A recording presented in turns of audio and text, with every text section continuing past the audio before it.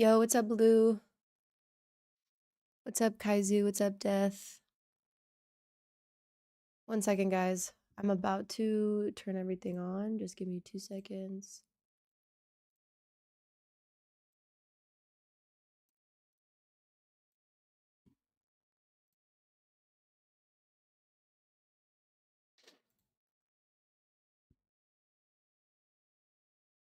All right, on my OBS, we'll just start in their spawn, watching them right getting now. a hold of that point. But they I'm feel gonna the position is strong enough to maybe finish the round. hide my camera for 2 seconds, okay? So a little bit of variety here potentially. You got to try and find something here.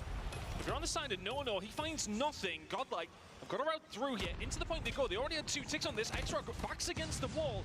Look, for the first time that Godlike could actually draw blood. It seems like they're going to as well. Let's try and make him do something about it. They cannot. Wow. And that was nothing. Godlike get the round. And I think that was the decision, right? You 2 seconds, 2 seconds. I'll be right back. Go straight forwards B. They were like, look, we're just going to get ourselves map control for potential spawn trap. It's a risky play. We always talk about that. I if just you go woke for up, spawn kind trap, of. you have to make sure you So get my the kills voice is first, like... and they didn't. So they lose round number 1. Massive offensive victory for Godlike. Again, this is the start of a very long road, or reverse sweep for I also Godlike. have to post something on Twitter. Brilliant start at that. Now X-Rock here on really the offense. quick. Decided to full 5-man towards to A. Roxy's going to take himself out of the play, and Juanam's going to go down as well. So X-Rock already down in the numbers here for this play. Do find a couple of kills. Managed to find something, but Neutrino coming in here with the War Machine is just the worst possible place that you want to be when there's an enemy War Machine ringing on through. Find something, but the kills have mostly been answered by X-Rock trying to him through the front door. Finds the kill on the Neutrino, we'll push forward. Just gets a bit of bad timing as Prevail was there. But look at this pressure coming in from Godlike over towards B. They're trying to pin them back. Oh, Trunks. Yeah, Trunks is playing a huge role right now, just kind of distracting I didn't X-Rock mean to and burning tweet time that. off the clock. They have to deal with him before they move forward towards either of these 2 points, and that's why they're expending so many resources and doing so. But Trunks is playing his life so well. That's a 2nd kill for him now. Now looking for more. X-Rock, again, are wasting so much time doing this. Finally, Trunks is out of the play, but now the rest of Godlike are here. Trunks, that was a brilliant play for you. Managed to get something going here. Suano just missing bullets with the Tundra, which we have not seen at all today. Maybe just a little bit nervous now, X-Rock. As Godlike tried to get themselves back into this game. They do have a route over towards that A side. They've pretty much cleared out their spawn, apart from the side of Prevail. Trunks will find 2, though, before going down. Okay, I tweeted... Purify exchanged on either side of things, but continue to push here. No is going to invest the equalizer. They feel like they need to do something. X-Rock are trying. The position is also good here from No. Yeah. What's up, chat? Okay, A is what's gone, up, guys? and Godlike know it as well. And I love this kind of call from Hi, Godlike. Boaz. Right? Hi, you've lost the point. Siraj. Just get yourselves on Hi, towards B, get yourself map Sinbad. control, because you're about to face Hi, down No Nas. with equalizers. No, you're not late. Moving I on. just started. Hi, Vish. Minute and 15 seconds to go. What's up, Death Gaming? Yeah, this is the Cod Mobile Tournament. This is day 2. Trying to slow them down as Godlike What's up, just tries to Eduardo? stretch themselves over the B Hi, side. They need to win a Kaizu. couple of gunfights. Hi, If you're going to guys. get aggressive like this, Nona's surely going to catch Trunks out, and he is. So a little bit of presence now for the side of okay, X-Rock over towards B, backs against the wall for Godlike. Feels like a very similar round to the first, where X-Rock have had their backs against the wall, and all of a sudden they've come into life. It was the same for Godlike in round number 1. They're going to need to find a way back in, but so much investment coming in from X-Rock is making it very difficult. 2 ticks already in.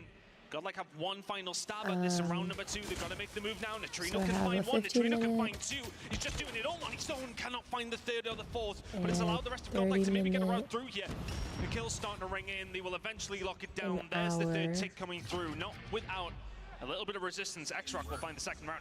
Yeah, just going straight through the meat grinder with Godlike there, front of the point. Suno with the Sparrow. I think he got 3 kills from that one. Roxy, of course, able to finish things off alongside Chuanam as well. Same thing again Roxy today will with finish the that round codes. with a Predator missile and a Hunter Killer There's drone in the 50 back uses pocket. for each. So that was a brilliant response from X-Rock. Credit to Godlike, though. They definitely There's a tried calling their socks off. card. Stop that from happening. Like an operator, like once again camo. off the rip. It's a 4-1 split. Learn's going to utilize the Sparrow to try and do some Another carnage one, over and then by there's going to Winery. be an We'll only be operator, able to find like a one. character So for now, skin, Godlike, I and think it's just going to be retreating like back a towards gun B. camo. And you haven't really got So that yesterday much we in had the way the of resistance right DOQ now. and then No, and I the think that Sophia investment in the skin. Sparrow, I kind of And twisted my face today at it first. is He's kind of invested that. They're pushing up towards it if he found something great, but the rest of the team already over towards B. So is it a Sparrow for B? Well, okay, you take it if that's the case. Yeah, and on the flip side of that as well, well. Roxy just brings out the War Machine there. That's actually Okay, so probably not the today best is a utilization of the War spray. Machine. I think he kind of spammed The off weapon this bullets, camo but is got for anyway the right here. Yeah, I mean, you know, GS, it's a Hail like Mary play quite literally, but it doesn't really work out for him. So B is now pistol fallen by thing. the wayside. That is an early capture coming through from There's a Godlike. calling Roxy card, now a forced to bring DRH the Predator skin, missile and then into a play. Not just for kills in this situation, but I think for Scylla information, skin. they need to know where these players are coming from. Trunks unfortunately falling, as does Led. So X-Rock have had an opportunity set They up won here. 2 maps They already. may well want to spread their wings What's up, towards Sam? that spawn for Godlike, but Rezz right now Mobile, information is Cod still not really there. Bees will find a kill. Why is No, your I believe that was on the team flank, go moving through to the middle of the map. The kills are now being traded. Dog-like is crazy. Straight kill feed, but what can Emi do? He had not been able to find much. X-Rock Find something. With the War got Machine. too cocky and These now they're operators being used throwing. so well by Godlike. Thank They you, found a way through. Suraj. That I War remember Machine is when he was everything at here the for Neutrino. tournament. Already Yeah. found one. Fire and That bullets was fun downrange. last This is year. not just getting killed, What's but up, it's keeping these Ian? guys away. Who do you No think will way, win?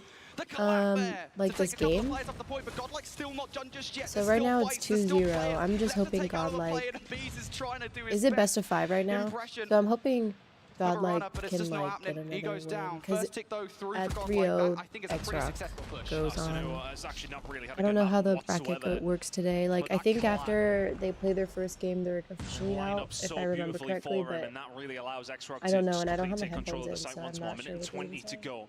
Godlike are trying to work on something here.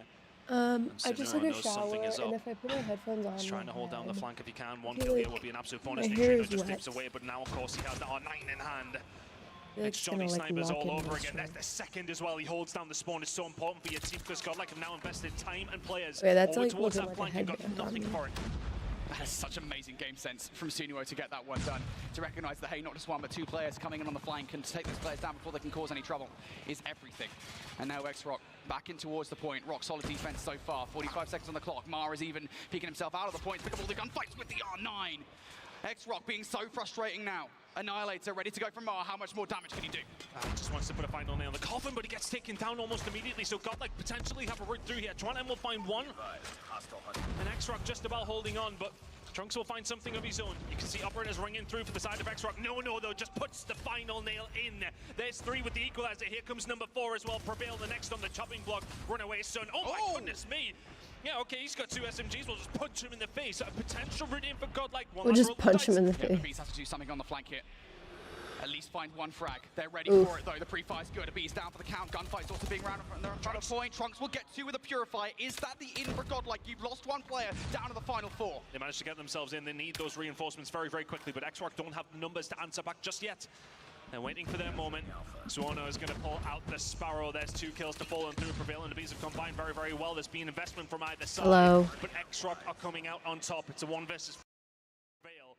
Onto the point he goes. Has he got time yet to get a hold of it? They've got to get there so quickly. Prevail has equalized out. It's the 1v5 from Prevail. Cannot find it. No, sticks a grenade at his feet, and that was so doable. Yeah, and that's a good investment of the equalizer as well. Even though it What's up, Mona Lisa? not connect, that he actually gets I have 2 streams open. This is what the voices sound like. So that was the right decision, the right play call there in the moment, but ultimately it does not work. It's not Rezz Mobile YT, it's Rezz Mobile YT. If only I had Rezz. You've got the offense previously, and they're doing the same kind of strategy once more. It's a 4-5 stack towards A. The win behind the sails here for the side of X-Rock. It feels that way. 2 clutch-up rounds have come on through for them. Godlike have fallen to the wayside, even with some really good play from them. They've seemed resolute. But how much metal have they still got in this game? Prevail and Lone will start to find a couple of kills though, so that might just help them out on this defensive side. But no, now starting to push forward, just trying to put down the hurt where he can. The rest of the team here as well. Now they will eventually get themselves an opportunity to push forward. You can see on the other side of things, a potential spawn trap coming through from MA, does not find it. So X-Rock haven't really made too much of an inroad here. 2 ticks towards A. X-Rock is China, right? That should be said, this is an important defensive round here. If Godlike can do this without giving A away, they might well get a defensive round number 5, and they're utilizing their operators to get it done. Neutrino's already found a couple of kills here. Sunuo next up to the Let me check something really quick. War Machine pellets to get it done. Does not matter, you've got a Bees there for the help. So A is no longer an option here for X-Rock. 50 seconds, you're going to have to go for plan B quite literally, and with that kill from Mar, the opening has now been made, but it's going to be a while before he gets the resources. Mar needs to do a little bit more damage, and he knows it as well towards the middle of the map. Will not be able to get that kill on towards Trunks, but at the very least there is a good effort. Hostile Hunter Killer drop. And now back on the cards here for X-Rock. chopping and changing between which way they're going. Godlike just having to commit to something. A may well be gone. They've sent Yeah, isn't Xrock like the scariest China team? So they set themselves up for B. The lives are dead even. So like yesterday, did they were they like in the highest bracket of like the Swiss bracket, whatever? They were like the highest scoring team, weren't they? There's two teams that were like at the top of the Swiss bracket. But that's not where, for the most part, this pressure is coming from. Does not matter though. For Godlike, they're winning all these fights around the point. A couple of players through the middle of the map. This will be a late hit from a Bees as well. Is it going to be timed well against these players? 2 and M. Opening things up with that kill. No. Going to get the second, and there goes Suno as well. Here comes the investment from Xbox. They want to get this done now. Oh, that's a big grenade coming through Neutrino, and the big one from Prevail as well. That's operator shut down. No equalizer now available, and of course Godlike will have that available at some stage during this defense if they can continue to hold on. War Machine being wrong out, doesn't find anything, so big investment coming from Wolves over Xrock. Didn't Wolves get... No, they didn't get taken out. They're at the bottom of the Swiss bracket, aren't they? There's someone at the bottom of the Swiss bracket where I'm like, what? I'm gonna just look it up on Twitter. Looking to try and hold on towards this point. Xrock, they have to hit this as a team, but look at this flanking play potentially coming through. What's up, Jedi? No worries, Sinbad. What do you mean reigning champs? Who? Will pull out the Annihilator though, and is this now going to be such a big problem for them? Doesn't find that second shot, maybe a little bit nervy. Xrock now in a 6 versus 6 with the kill starting to come through for them. Neutrino will find one back with the War Machine, but Sunur once again is clutching up where needed. 12 seconds to go. It's a 5 versus 3. Xrock are running away with this one. Everyone from Godlike, it's starting to fall. They don't have the time, they don't have the numbers, they do not have the facilities to win this game. Xrock. Wait, so what does this mean? Is Godlike officially out? Because I'm pretty sure today is like there's no like loser bracket, right? Man, just the minutest of decisions there from Godlike made all the difference, even in that final round. I'd like to see it in the replay package. If Neutrino even makes that flank, if he doesn't go back towards the point with the War Machine, I think they hold on. I think they get there to a round number 5, but no. Xrock will get it done. Man, just so difficult. Godlike, I mean, look, we talked about, I don't think they're like happy about the win. The hard points and the fact that they lost the first game in this series. I think we kind of knew where it was going to go after that. Really strong performance on behalf of Xrock there, but coming in out of Swiss 3-0, we knew they were going to be I think they feel bad a little bit for sure because they know the especially this early on in the bracket stage. Godlike though, like you said, they made it to the top 8 in the world. Yet again, a strong performance. I think the thing is though, this just further reaffirms why you need to have a good Swiss stage, because if you go through the very last opportunity, this is your first game in single elimination. yeah. At Boaz, the first day you. But then that's what happens when you don't have such a clean Swiss stage. This is your unfortunate reward, is that you have to go against Xrock, which by the way, the Search and Destroy was flawless. I mean, in fairness, the control in the hard point, they would have to gone against Xrock at some point, I'm sure. If Godlike had gone against anybody else. This team is strong. I'm sure they would have had to fight each other at some point. If it wasn't now, it was going to be another time, so. That's kind of sad. Let me do something. I want to check the other streams.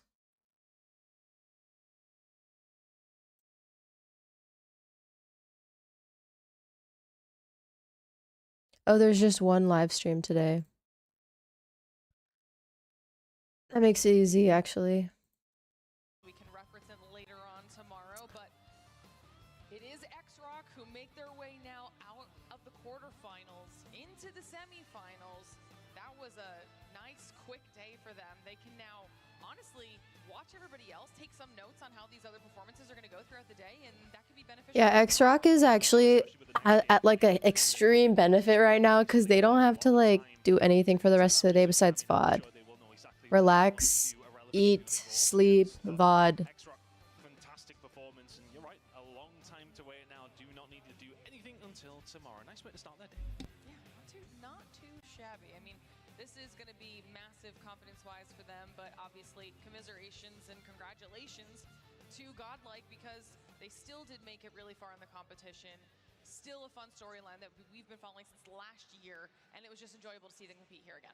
Yeah, look, I think the competition has just raised itself significantly from last year, right? I mean, Godlike surprised a lot of people last year. Nobody expected them to do what they did, making it all the way towards grand finals. So, again, the competition is very different this year. I don't think there's anything wrong with dropping out of top 8, especially when the team that took you out is X-Rock.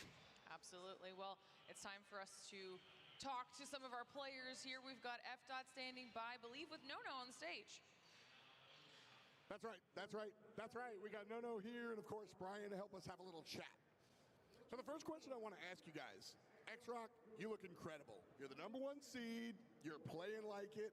Where do you find that energy? What makes your team this good? No， 你跟 X-Rock 打得太厉害了。你在这个比赛是算第1名，然后现在打得像第1名。你们是什么方法到这里？我觉得首先我们在这个世锦赛还没有完成最终的目标，所以我觉得我们还有更多要做得更好的地方吧。然后可能大家觉得我们打得好的原因，是因为我们5个人，包括我们的教练组，还有我们的整个赛训团队都齐心协力。So they're saying that they're getting immense support from other fans, and it's just there's a strong sense of like familial bond, whether it's from the fans or their coaches. It's just all coming together. It's not just him, it's not the player, it's everyone's one big family. It's an energy thing for sure. Next one I want to go to is, next up, you could play up against a Chinese team. I know how close-knit the Chinese region is.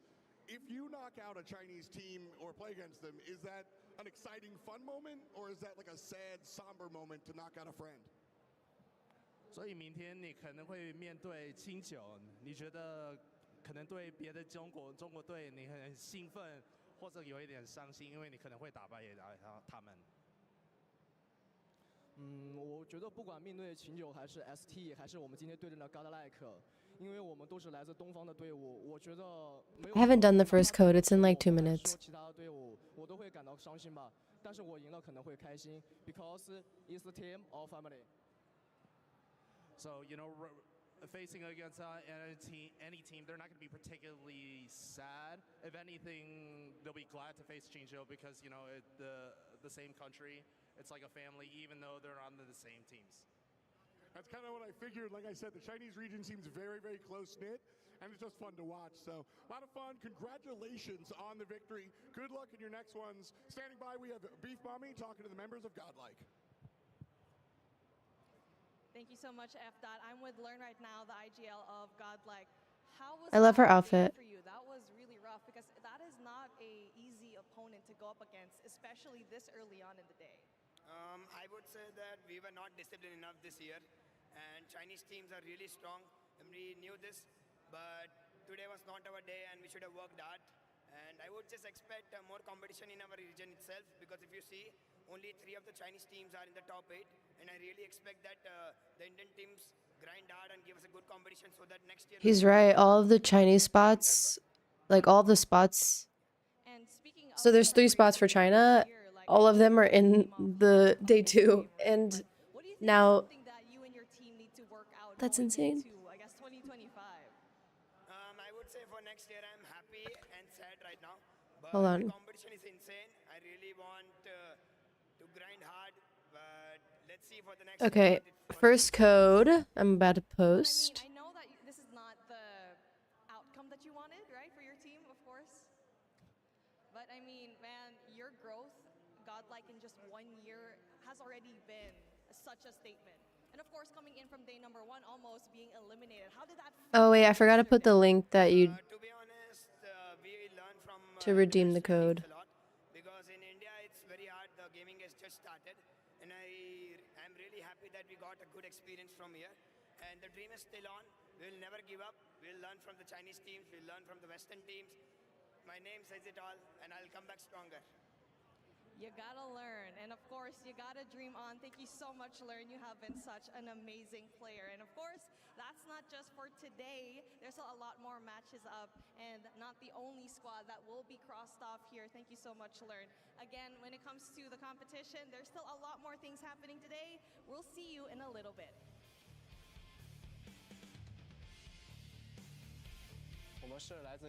We are Exoc from China, and we are here in DreamHack Atlanta to become world champions. Nono has a half sleeve on his arm.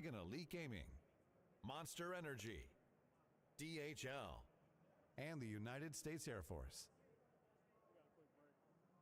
No crossing out godlike mid-interview. I was wondering, I was like, when did that red line show up? I just like looked up.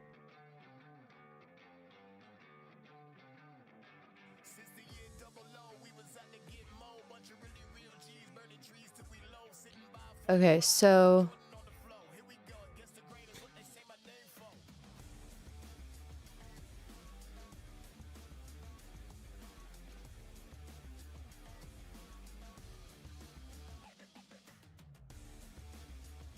what, Tibby? What do you want?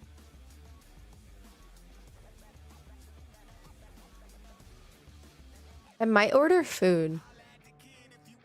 Let's look at what's going on.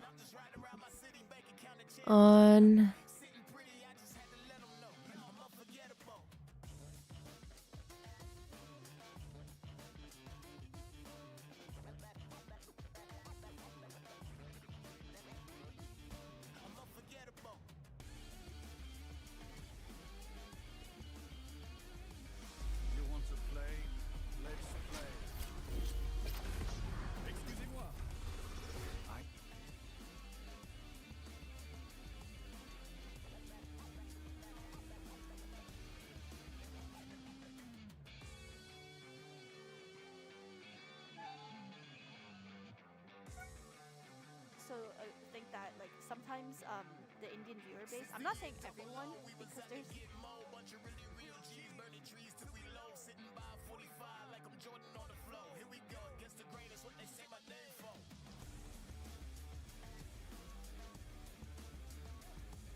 How many codes have you dropped? Just one. I just dropped the spray. So I have the next one. The cooler ones are at the end.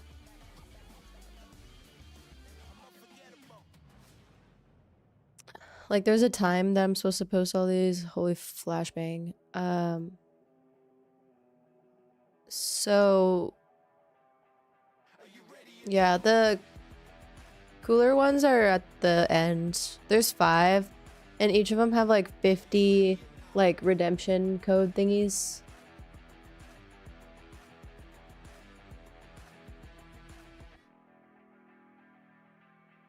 What's up, Cristiano?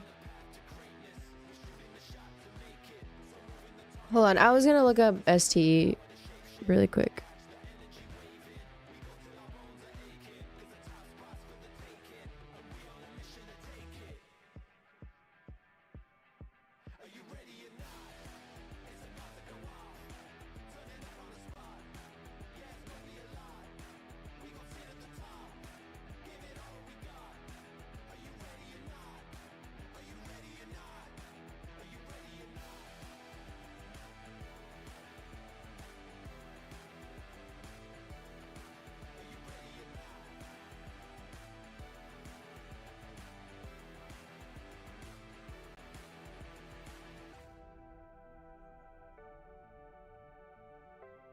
I have a link to the Liquipedia website and I can't find it.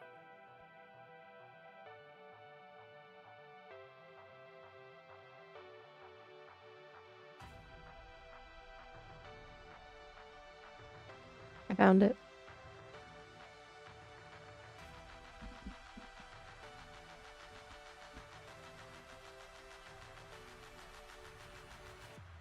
Do you know if the DRH skin has a good custom iron sight? I don't really know what any of them look like.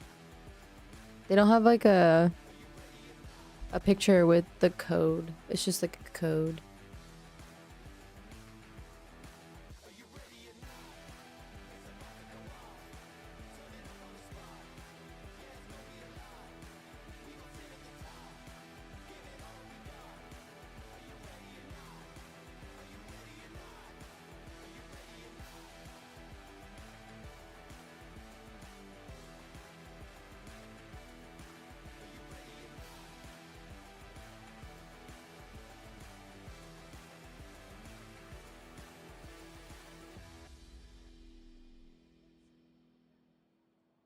Bro, Europe needs to have 0 spots next year. No offense to any Europe.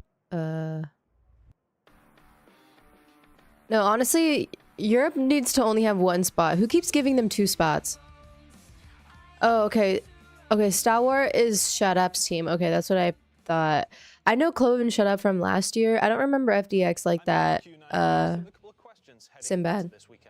What does it feel like being back at DreamHack here for the Call of Duty Mobile World Championships?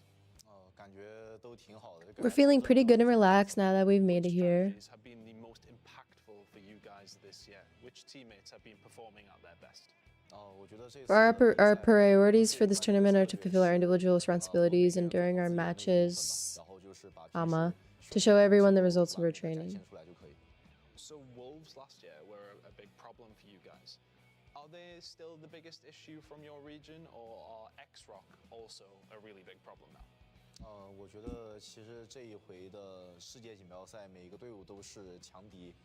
I wasn't even reading any of this yet. We gotta be ready to take on it all. It's crucial that we give our all individually and during the matches demonstrate confidence and calmness in our play. EU doesn't deserve a spot. Any ranked players play better than... Yeah, facts. Do you think, or is there somebody else?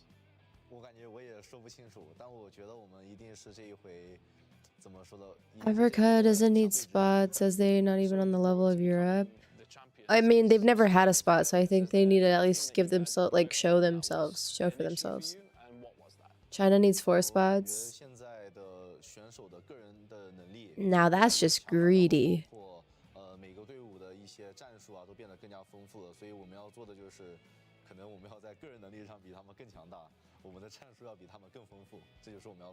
So you've been named MVP multiple times already. Thoughts on Shabuzi's performance? Everyone was cooking him in chat. Bro, I mean, he had like a 20-minute set, so like I can't hate on him too much. But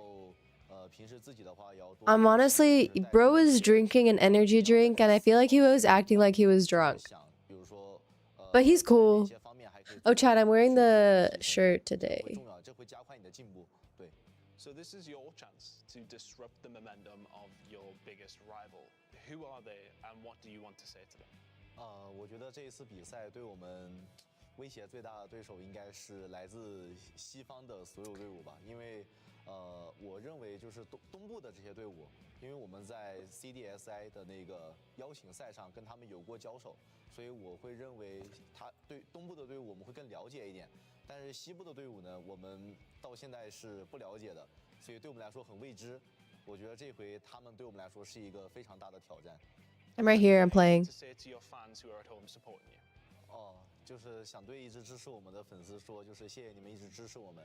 然后这一回，特别是国内的粉丝，在这一次顶着时差看我们打这一回的世界锦标赛，然后希望大家。We beat exclusive even before Rezz joined.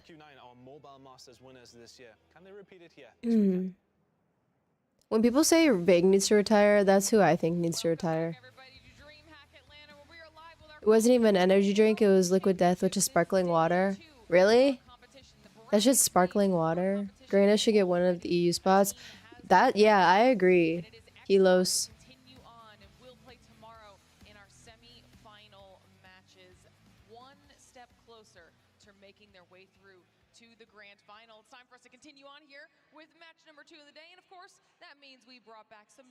Can I have your hoodie from yesterday? That's a jacket.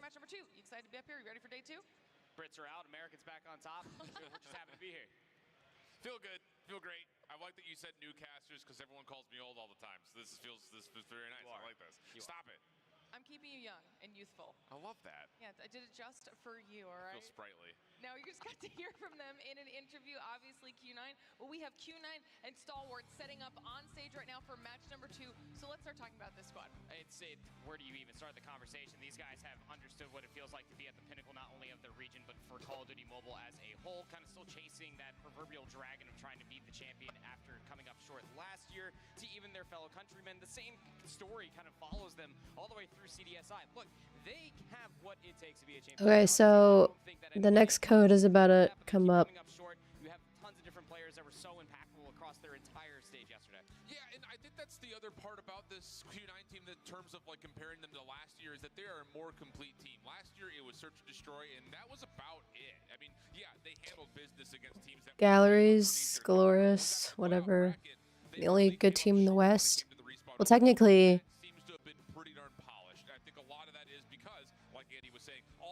did LG not 2-0 Wolves yesterday?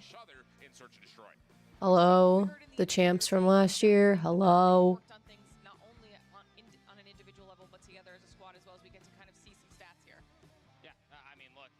I'd rather take Cage over 4th China team. Oh my god, Cage! Where are they at? The only 2 teams in the West and they're going off against each other. Yeah, that's unfortunate. We get to see him for a second there on that graphic. They are the other team up here on the stage, so let's start talking about them as well. Yeah, Stalwart is an interesting story because I think coming into this event, we really had a top 4, and it was the 3 Chinese teams at Elevate. And now all of a sudden, Stalwart's like, don't forget that we're just as competitive as anyone else out of the Garena region, let alone what they were able to do at CDSI. Oh, the spray is actually kind of cute. Oh, period. I'm gonna post this spray code one more time. As complete of a squad as anybody else. In particular, their respawn has looked really, really good. Playing up against Galleries yesterday on the Arsenal control really surprised me. 3-0, perfect. Really understanding the map, not just doing it by spawn trap, but just as a macro focus, they were playing the map well. The only series that they lost yesterday was 0-2, actually 2 elevated again. Nas, did you by chance get that for me? Continuously, and much like on the opposite side, we were talking about for Q9, Stalwart do have their standout players skirt throughout the entirety of. Aw, I appreciate that, Anson. Thanks for stopping by. That's exactly what you're going to need, especially going into the single elimination bracket. It is shark-infested waters from the get-go. You need these guys to show up. Got some stats here for Skirt. Max spots for a region will be 3. Yeah, that's facts. I redeemed the spray for you. Thank you, Angel. I'm about to post the second code.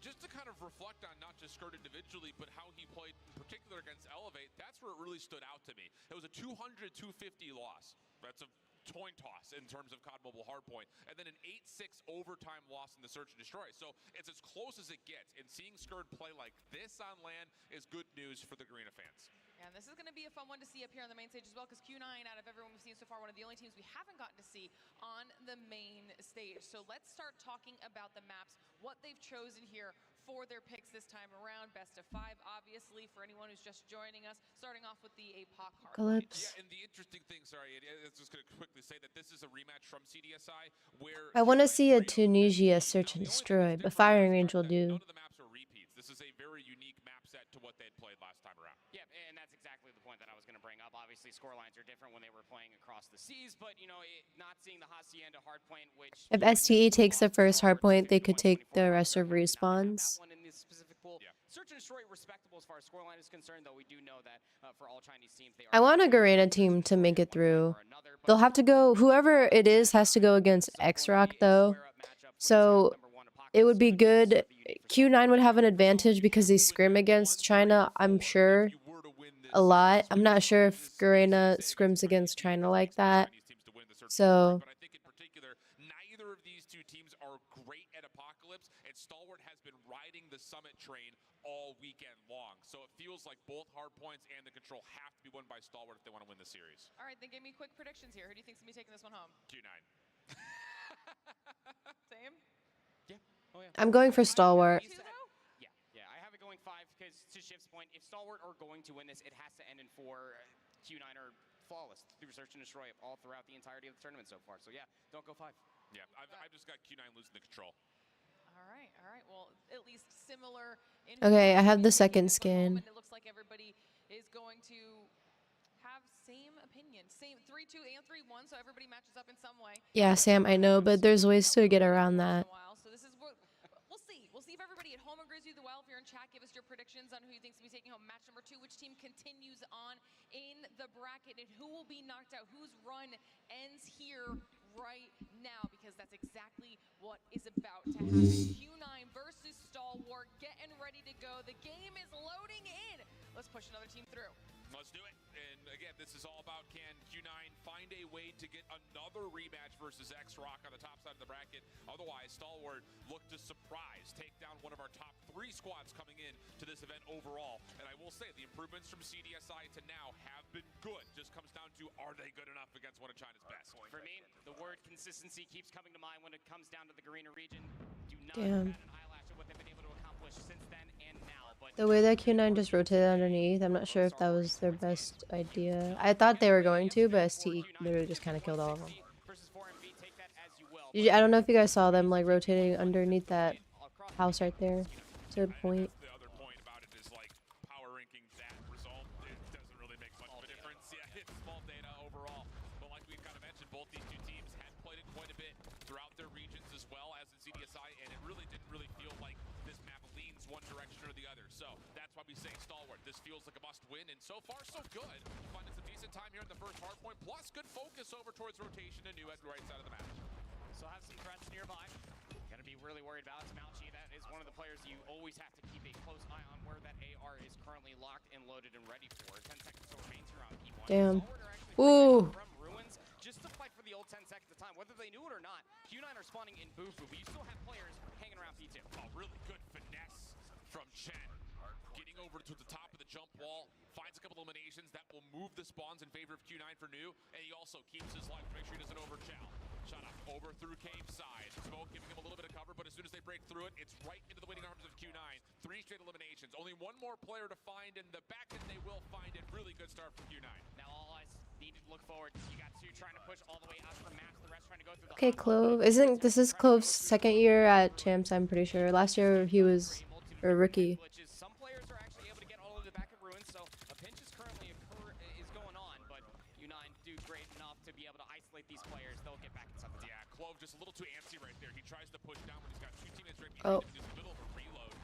Maybe that could have led to more significant of a break, but Q9 quick to rebuttal, find their way back in. From the front though, 18 seconds to scrap. I was covering the kills. Have broken their way through cave side. Couple of nice eliminations behind this. Smoke will work out. Hey Rezz, we're gonna win this shit today. Also, Raph says hello. Hi Raph.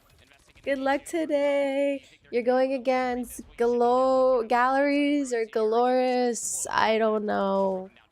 But good luck, good luck. I want to see a lot today because I didn't get to see you yesterday.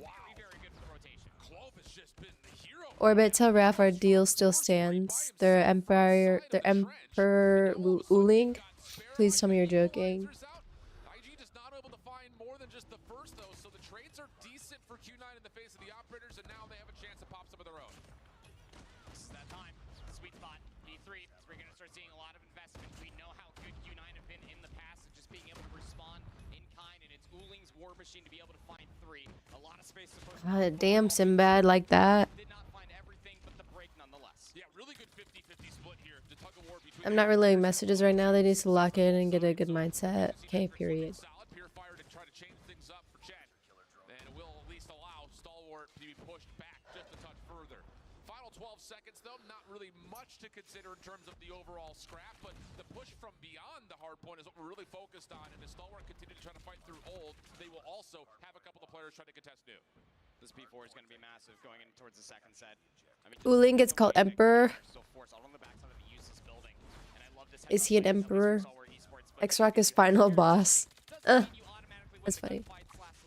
Will be dealt with and should be easy pickings to set up on a couple head glitches here around the statue head. So far, so good. Only one operator available, and that would be on to FTX if he chooses to use it or not. 61 plays 83. Q9 with numbers inside the hill. Trophy systems have been deleted. These incoming nades should start to land. It just comes down to can you actually... NA is not out, Sam Lee. You have LG still in. India is out. Europe is out. You're literally forgetting...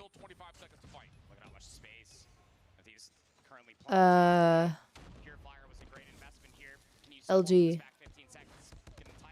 I can't VC static. Not be able to do it all yourself, but you set up your teammates for success, at least for the time being, until Curly walks in, finds 2, keeps it scrappy ahead of the second set. Yeah, the big news here on that break attempt, though, is not only did Stalwart get this back to level footing, IG is able to find himself Pred Missile. That's going to be huge towards trying to win some key rotations, likely from 1 to 2. See if he decides to hold on to it or not, because he also has an operator. Wait, that spray is so cute. What the heck? Oh my god, Andy, that spray is actually adorable. What? Why is that so cute, chat? The first code spray... Here, I'm gonna repost it. The first one, it's such a cute spray. Like, honestly, like, I know that's cringe, but some people like to throw sprays up against teams or, like, spray their body when they die. That's the first code. Here's the second one. You can redeem the code at the pinned link at the top. The third code comes out in 20 minutes.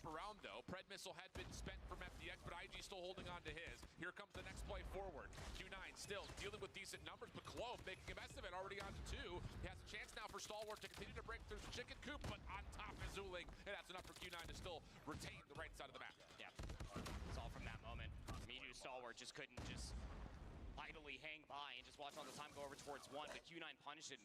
You're able to win the gunfights and flip the spawns for such a heavy rotation. It's a dead even game, 110 to 110. Gotta try to find some stuns and nades to get over towards his hop up, but Q9 are starting to shut down the space. I love this idea, though, from Stalwart initially. Try to just take your full focus down to the bottom of the map, because you technically have I wish he was a Charmer backpack. I'd get stuffy of him if I could. Don't redeem it. Wait, why, Vision? You also have the Purifier playing up, and this is not good. You do not want this if you're looking at it from Stalwart's perspective. IG just trying to desperately throw the Pred Missile in, but it's not. They always make some sprays that shouldn't be a spray. It needs to be a charm.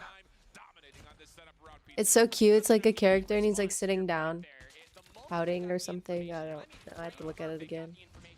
All of those operators get popped, and even the equalizer from Curly at the end finds 4, and it's just disastrous. Nice. Shut up, shut him down. Shut up, shut him down. Shut him down, shut up. I'm gonna get a donut and Red Bull. I need to order something.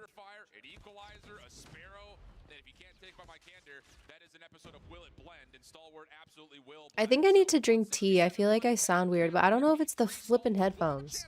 Because obviously they have sound suppression on, so I don't know what they sound like. Oh, I kind of, I don't know. Maybe, I feel like I'm maybe loud. At least goes 1 for 1 does LG, but still from all of those operators are still being popped. Look at how many more members for Q9 are currently around the objective. It's like wet in my headphones because my hair is wet. And then you get flanked. Q9 back in the time. At least for now, over towards trench side. Sun dealt with. Still more operators at the ready. Equalizer and the Purifier going to be spent. What does it find? It finds nothing? Absolutely nothing? Oh, no. And now Uling over the backside. Can this guy stop? Bro, Uling is like... Who else? Who had the equals? And then who had like another operator on like their team? Because like they're so like they're getting literally a 5. Like what? I don't know what that's called, but like they all spawned and they all get to kill him with their specialists. Each player got like 5 kills with their specialist. Huh?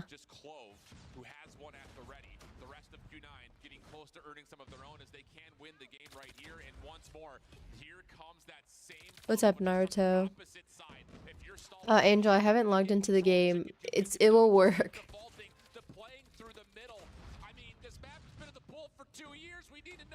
Equals is Curly. Gotta be frustrating just to be on that stage. They might honestly just be thinking about the search and destroy coming up, but that might not be a good conversation or a good thought. You still have plenty of time left to maybe try to surmount the comeback. They break back in, still down to 20 seconds. You know that Q9 are still spawning over by Useless. But Q9 have operators, and they still have the ability to run through Chicken Coop. Just the multiple points of ingress are just so dominant. Fuck, they're like 100 points up. Just not quite able to force the issue the way that they would have hoped to. So now it's a 100-point game. Only 16 points needed for Q9, and they're going to rotate back over to P1 where they already have high ground control through maps, and this is where it ends. It is. I mean, Uling is locked. Sweet pickings on how would you like to win? Well, might as well just call a game here. Nice. Ugh, that guy's so low though.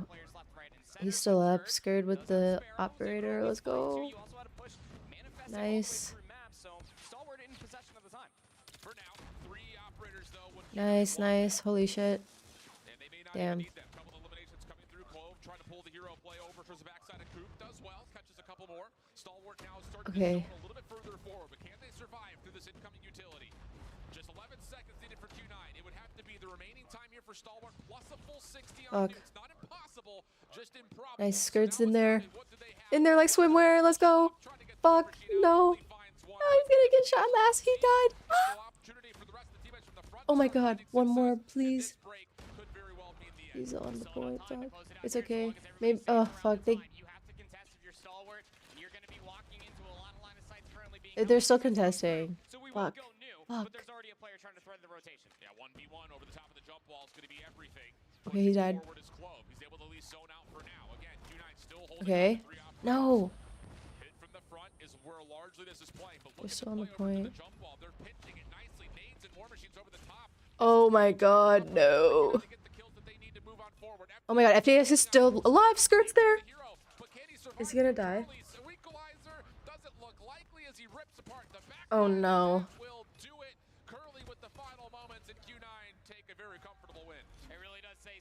It's okay.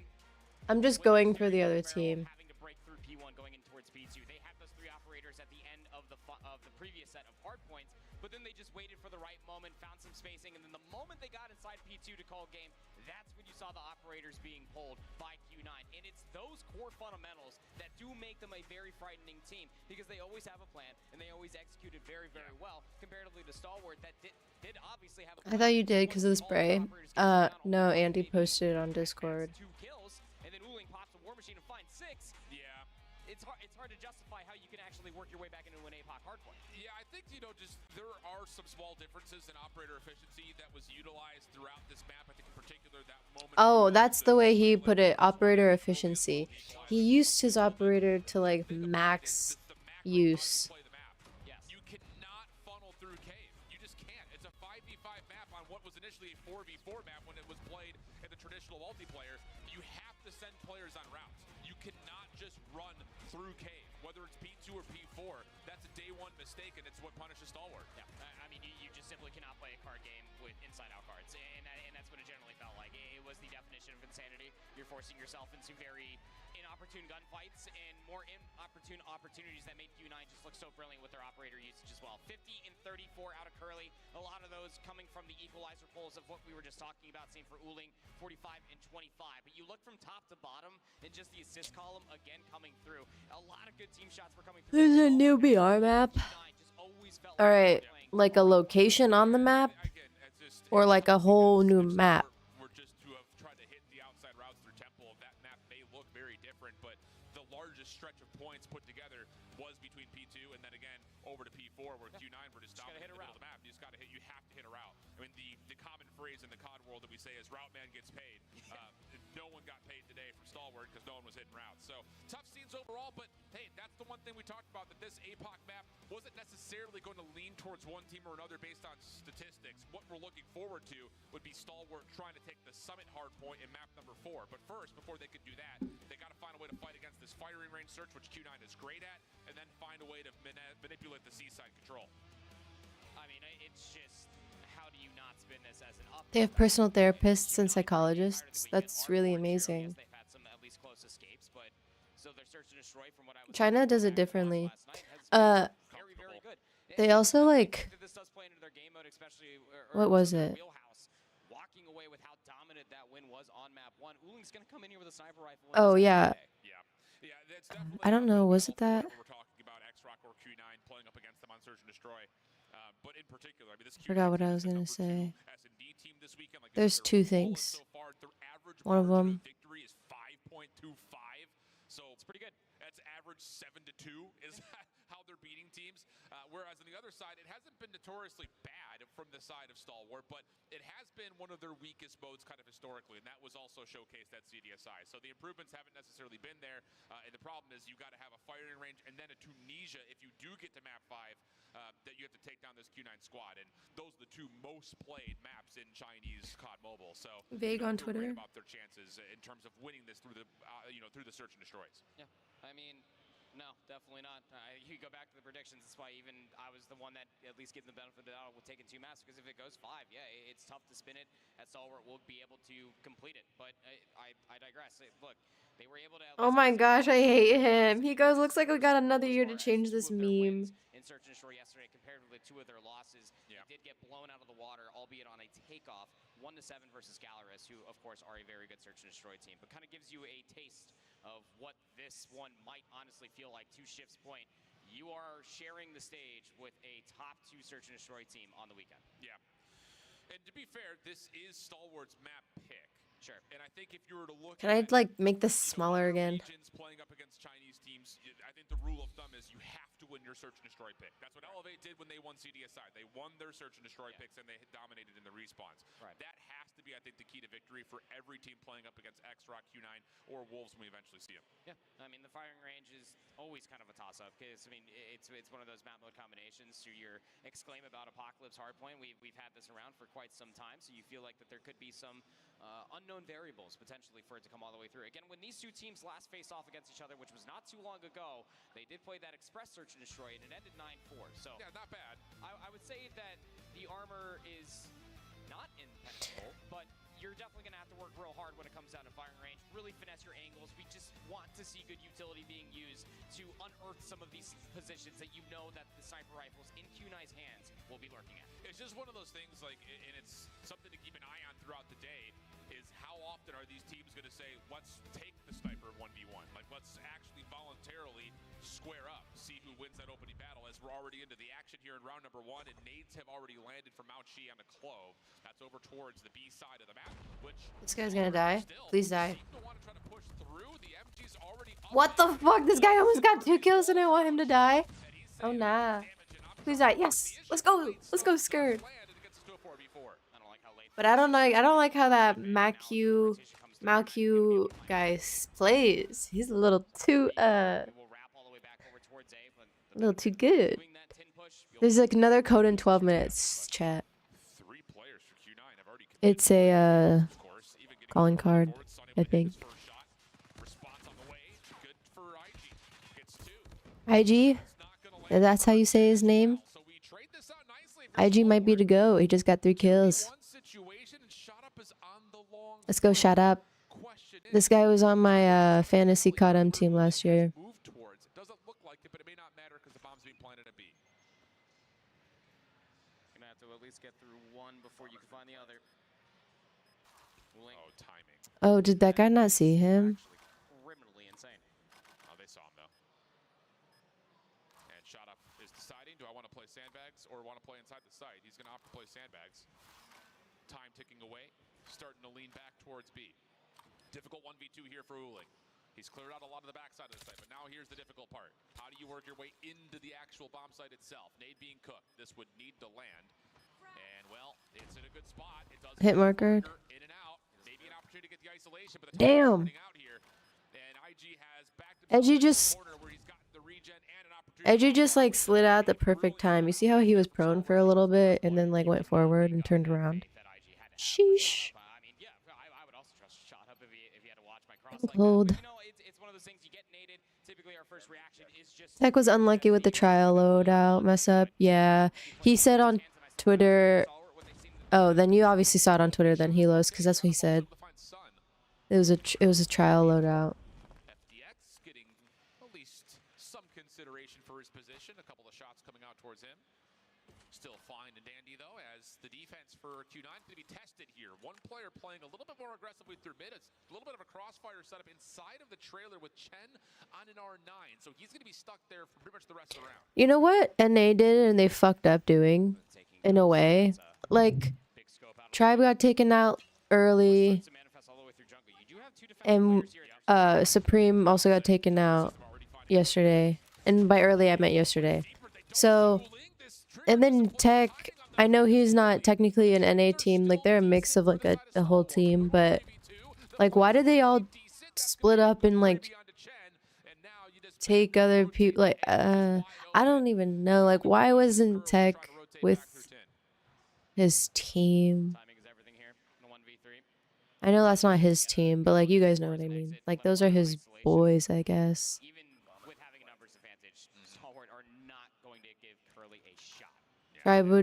Tribe. I guess like if you were to like associate tech with Tribe, like Tribe would be here right now if they had tech. Dozzy, what does that mean? I can't really tell what that emoji is. Is that like a duck? Tech said they don't play serious, which they don't. I get it. I wonder why he wouldn't want to play with like Raf Kings, cartels. You know, I feel like Tech would also do good with them. But I mean, LG is chilling. Chilling on their own with LG. Is that a duck, by the way? Oh, snakes. It's a snake. Ah. I see. I'm sitting here like they're ducks. Like, what do you mean? Oh god. Maybe someone could overextend. It's gonna be so frustrating for Q9. They do not have the opportunity to try to dictate this pace. But you are on defense, you realistically don't have to move. Late stun going inside of 10 looked like it did connect, at least on 10, but just a bit outside. Mauchi will be happy he is still alive. Yeah, I mean, he hit him in the elbow. It's just real In the elbow? Crazy. check that angle. Yeah. So the fact that he does finds the tag, it pushes Mauchi back So like, to the deep side of tin, which now puts a little bit Mr. Dozzy, why aren't you live? because they will not have anyone watching their mid-cross as much as they had previously. But time is running out here. Lots of nades are still available for both sides, including a defensive retake smoke if they want it from Mauchi. So he's the important one to kind of... In my opinion, I feel like Tech should literally leave Georgia, like on Sunday or whenever they leave. He should just go back home to his home here instead of back to India.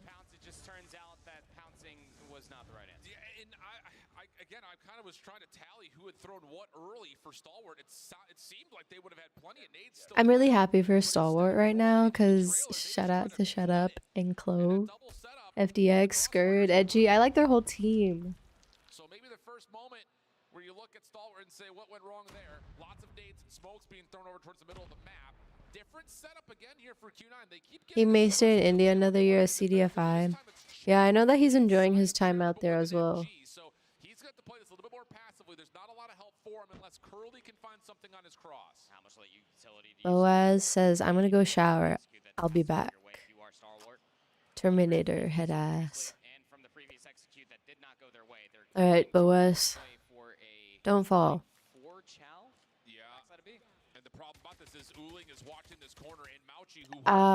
Imana actually didn't eat anything. So that's why I was like, should I get something? God, these shots are so close and they have no idea. This late offensive smoke will keep him out of the picture for just a while longer. Most importantly, though, you have another player just hanging in the form of, I think that's Chen, towards A. So this defense is all about, can you get a good one-for-one contact on this eventual... I'm covering their kills again. That's because they don't have the information yet. Curly's still playing on this one-off angle. Starts shooting and, well Let's go, EG. Chen and Sun. Yeah. All the way over by Tin. Just trying to figure out how do you break this 2v4. Yeah, and IG's in a great spot, top 10 here. He is just going to be a... Edgy, EG, IG. How to say his name. Long flank now from Sun. This has to find success. Clears off top use. Grapes, what's up, Nat? I wanna scream. 4 of Elevate players have been together for years. They were just missing Kennedy to complete the roster.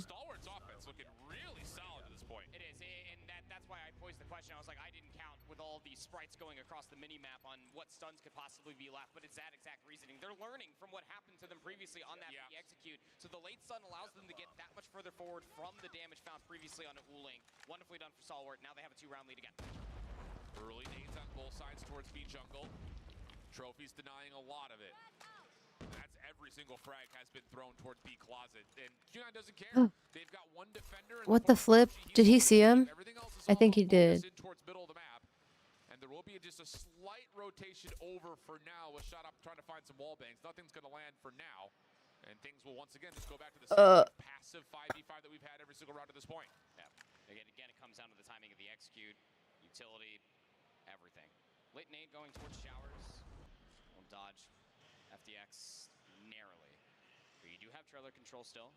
You at least have somebody watching the exit over towards wood, but some late utility being thrown over towards B. It's going to alarm some individuals coming back. Ooh, no. Rip Clove. Trying to get aggressive.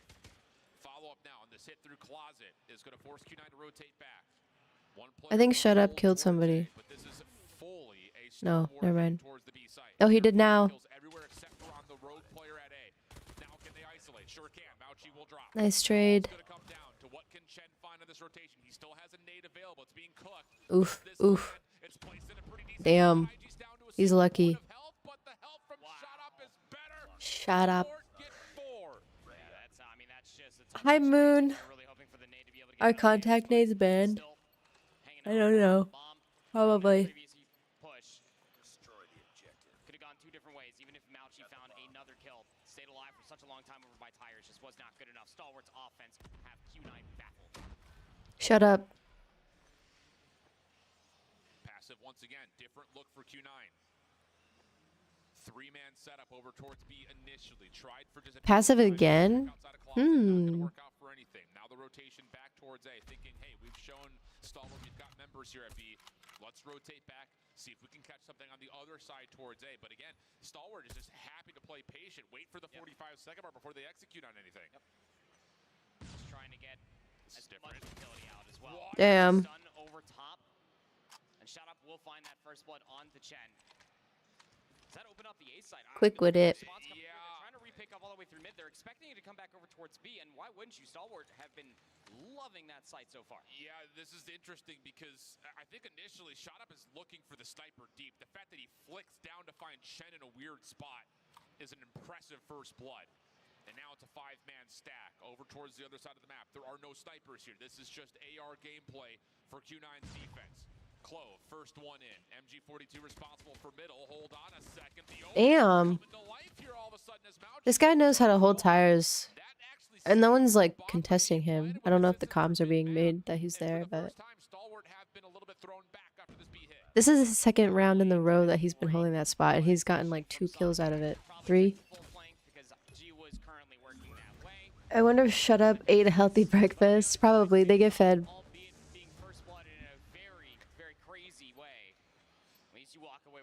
Hi, Moon. How are you? China's team's issue is they play too aggressive and Garena teams can counter it. That's why they suck against NA so bad, but NA just sucks against SND. I don't know why. They'd never play it. They hate playing it. Initial efforts towards A. There's 3 stuns being tossed, and the hit behind the smoke will start to ensue. Clove has nowhere to go. Extra tags to FTX, and this is going to lead to a plan. Should. Even a late nade should confirm it. There's going to be a little 1v1 outside of wood. IG would be able to really throw a wrench into this post point. Should he find the skill, but the timing's not favorable. Not at all. Mauchi's taking the long route as well. I love that. Yep.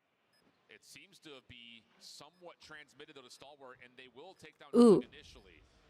Shot Up. I believe he knows that Chen's in the corner. Smoke will come down. This is your retake smoke. Chen has been stunned as well. Shut Up has 10 kills, bro.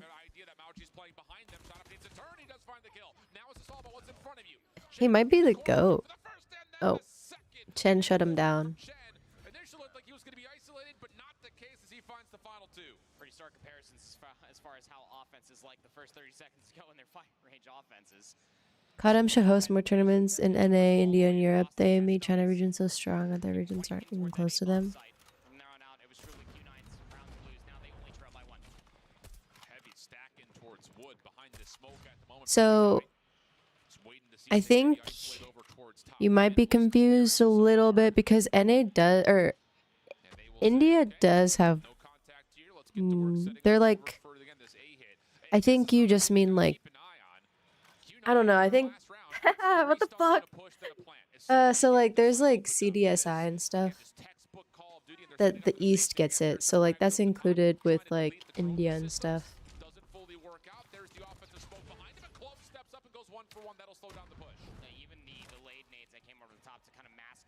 I think you mean like, I don't know what you mean, but There's more of a player base in China and India and stuff, so.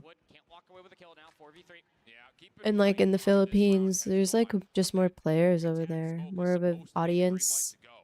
Like there, as much as like NA and like the West is like there's a player base, but it's just not as big as theirs.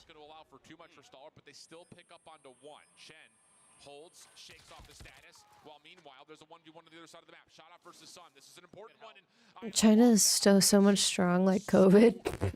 Not you comparing China to a disease. Or like, what's it called? By the way, I have the third thingy. It's a calling card.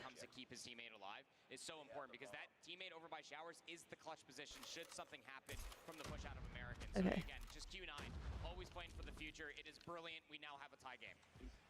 Aggressive nades defensively through B at jungle. Nothing's going to land, but Q9 will need to consider the opportunity that maybe one of the stalwart members have pushed through jungle. So they're going to have to play a little bit more passive on this approach, at least initially, to take care of that potential. And I was invited to CDSI last year, but they didn't go. Oh yeah, but that was in Saudi Arabia. Wasn't it not? And always have to ask the question, do you see some utility for Q9? It's going to shroud this push. Two players still left behind, worried about the push all the way over by Woods. You have a 3v2 over here. Oh, and this is what I'm talking about. Q9 know that stalwart are likely playing forward behind those. What's up, Bressa? You didn't miss like extreme amounts, but we've been live for an hour, so it's not that bad. I have like some codes I can throw back up on the screen for you.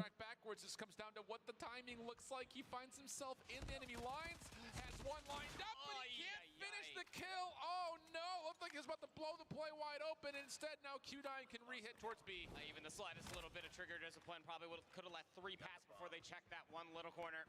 2v3. Shut Up has so many kills, bro. Let him get the 20 bomb. Okay, this is the spray. This is the first code.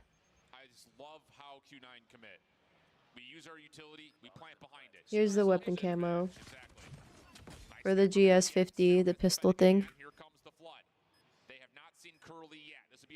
And right now, here is the calling card. It says Ride of the Valkyries, so...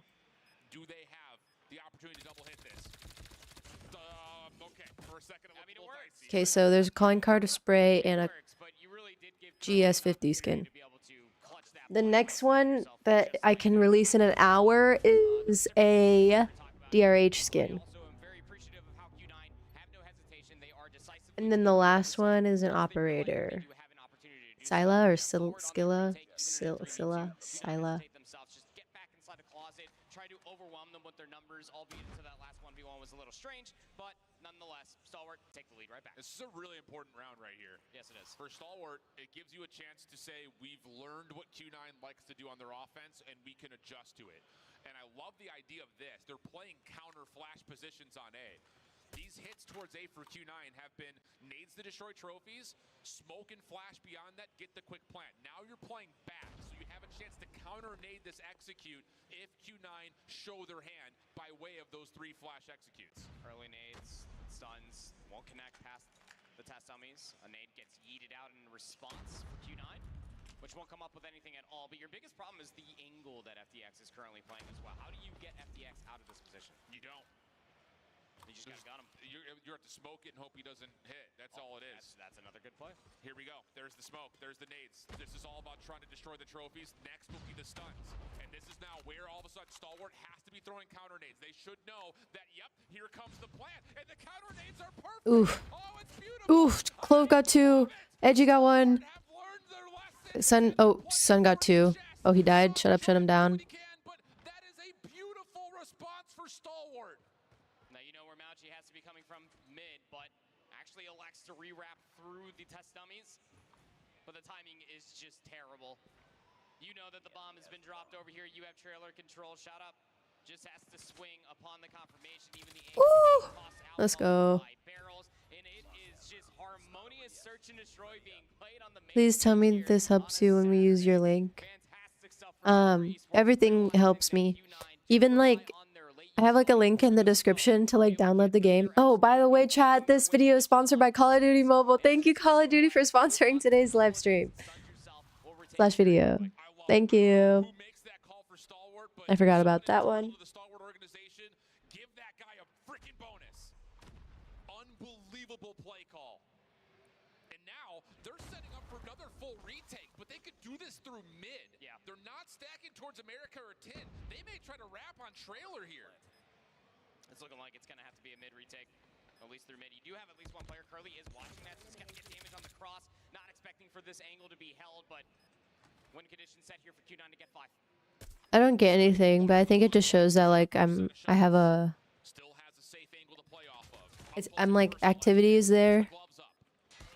Brownie points. I don't know. Repinch on the way from FDX. Does he get timing? No. It's being watched by Uling. Shen still holding with the KRM inside a trailer, and he will find the final shot to keep this thing tight. And the timing there on the retake of the last two alive for Stalwart Esports was just not good at all. I mean, IG was still clearing everything over by showers, but you're still trying to quickly, with a blaze of glory, try to get inside a trailer. It's just missed timing, but definitely an opportunity for Stalwart to try to yoink that round away. LMAO, that was funny as fuck. People should follow you, just not me though. Wait, what? The problem is Club just cannot get the MG to hit enough. More nades on the way from both sides. Both are finding value. Q9 would need to clear out trailer. Damn. Damn. Hold up. Oh, he got shut down. Damn, what the fuck? They let them get that? I'll bet. Never mind your brain. Ew. Never mind your brain damage. That's crazy. Dazzy, why aren't you live? Bet I'll give you your brownie points. You deserve them for being the best Cod streamer. Thank you, Andy. Inside a trailer will work out. And if you're Stalwart right here, I would love for you to find a little bit more pressure onto A. You don't have your smoke anymore, so there's no chance to dive into trailer. But can you put a little bit of pressure towards back barrels? You know that that's where the only defense could be at A, and instead, they're going to try to see if they can take their numbers advantage towards B. Let's not distract us from watching the best game mode.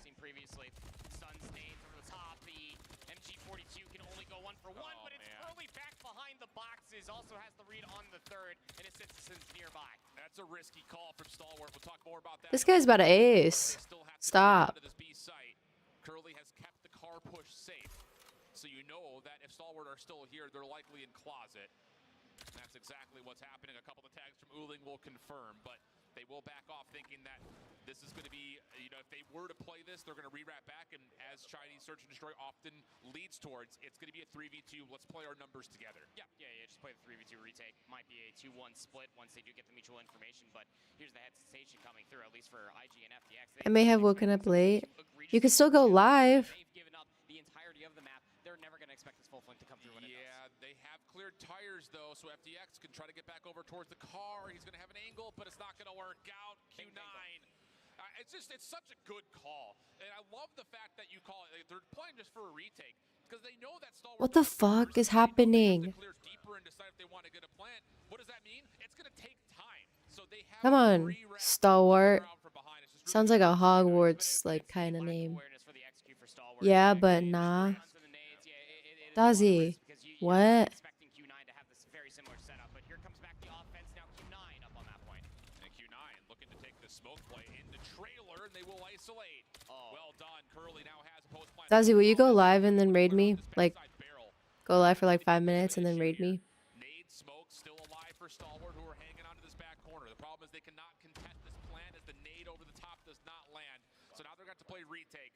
And you have to be wary about what's in trailer. Someone needs to hit. No, I want a Garena team to make it. No, you can't. Stop.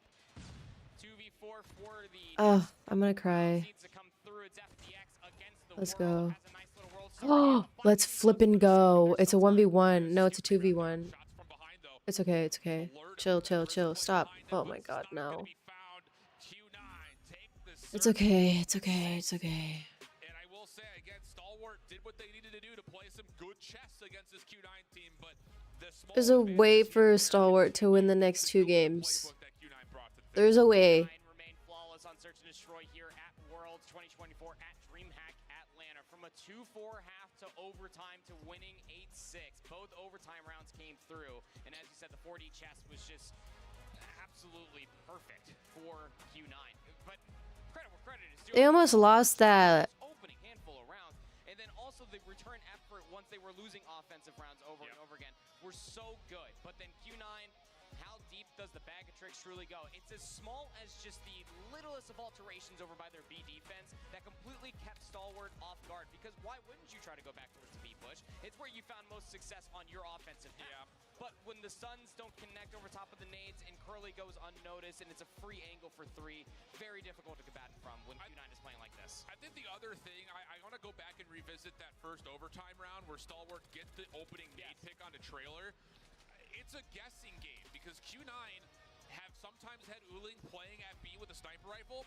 Sometimes he's had an MG though. Correct. In that round, he's not sniping that back barrel. They think that the sniper is going to rotate to help A because you have to have somebody watching that corner through barrel. And they say, let's avoid the scope. Let's try to isolate over towards B on the boxes. The stuns don't fully land though. And wouldn't you know it, Curly's holding an MG over the You said what, Rezz? rifle that time. And Curly walks away with I'm not gonna I don't want to. I'm too embarrassed now to say it again. 17 and 11, that's a hell of a lot of engagements through the rounds of Search and Destroy that we saw. 13 and 9 out of Uling. Said to keep a close eye on what that cat is about to do going in towards Search and Destroy. And wouldn't you know it, was pretty darn good about it. The bounce back from the 2. Uling, the best leader, he always motivates the team as games go on. 2-0 over Stalwart. And Stalwart coming into this control, I mean, at least Okay, but Curly had 17 kills. What? Oh, okay, I'll just raid someone else then. No, okay, I did say that. I said you should go live and then raid me. Y'all have a kid? You wouldn't have even done it. Shut up. That's crazy. They also got Seaside, which they played a lot of at CDSI, is also their best mode. Don't say that, Angel. I've only had a chance to play it once so far on the weekend through the Swiss. But I think that Stalwart will be very happy to have a chance to get themselves to a map 3 on a map that they like in Seaside, with a chance to then go to a Summit hardpoint where they've been great. It's just going to hurt because there were moments there in map 1 that they could have at least kept the map tighter, if not possibly won it. Same situation there for the firing range. So it's the small little gaps here and there that may have Stalwart feeling a little bit more mentally taxed than you'd think. I definitely agree with that. I think that this could be a very good game mode that you could catch them lacking, as Control historically has never been, I guess, so favorable, but they have been playing it a whole lot longer going into this Worlds comparatively than where the Chinese region were going into last Worlds. But semantics aside, someone needs to consistently step up and slay out. I think that that could honestly be the biggest difference in between the scoreline being as Oh, it's okay, Moon. I can, versus somebody that is playing I don't know. and still fighting the Where's Tribe? In the stands. Watching from the audience. Sitting in the chairs. Staring at the trophy that they can't get. Damn. Also make sure that these guys are playing just good fundamental calls. I'm joking. This Q9 squadron, no matter the game mode, will punish you for the amount of mistakes. Absolutely. That's been the case, I think, for a long time. It's just really interesting when we try to evaluate the Chinese region before CDSI, because in Control, they largely only were playing Raid and they were only playing Crossroads. We obviously don't have Crossroads in this particular map pool, so them trying to jump onto a Seaside and an Arsenal that they didn't play a ton inside of their region, I think just had us kind of questioning, again, for the second straight year, how good was China going to be at Control? Now, going back to last Chat's 11-11, make a wish. got a lot of very resounding answers. I think in particular when they played Crossroads and they played Raid. But Arsenal and Seaside are different monsters. They don't play anywhere near the same because the map largely relies on can you spawn trap better than your opponent can. Do Q9 have that ability to give that understanding, know when the windows are to do that, and then successfully pull it off? Because even watching the last map with X-Rock, their executes were great, but sometimes they were getting punished trying to push across the map. So that's, I think, kind of where the question is can Q9 be better at that than X-Rock, where even though, of course, X-Rock won the map?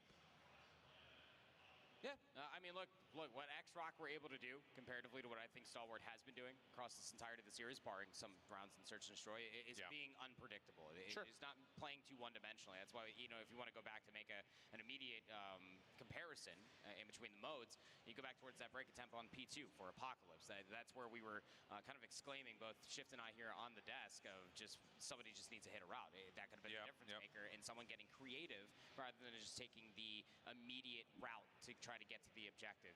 It's just the small things, and I think that's again where the conversation for X-Rock comes into play, where what makes them so good, fundamentally sound. It's the same thing we were praising Q9 for in that map one. Dazzy's gonna go live in China. And it's just, oh man, it's so tough. And play on X-Rock. Macro conversation that we haven't really touched on yet, but Dazzy gonna be a T3 China. Let's go. That is crazy.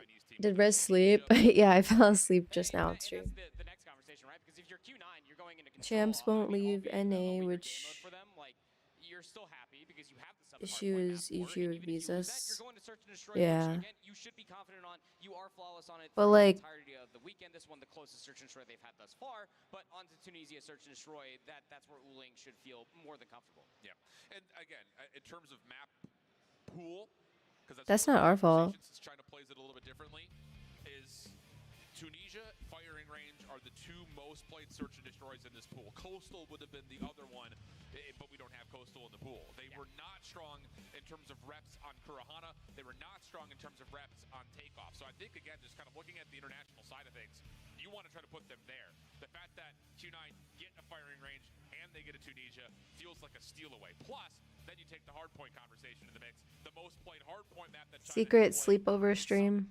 So it's like between that and Hacienda, but mostly Summit has been kind of one of the linchpins for success for these three Chinese teams. So again, Q9 is going to feel great about how this map pool came to be in the first place. It's just going to always be slim pickings when you're looking at a lot of these different teams trying to counterpick, pick ban just against any of these Chinese teams because of how much consistency that they do have.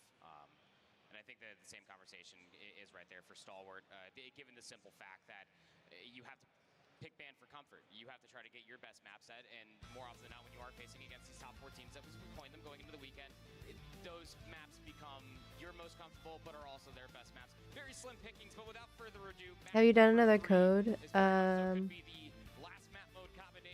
next one's in 40 minutes.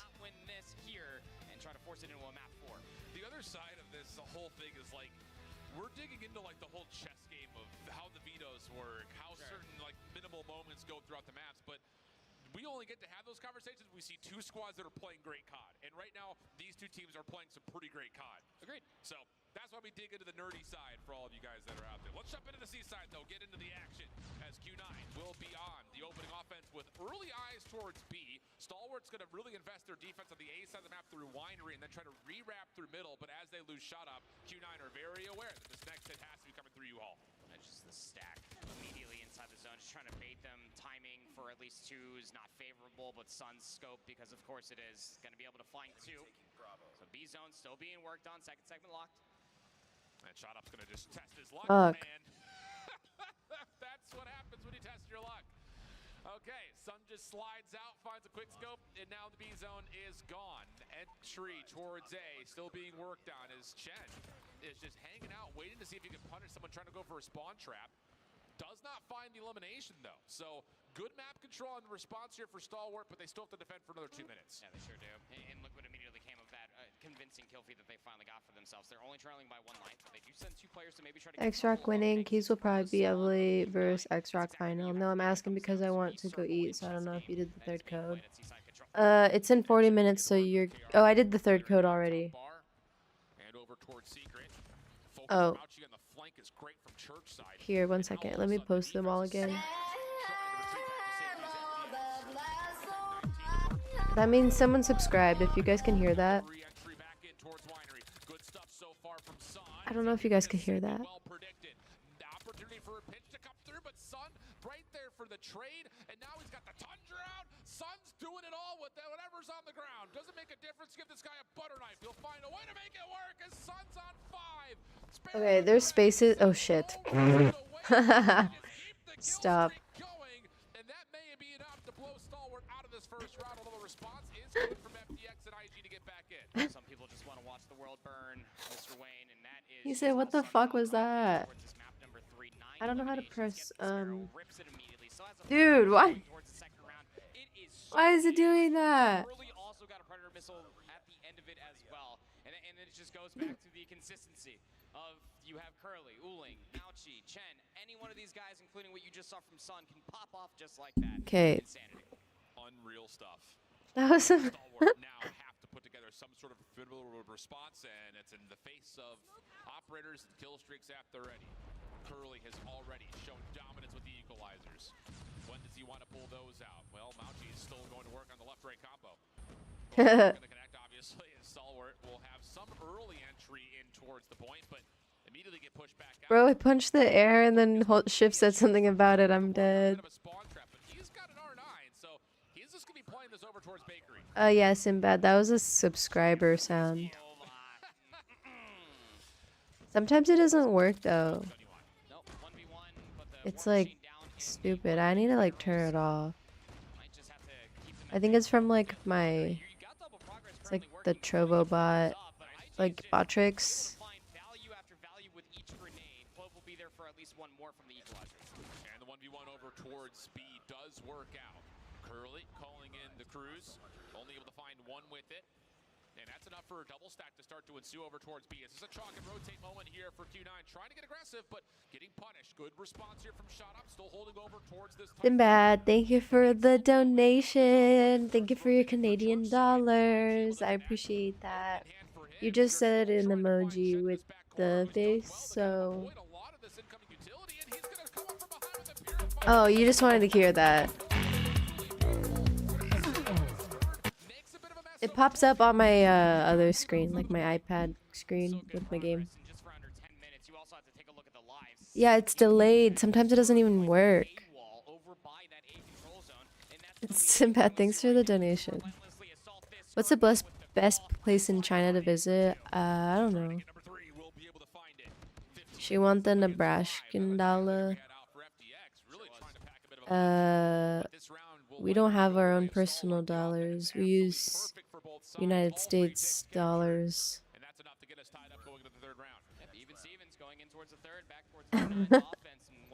Sinbad, I'm like, what? That's so embarrassing. You guys are making it sound like it's bad. Nothing in response for Stalwart Esports that's going to pull some explosivity on what Q9 is currently playing with. So they're going to take it through mid, try to get over towards A first. Trophy systems are down. IG kicks us off for the first. Curly equalizers out, gets kind of baited into pushing into the Stalwart defense, and that's only going to lead to a single elimination. So not the most efficiency there. Nice moment from Mauchi to hold on, make sure that this Stalwart defense can't push too far forward, but there is at least one player lurking. That is Skirt around the back, waiting for his time to hit. SQ9 get to work once again, opening up barrels. Here comes Skirt on the pinch, shut down off the spawn from Uling, and that's going to be enough now for the stack to be in at A. Me?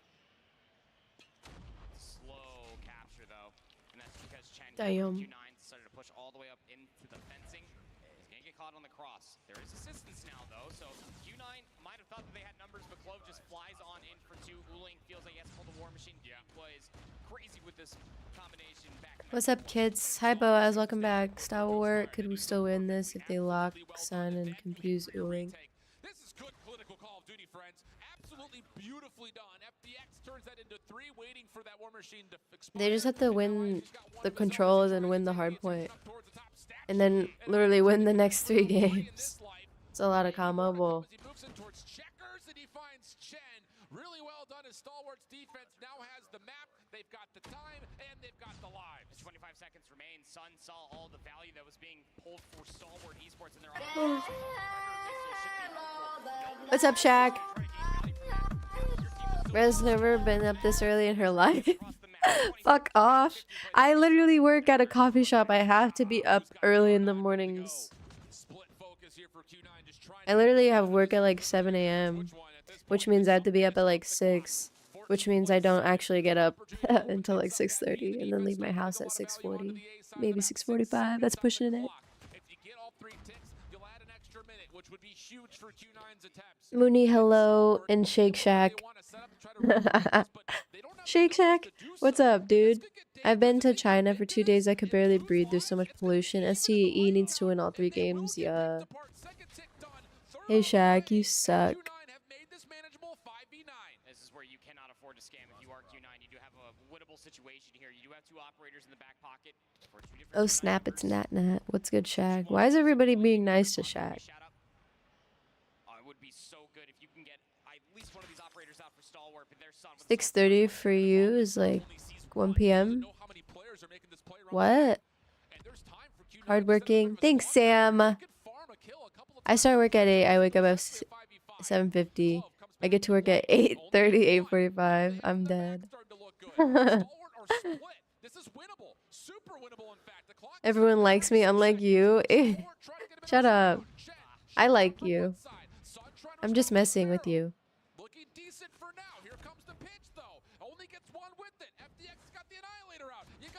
Q9 unlocked TF. I mean, it's a 2v1. I believe in this guy. I believe in this guy. I believe in this guy. I believe in this guy. I believe in this guy. There's no time. Are you flipping kidding me? I couldn't even see if I believed in the guy. Look at the bird. 6:30 a.m. is one for me. All right, you live on the other side of the world, so that doesn't even count. What's up, Reality Shift? Are you playing or just watching? I'm confused as to what's going on here. Yeah, this is me. I'm Q9 Uling. No, I'm actually Q9 D Chen.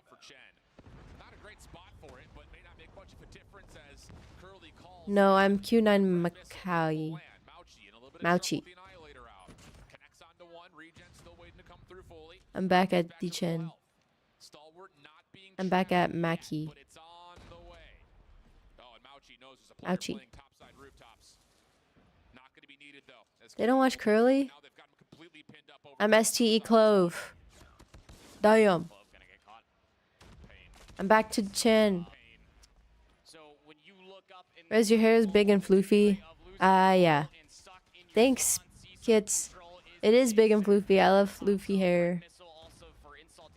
I was gonna blow dry straight my hair, but I woke up at like 8:30. Didn't have time. Well, you could be playing on a different squad and just not up right now. Don't get smart with me, young woman. You could be playing on a different squad, just not up right now. I feel that. I don't know why you would ever think I would be playing in champs.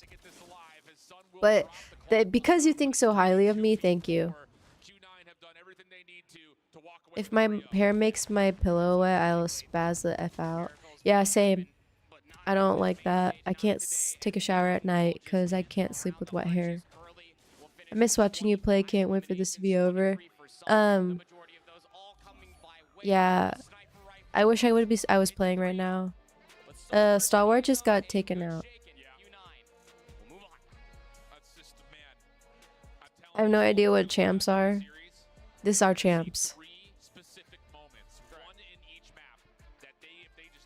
Rezz would do with Chelsea and drop 3 kills? Alright, what? When did she drop 3 kills? In the control?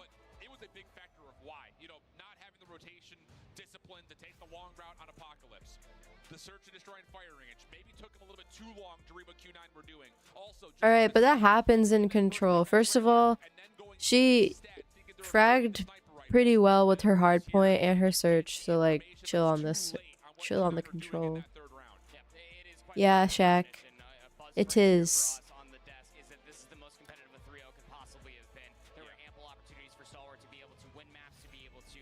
I know Shut Up is upset.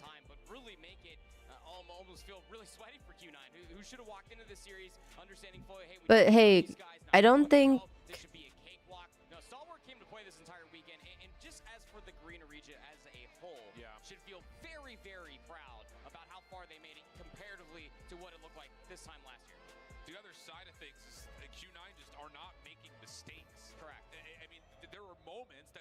Alright, Sam, someone delete his messages, because I can do that. Stalwart did make mistakes, and Q9 did punish them for it. That's what makes this Chinese region so difficult to beat. Yeah, I definitely would be keeping my eyes on Q9 for the rest of those squads now that the two quick 3-0s to start off our bracket phase of this competition.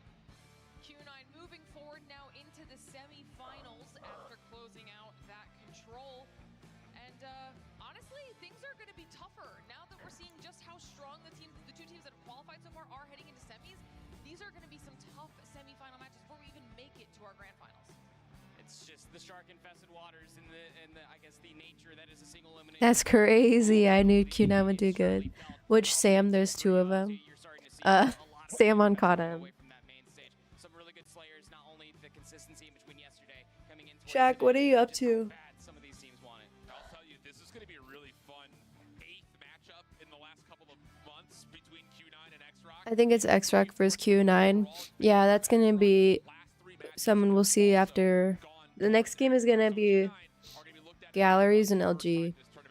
But Definitely a little bit of something to prove there then for Q9 as well, seeing if they can maybe take them down. Is and of all times to be able to take them down, it would be here in this event. I mean, that would be insane. They have to do what Wolves couldn't do back when they faced X-Rock up on the main stage. X-Rock made them look silly. Q9 is next up in line here over in Atlanta to potentially see if they can take down the... I got a haircut and a new laptop and need to set up the laptop. Feeling lazy, going out of town for work tomorrow. Where are you going?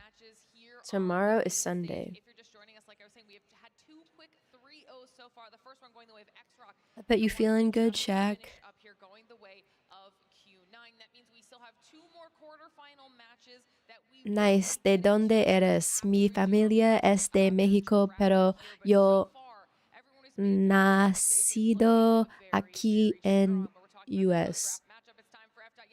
Do you guys like my Spanish? That's us. It's me and Brian and Oling this time around from Qingzhou. So over here, when you guys Angel, won, you guys popped off. ¿Qué parte de México? Why was this win so exciting for you? You're gonna teach me Spanish and I'll teach you another language.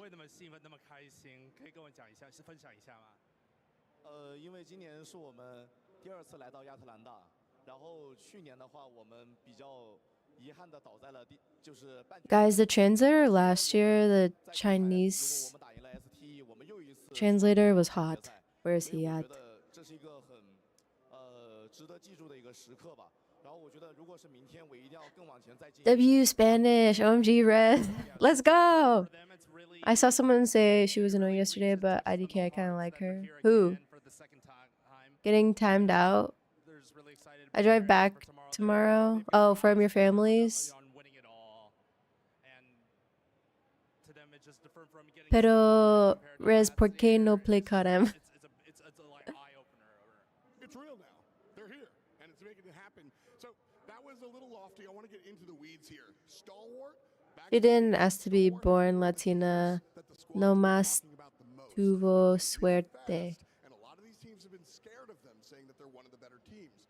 How did you guys take them down? Hopefully traffic isn't too bad. W Spanish from an Afghan. I took Spanish. I was really bad at it though, but I was good at the...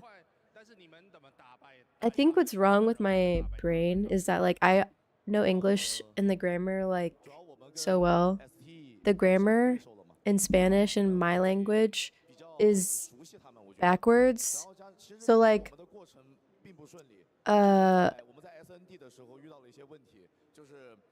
so I don't know how to explain it, but like the way that Spanish is backwards, like grammar-wise, is the same way like Farsi is backwards grammar-wise. So like, I'm really bad at understanding that. Does that make sense? I think they're long lost teammates. And for them, Mi familia es de Jalisco. Jalisco. you know, obviously on the board there, it's a 3-0, but to them it didn't feel like a swing. Well, they certainly looked out there and performed pretty well. So again, congratulations, Oling, on the victory. We've got Beast Bomby standing by to chat to the other side. Thank you so much, F-Dot. Again, I am with Incendio from Stalwart Esports. My dude, you have been in this very stage before, but how does it feel like coaching for a team this time around?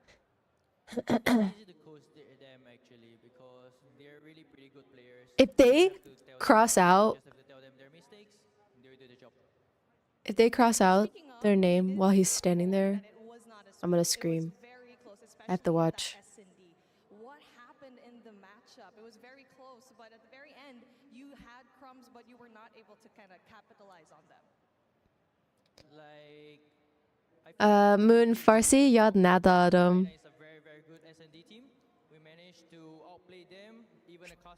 I really don't know Farsi, is what I said.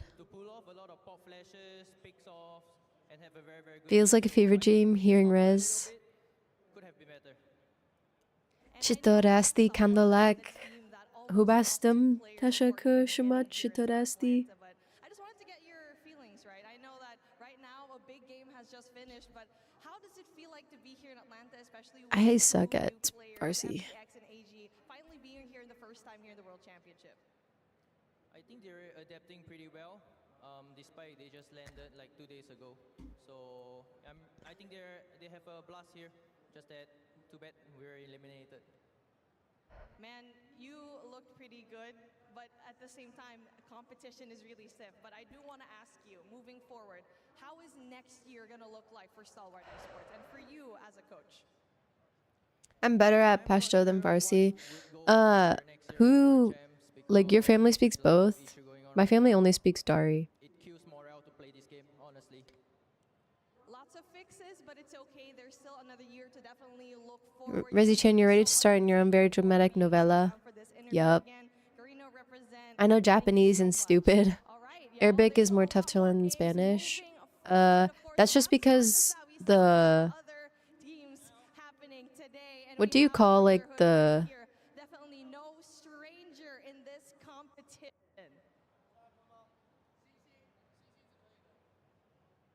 Aww. And I love that camaraderie. Stalwart, Garena. Good job bowling. More action for everyone here at home. We'll see you in a little bit.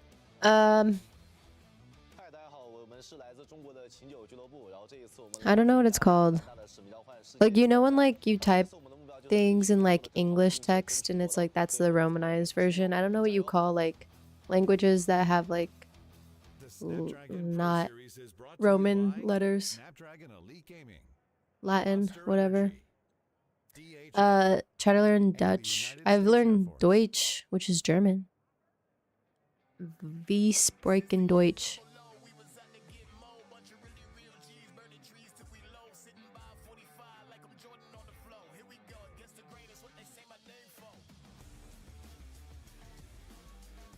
All right, next up is LG and Galleries or Galoris.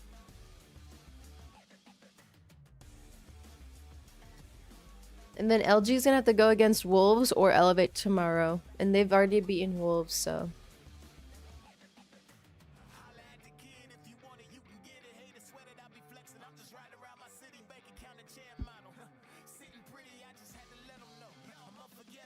Your German is crappy. Dude, I learned German. When was I in 6th grade? 2011. So I was 11, 12, and 13. And then I stopped. When I went to high school, I switched to Spanish. And yeah, I don't know why I switched to Spanish, because I was actually really good in German.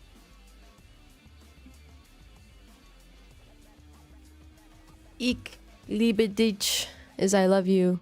Meinen kleinen Sonne is my little son. Sony, I don't know. My second language is dialect of German Dutch. Is that like, I know the people from like the Netherlands have like they speak like Dutch, I think.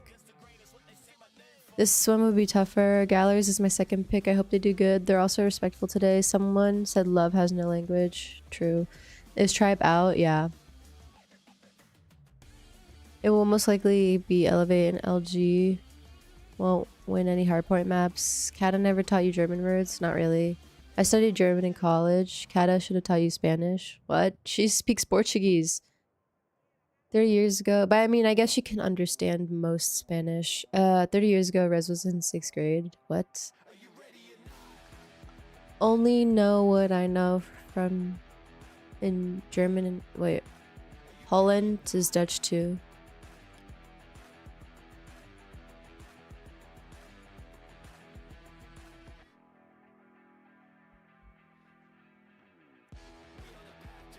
Okay, we have another skin.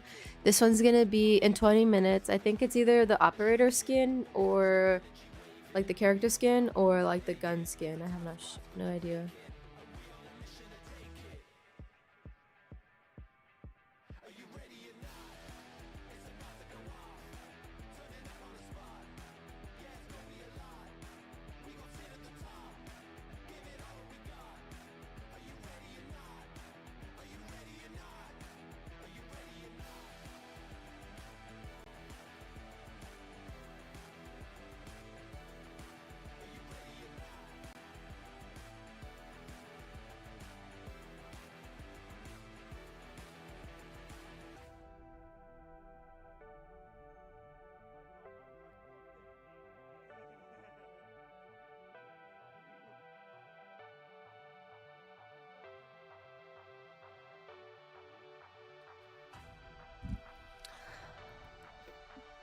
Holland and Netherlands practically the same language. 6th grade, I was 12 years old. Holy.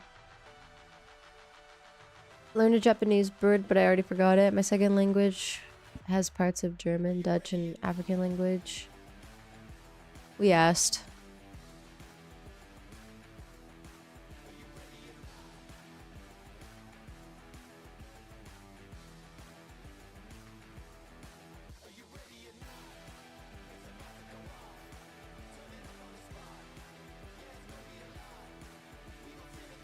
Can't wait for Evolate vs Wolves.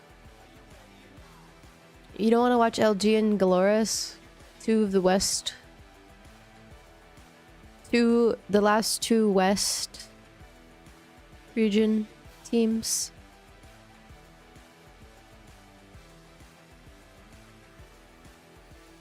At least one of the West teams is going to be in the finals. You know?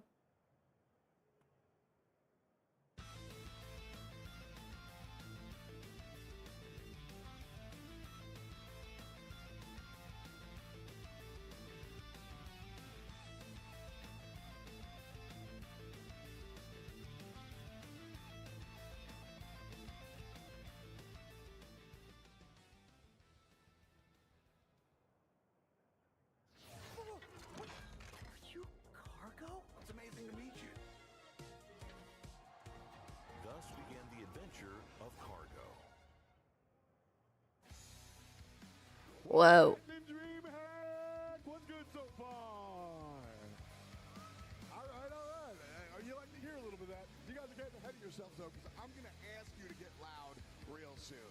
So we've made a lot of friends. I mean, I guess we're saying goodbye to friends. My bad. But we're still making friends out here. That's what it's all about. It is the era of everyone.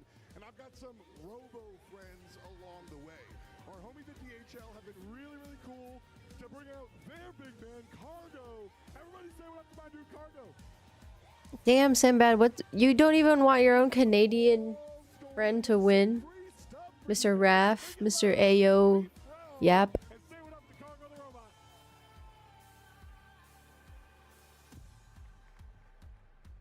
Cargo's out here shaking hands and being all polite, the way a good influencer does. But I'm going to ask you guys to be the influencer. Basically, we have all this free stuff. We got a box as per usual. It's DHL, so get used to boxing things up and shipping them out. And we've got stuff inside it. Things you can wear, things you can throw, things you can play with, and things you can take home forever. But how do you make that happen? You just make a lot of stupid noise, so let's go!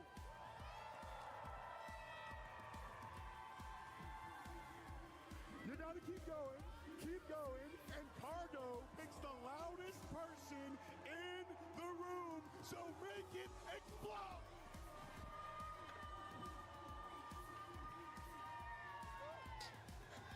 All right, we cruising! We gotta pick somebody. Right over here. That's our boy. Yes, sir. Hey, my man, what's your name? Tony. Where you coming from? Rocky Mount, North Carolina. Welcome to Atlanta, my man. Now, like I said, we got some free stuff for you. There it is. Just one, though. We got more stuff, yeah? Hook them up, hook them up. And there it is. You got a water bottle, you got some hats, you got a bag. There's a whole box here. DHL has been partnered with the Snapdragon Pro Series for a minute. It's been really, really cool. They really power us to make all this happen. Cargo is the one putting on the stream, believe it or not. Whoa, whoa, whoa, whoa, whoa, whoa, whoa. What do we got here? I don't know. Let's find out. Oh. Damn, you got a nice bag. Yes, sir. Come on now. Oh, we got the hat. Talk to me nice. You feel me? Race car. Come on now, sponsor me. You get the stuff, but not the microphone. Give it up for my man coming all the way from a little bit up north. Good looks. We're going to keep the party going. Thanks so much for hanging out. Thanks to Cargo. Back to Glitter and the homies. Well, people don't realize this is actually proper inside of that suit. He managed to become Cargo because that's how much of a big fan he was yesterday. Did you see how excited he was for Cargo? You caught me wildly off guard. I actually think that F might be out of a job with the guy that just won the prizes as well. Right. Look, we're doing it all here. My goodness me, Cargo, what a guy. Love Cargo. I thought you were going to say that it's proper in the box for a second. I was like, I thought that was where you were going. Told him that he could become Cargo for them. That's what he's got going on. That makes a lot more sense. Okay.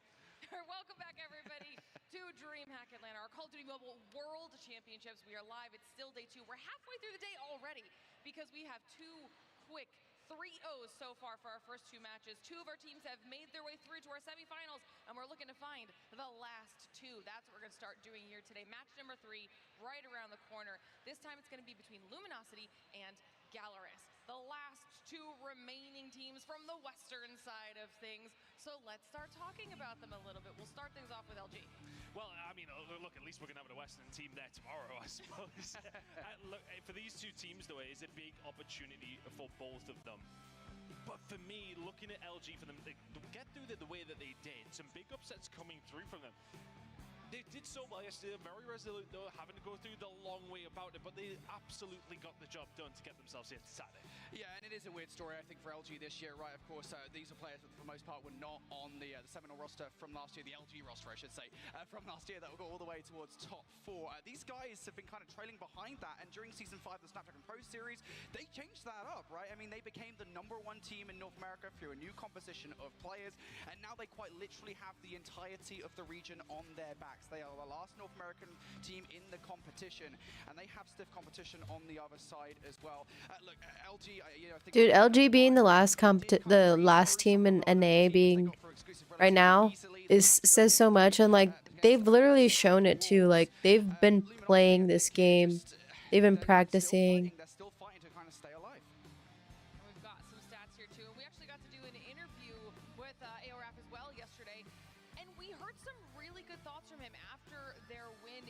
He said that last time around they came in over a little bit too confident, a little overly confident, and they kind of had to settle themselves down this year so they can take every single game as it came and take everybody as a tough competitor, not underestimate anyone, and it's actually worked out for them so far. I mean, you have to do that in Swiss, right? You have to take everybody seriously. We've seen some of the teams that we were maybe expecting to get through, thinking of Vitality, who, okay, maybe they didn't take anybody not seriously, but at the same time, you know, they let games slip. You can't do that when you're in Swiss. LG did a good job coming through 3-1. Yeah, and I think it is a bit of a different position again for LG comparatively to last year, right? I mean, you are in a totally different position. Last year, going into the tournament, we were like, hey, NA is on top of things. This year, your entire viewpoint of the tournament is different. You are the underdogs this time around. Absolutely, and then they will be facing off against another potential underdog in Gallerus, a team that we've seen throughout the Swiss succeed under pressure situations, but now we're down to that single elimination time of the competition. Both of these teams like have worked so hard. No one's underestimated them. They've known like Lucas's team is the GOAT. How many codes have you dropped? 3.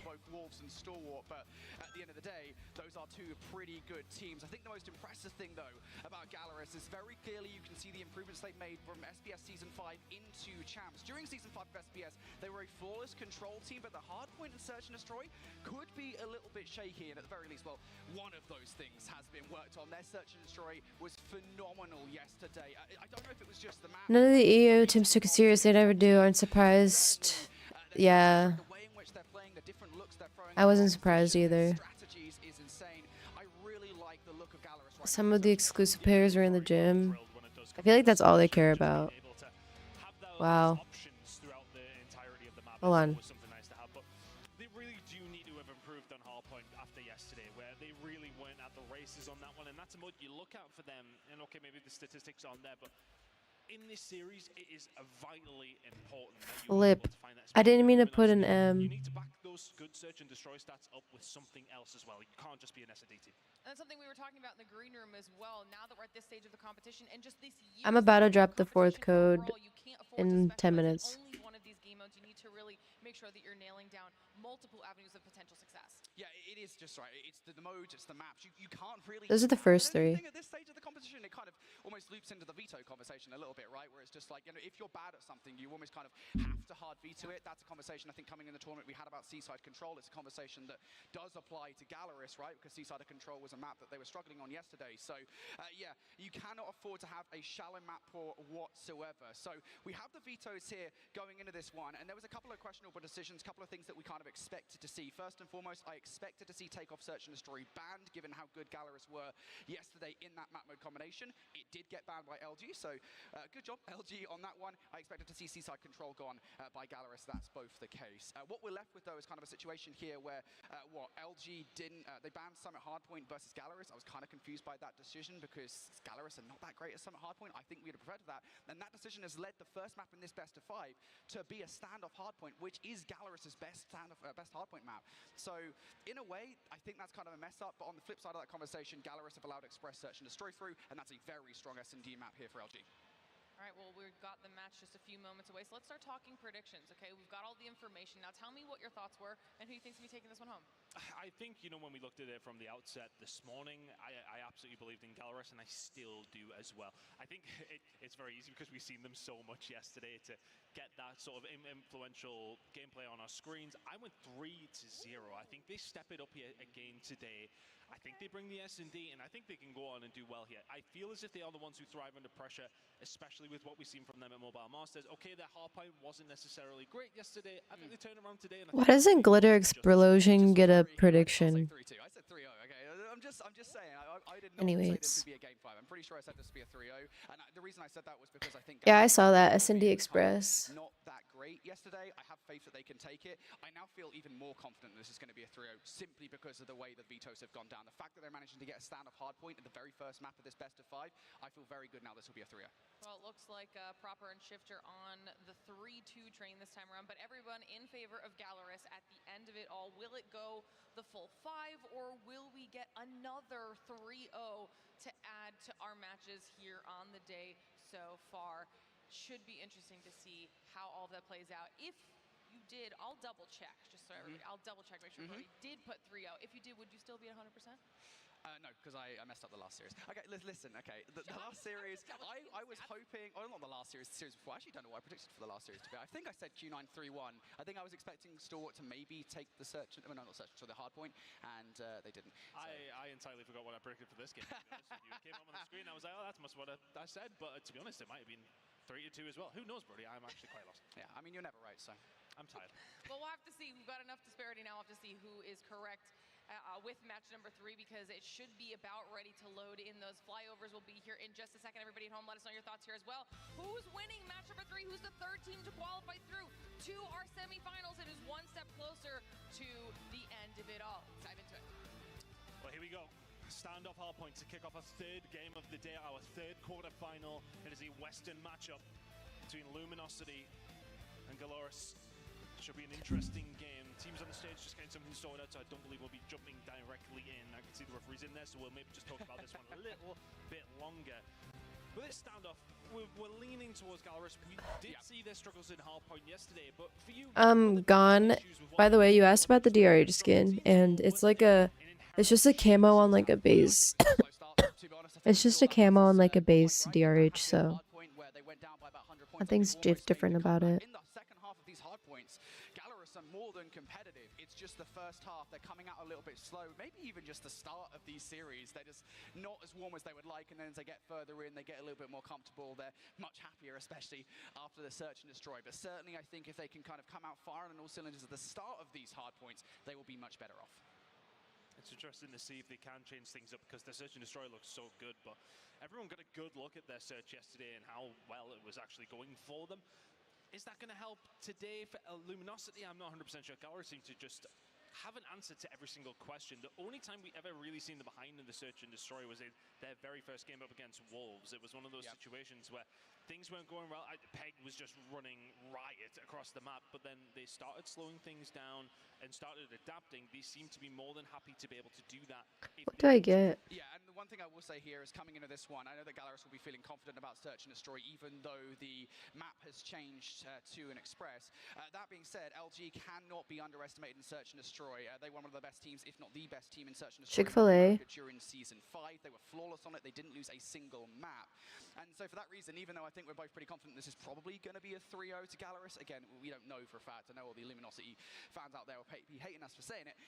But still, I feel like LG could well take the search and destroy, despite how good Gallerus looked yesterday, especially considering the battleground is different. I mean, realistically speaking, we're at a stage where you are in a tournament up against the best of the best. These are the final 8 teams in the tournament. Everybody is going to have something about them. You cannot underestimate any of these squads. The second you stop playing it, maybe 80% of your Skin's a skin though. Rezz, you should get Chipotle. I saw that, but Panda. No, I kind of want. So like, I don't know. I think one of the things that I do want to touch on while we've got a little bit of time here, guys, Should I get Chick-fil-A? Ow, ow, ow. Is the fact that both of these teams are I just hit my leg. in this match. They were both You know the elbow on the inside of your like ankle/foot area. when they played Stalwart, Hit that bone on my chair. who we just watched lose against Q9. What does that mean for their potential opportunities, regardless of who wins on either side of this, heading then into semifinals? Honestly, I think there is, I don't want to say a skill gap. I don't know if skill gap is the right word, but I've always felt like, you know, you have those teams from China, right, and then you have kind of the Garena teams. And I think coming into Champs, I did kind of feel like they are a step above everybody else. And then kind of because Okay, I'm getting Chick-fil-A. Thank you, Sam. Europe and Latin America face off against anybody else in the international community since what, April back in Brazil. It's kind of a question mark of how are those teams going to stack up. I think from what I've seen so far, it feels like that gap is still there, and I don't know, dude, if they go further in a tournament, I think these guys really have to step a notch, because their next opponent is going to be maybe Elevate, maybe Wolves. Like, it's going to be so difficult if it's Elevate. Yeah, we've already seen Gallerus go up against Wolves this week, and that was a tough one, especially with that moment of the 3. They have a side of fries, obviously, with their chicken sandwich.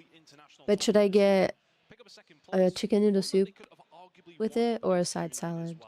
They have the pedigree to be there with these top teams. I don't really like their mac and cheese. It's okay. If they can go back to the VOD and see what happened It's like too creamy. I don't want so much cream. They are a huge threat today. All right, well, looks like we've got everything set, locked and loaded this time around. Now it's time for match number 3 to kick off. We go again. Here we are, hopefully. Second time's the charm. That's not usually the saying, but I would like to get into it nonetheless because this should be an absolute... Hi, Lou. I'm really confused where I actually... Saying Chick-fil-A because I saw a TikTok while back with someone doing a Chick-fil-A mukbang. I think you said 3-0, I'll be honest. Salad? Okay. At this stage, you got to be right at some point, so I'll give you this. You're not wrong. You're not wrong. Yeah, I mean, it does definitely feel that way, right? Gallerus, again, they'll be feeling comfortable in this one. We did see this map yesterday between them and Stalwart, though, and they did end up losing it. And a big reason for that... They have a banana pudding milkshake. I don't like bananas, but I kind of like bananas like in smoothies. That sounds good. A banana frosted coffee.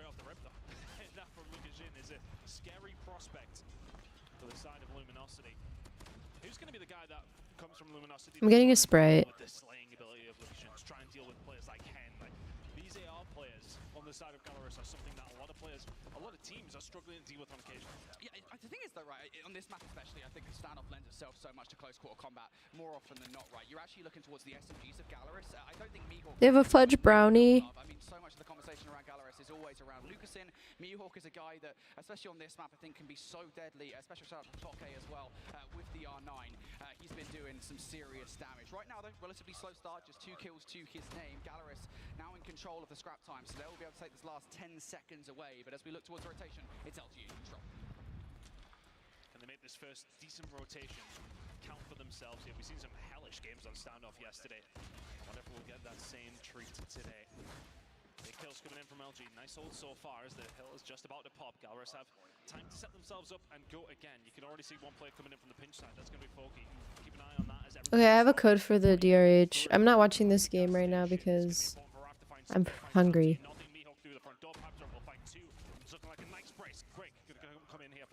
Yeah, just overwhelming Galaris there. Nicely done. Luminosity, though, still getting those close spawns through, so they'll be able to hit this over and over again. You can basically contest it from the top side, but Esford doesn't want to do that. He wants to go straight in for the kills, and he will do so with that one.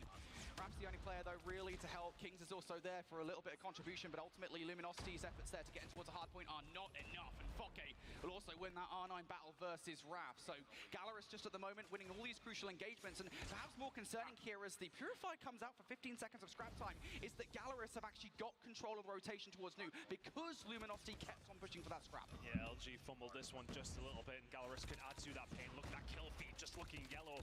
If you're a Brazilian Cod Mobile fan, you are loving what you're seeing right now. That kill feed just looking so dominant. From the Galaris side, Shinelli finds 3. You've got the rotation, you've got yourself a 40-point lead. You take those starts all day long. We said the slow starts from Galaris were hurting them in hard point. They may have fixed that issue. Now here comes the operators from Galaris. Again, you said slow starts were the problem for Galaris. This has definitely not been that. And they know they want to continue that momentum forward as well. LG, I think if you're them, you need to start bringing out your operators right about now. Kings is going to do so with the War Machine. Can he actually find any value from it? He is. A couple of kills. Is that good enough for Luminosity to get in? There's the kills to follow up. Just one more player to deal with. It's going to be the equalizers inside. Kills coming through from Foke, but Jez is going to have to use the claw to remove that player from it. And just like that, LG in for the back 30 seconds. Big investment coming in to get a hold of that 30 seconds. That is truly, truly needed. Stuck inside now with the Sparrow, and now is the setup going to be here from Galaris? Are they going to fight over this? They're sending 3 towards the old hard point, but sending 2 towards new as well. Get themselves set up, happy to give that one over. Nice break from Luminosity, who have finally arrived here onto standoff. Transitional kill starting to go Galaris' way, but I think they'll still take it. You know, that P2 hold was so good from them. The P3 not necessarily great, but 30-point lead heading into the fourth hill. You take those all day long. Yeah, this is comfortable for Galaris in the moment. And you can hold this one as well. You've got all the players in the right positions. Cookies and cream milkshake while I drink that. Keeping an eye on that tractor side. Good shots from him. Mihawk still hasn't activated. Finally, though, he's going to get shut down. Spawn still good for Lucas. I'm so hungry. Galaris still in control of this hard point. Luminosity haven't really had a look just yet. Rezz, can we match? Get the soup. Spawn out here for Galaris as well. Luminosity look for the break. You need Hen to go massive. Find anything but one. Last player remaining, Pabzera. He will fall. A lovely break. Restack with me and Sleazy tonight. I'm down. Literally took me 30 seconds to set up my new Mac. I was delaying it for 3 days. Sam, you'd go 281 in this game right now.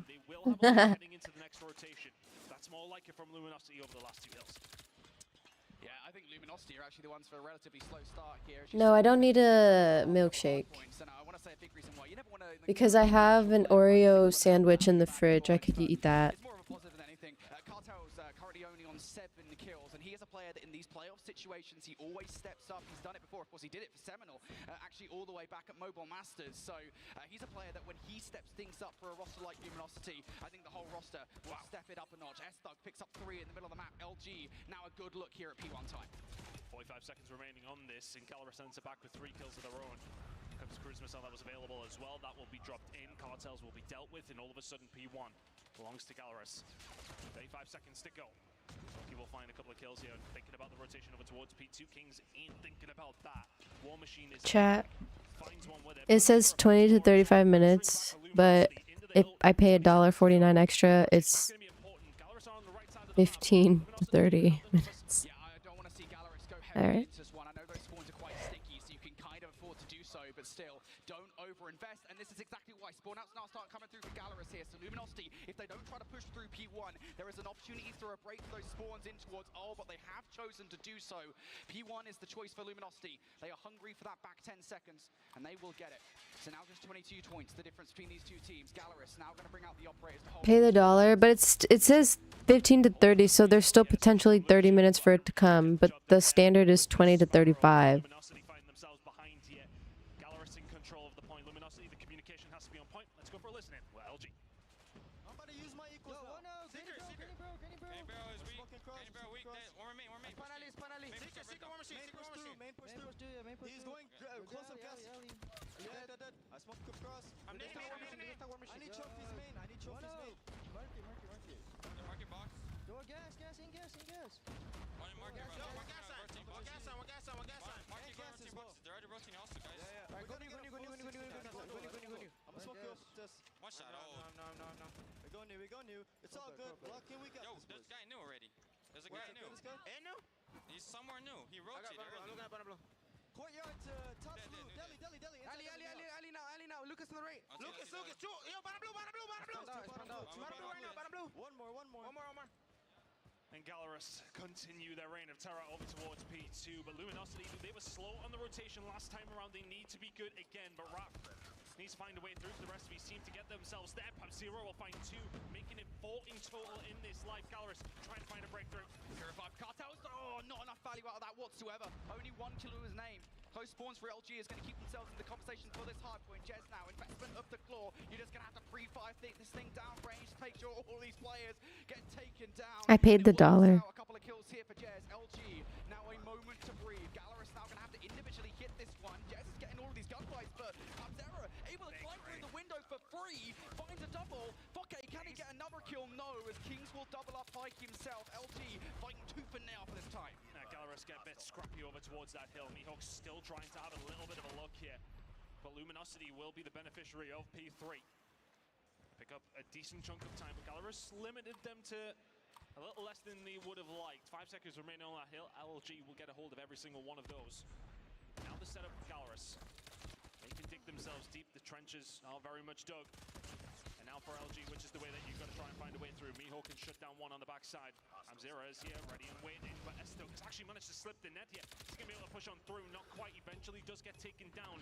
But all of this pressure coming through from this backside, is it unrelenting enough to get themselves inside the hill? Yeah, actually, Esto did stay alive for long enough to wait for to spawn, so LG now close spawns, but Gallerus going to bring their operators out. It's Henry Cap for a couple of kills now, and Kings on the other side needs to get something with this war machine for an early break. You can't afford to give Gallerus this time. Henry Cap's on the hunt. Raph will take him down. And ultimately, Gallerus are still through, and they've still got 3 operators ready to go. And on the other side, LG have absolutely nothing. LG's opportunity may well have just passed by. They find the kills, Gallerus, that they need to. They just about hold on. Gallerus now in the ascendancy. 15 seconds to go on this hill. They are only around 20 seconds away. Investing here from Foki. If you're going to find the equalizers, you don't find much from it. Cartels has got to come through and got to find the kills, and he finds 3.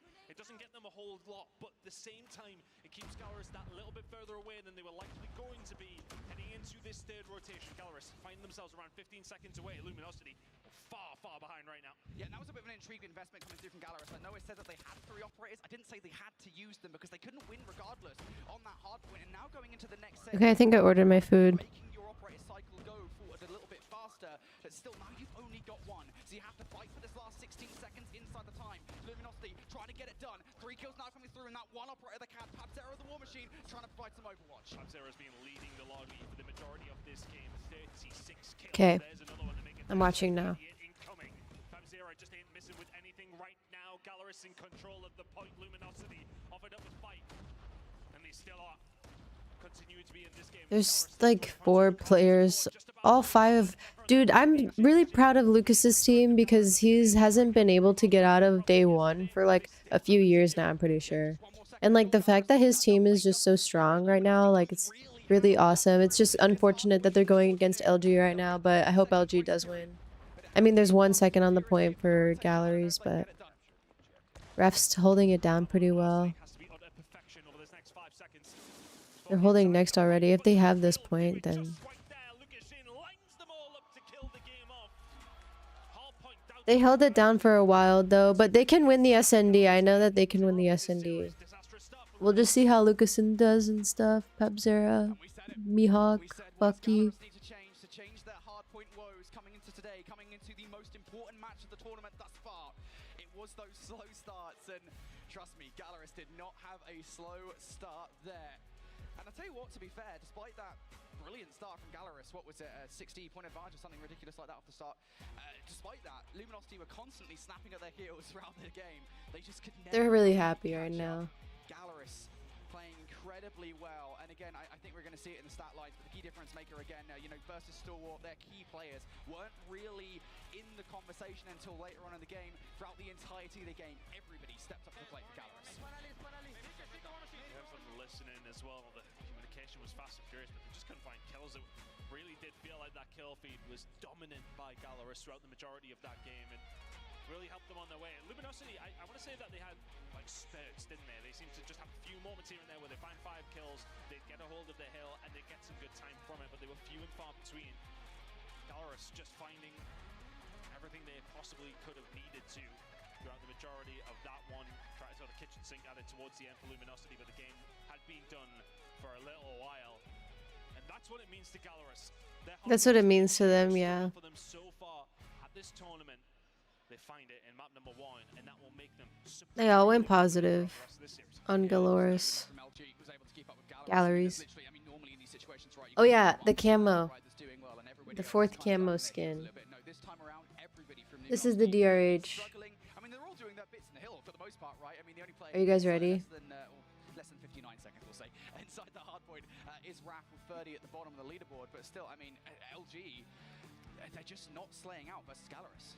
Outslay by 45. Quick maps, mate, love that. You know, I might not look clever, but... it's the accent, I think, mate. Well, okay, right now you're just coming for everybody from Newcastle, so, you know.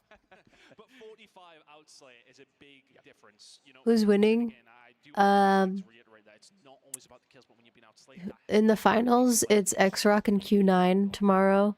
And right now, we're going to see who's the other 2 teams that go to tomorrow. So right now, it's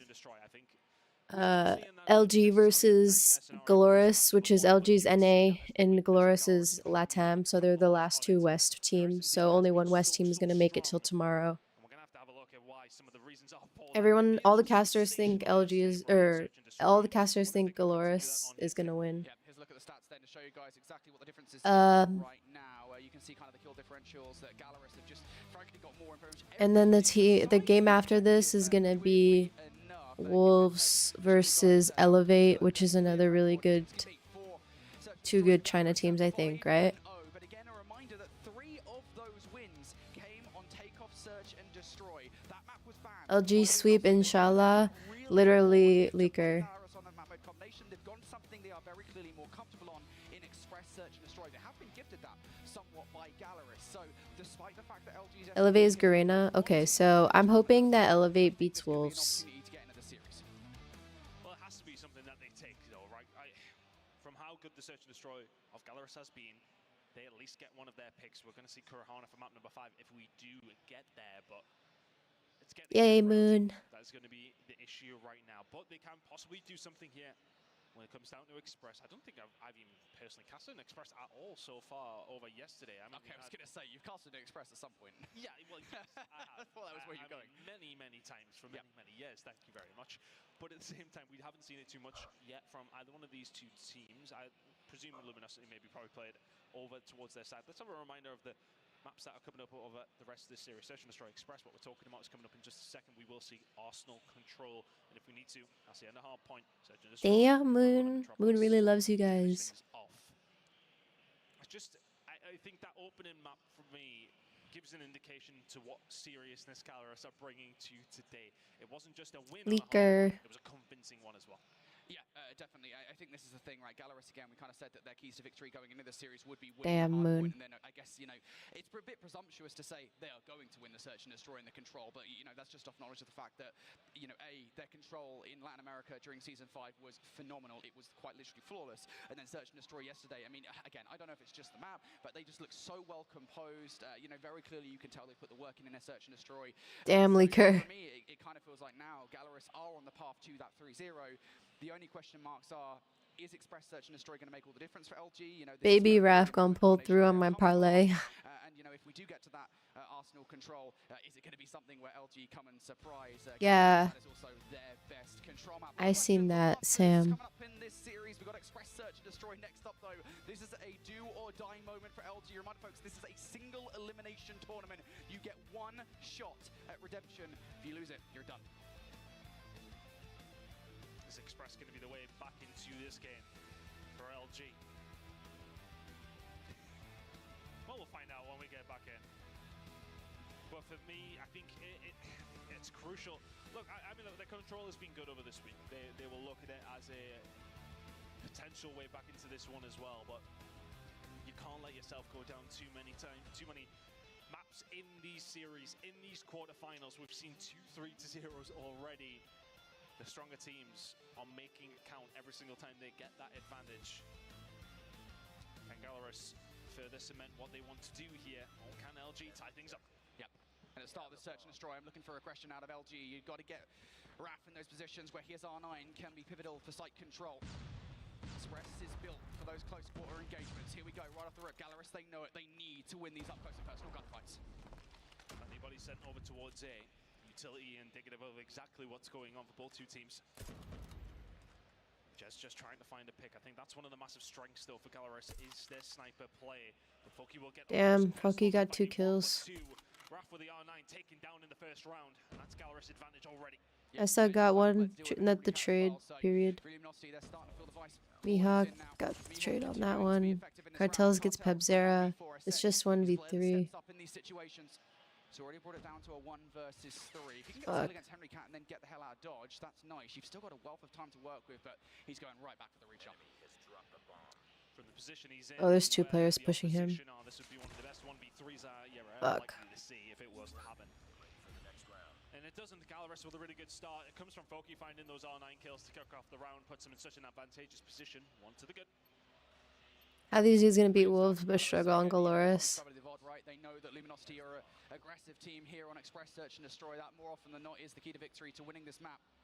So for Gallerus to match that with Foke coming out with 3 kills at the start of the round, he's doing. Let's go Kings. Let's go Kings.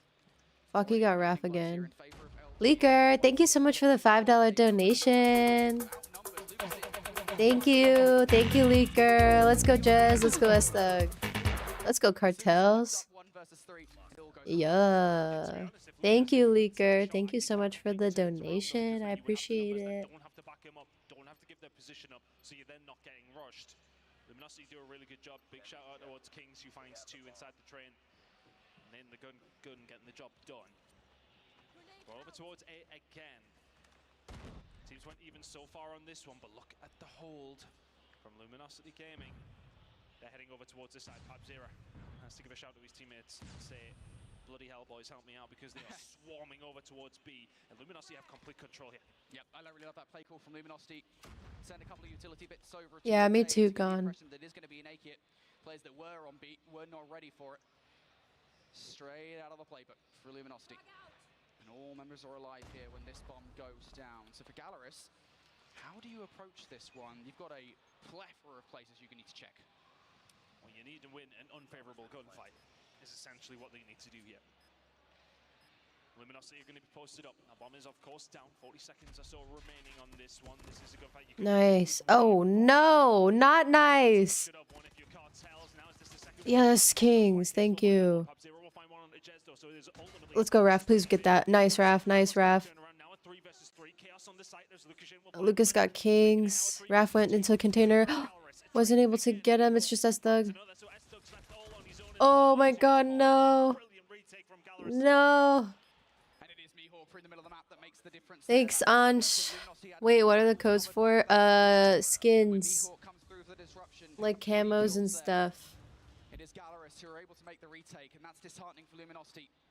They brought it out. My food will be here in 10 minutes. I can repost the...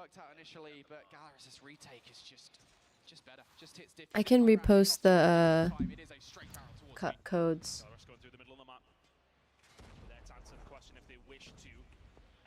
Here's the spray. This is the spray. There was some from yesterday too. Fredo, I'll post the other ones too if you want. Wait. Cupredo, can you make another Discord again or join my server?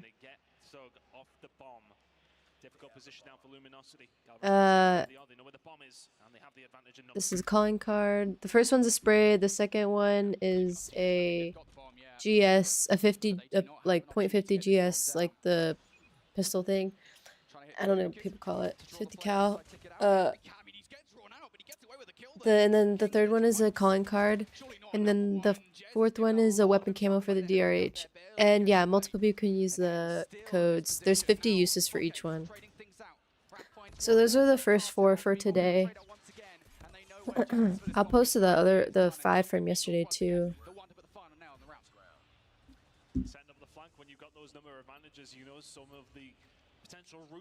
If you guys didn't get them yesterday, here's the calling card from yesterday.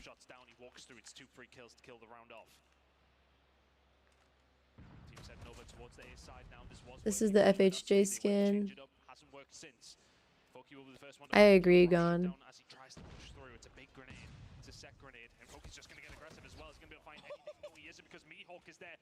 Yesterday's spray.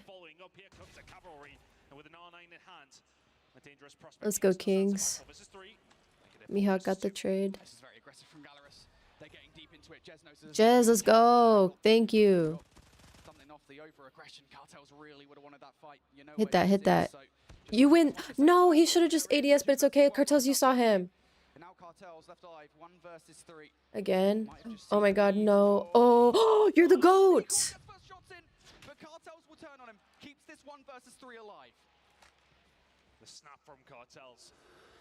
Yeah. Please, Cartels, you got this. They're separated. One sniper on you. No. You had a sniper on him, bruh. Ah. Here's the DLQ camo from yesterday.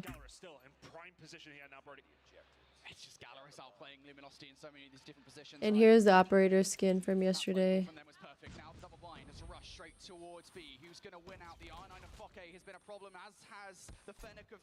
No. It's Cartels alone again, bruh. Alright, they need to fucking lock in, like relax a little bit, stop pushing things, just chill. Like slow it down. They need to slow it down. They just went through, like they just had 6 rounds go through like that. These guys are pushing them, so they just need to let them push.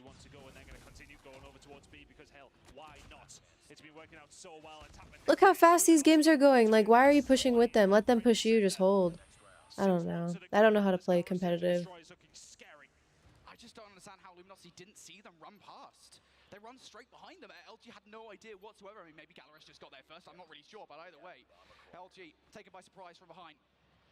Now Gallerus on map point. Okay, Jez, nice first pick. Kings gets naded. Esta gets a kill. Esta gets traded out. Raph gets taken down. Cartels gets taken down. It's just Jez. He's out.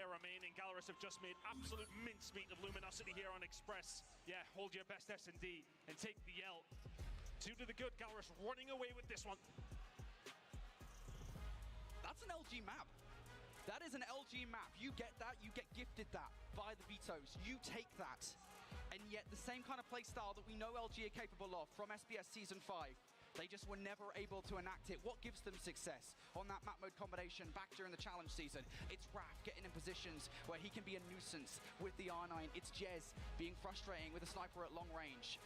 You just could never activate any of that because Gallerus were constantly up in your face. They were winning the R9. If they really want this, they're gonna win their control. Because he was constantly running routes around Luminosity. He was running rings But Gallerus is such a strong team. And they've shown that this whole thing, like all of yesterday.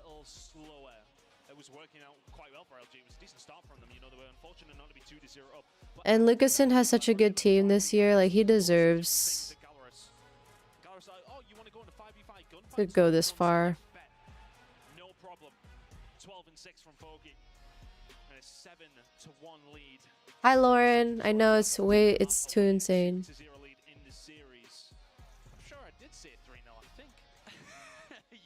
3-0 now.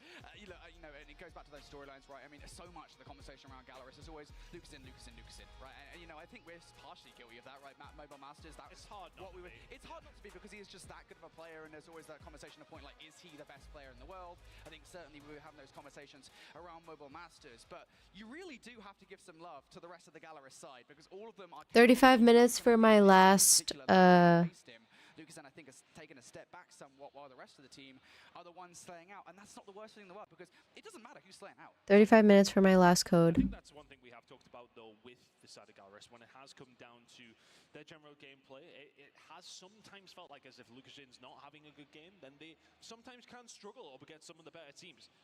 He hasn't had to have a good game. The rest of the team are absolutely frying. Pabzera in map number 1 was utterly dominant. Every single time we've seen him on our screens or seen the kill feed, it was him lighting LG up, and now LG have to do... LG knows how to play control really well, especially on this map, so I think it should be... alive here at Cod Mobile World Champs. Yep, and again, a positive going in this one. This is probably the best map you could have asked for in control if you are LG. This is their strongest control map by far. I mean, as a matter of fact, they got 4 wins during the Snapdragon Pro Series Season 5 in North America on control, and all 4 of them came from Arsenal. So you basically won the jackpot as far as the vetoes were concerned for control. But yeah, we're getting a Chick-fil-A mukbang. On the flip side of that conversation, you've got Gallerus, who albeit have, I think, relatively struggled on control this weekend. You know, you go back to their Season 5, their domestic challenge season, and they were flawless on control. They were the best control team in that region. So I think it is so difficult at this point, not just to ask LG to win this map, but to ask them to reverse sweep. They are fighting a very, very steep uphill battle. That's the thing for LG here as well, because that's Gallerus now 6-0 on Search and Destroy. Gallerus will now be thinking to themselves, right, okay, well, even if we lose these next 2 maps, we have another Search and Destroy. We haven't lost one all week. That's going to be confidence inspiring for them. They will know themselves, even if the reverse sweep's potentially on the cards, okay, there will definitely be some nerves there, absolutely. But if that goes to a map 5, they will still feel supremely confident they can walk away with this series, and that will also be in the back of their minds now to think, right, we got 2 maps to finish this one off. We might not need them because we have that map number 5 in the Search and Destroy in the back pocket securely at this stage because it's been absolutely superb. But Arsenal Control going to be coming up next. I think, you know, for LG to have that flawless record on this map is going to give them confidence heading into this. Gallerus are a different beast, man. But like the thing is, right, I mean, you'd probably be thinking the same thing going in the Search and Destroy. You'd probably be like, well, hey, Express Search and Destroy is our map, right? So we're going to do well. And that just happened. I don't know if you saw it, but that was a pretty good Search and Destroy for Gallerus. So, you know, again, it's kind of like maybe expectations are out the window. There's always the asterisk as well with these kind of conversation points. I mean, really, the stats from the domestic regions are just, these are the preferential maps for these teams. These are the maps where these guys have had success. But how much does that really matter when you come into an international event like this? Like, really, you're looking at performances like those at Mobile Masters, like those at CDSI to see, all right, you can be good at these maps domestically, but when you go up against the best teams in other regions, does that same kind of thing pan out? And, you know, I'm getting the vibe at the moment that given the fact that, you know, LG just lost that Express Search and Destroy, I mean, maybe it's not working against international teams. For everybody at home, just to remind you of how these teams actually managed to get away through. Gallerus had to go to their very final game to get there. It took them 5 before they were able to get it done. It was a 3-2 out of Swiss. So they're coming in as the lowest seed here. Luminosity got through within 4. It took the 5 for Gallerus to get into bracket play. With a big single elimination. Tough to take for either one of these 2 teams if you do go in with the L, which right now is looking like LG's option in this series, because Gallerus are giving them none other. How's this one going to go, though? Is it potentially Arsenal Control to bring it back into this game if you are LG, or do Gallerus continue the theme of 3-0s today? It's been one-sided in nearly every single affair. It has been the case here in this series in particular as well, but can Luminosity potentially turn it around here on Arsenal Control? I would love a competitive series. I would love to even get a sniff of a Game 5, but we're very far away from it right now. Gallerus, do they come out all guns blazing like they have the last couple of maps already? It looks like that might be the case. First couple of kills going their way. Luminosity trying to fight a war on 2 fronts, but you're not going to get a war won when you're facing Lucas in on the other side of the battlefield. Oh, and you worried for him when that sniper play did come through. They get up close and personal. It does not matter what this man is using, and this is just not the start you would have wanted if you're Luminosity. Zero finding one down the outside. It's only Estog who can. I'm not gonna wear my headphones while I'm eating. Kills for Gallerus to kick things off. And with it, plenty of Just gonna watch. LG will have to slow things up considerably here. Can you guys hear like the crumble of the bag? For a route, perhaps towards B. Maybe towards A. You got to make a decision, I think, pretty fast here. Focky getting the read, doesn't matter. Raf's going to run gun him, so that's a good start. The problem is, though, you might well have that one kill. The rest of your teammates haven't actually found kills anywhere else. Maybe not. Maybe Raf is just good enough to pick up all these gunfights, create some space for the rest of LG, because nobody is now contesting him in the middle of the map. Yeah, they had to rotate around for the pressure that was coming in. There is actually a spawn kill potentially on the go as well here. Raf doing actually crazy things here with the KRM. And he is really one of the big reasons this is why they've actually managed to find themselves this far up the map. I mean, they're focusing on fully capturing A, and they're doing pretty good at that right now, so they just need to watch that guy coming from the backside. There's 2 on the backside. I wonder if number 2 sees him. Number 5 made the comms. Okay, period. So 2's rapping now. They're probably gonna go kill 4.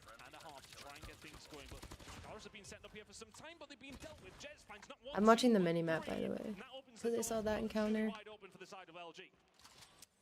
A nice dead. LG now on the way. Nobody from Gallerus to deal with here, but those ones coming off the spore. And Henry trying to be on the point though. Rap now looking to be a nuisance with the KRM.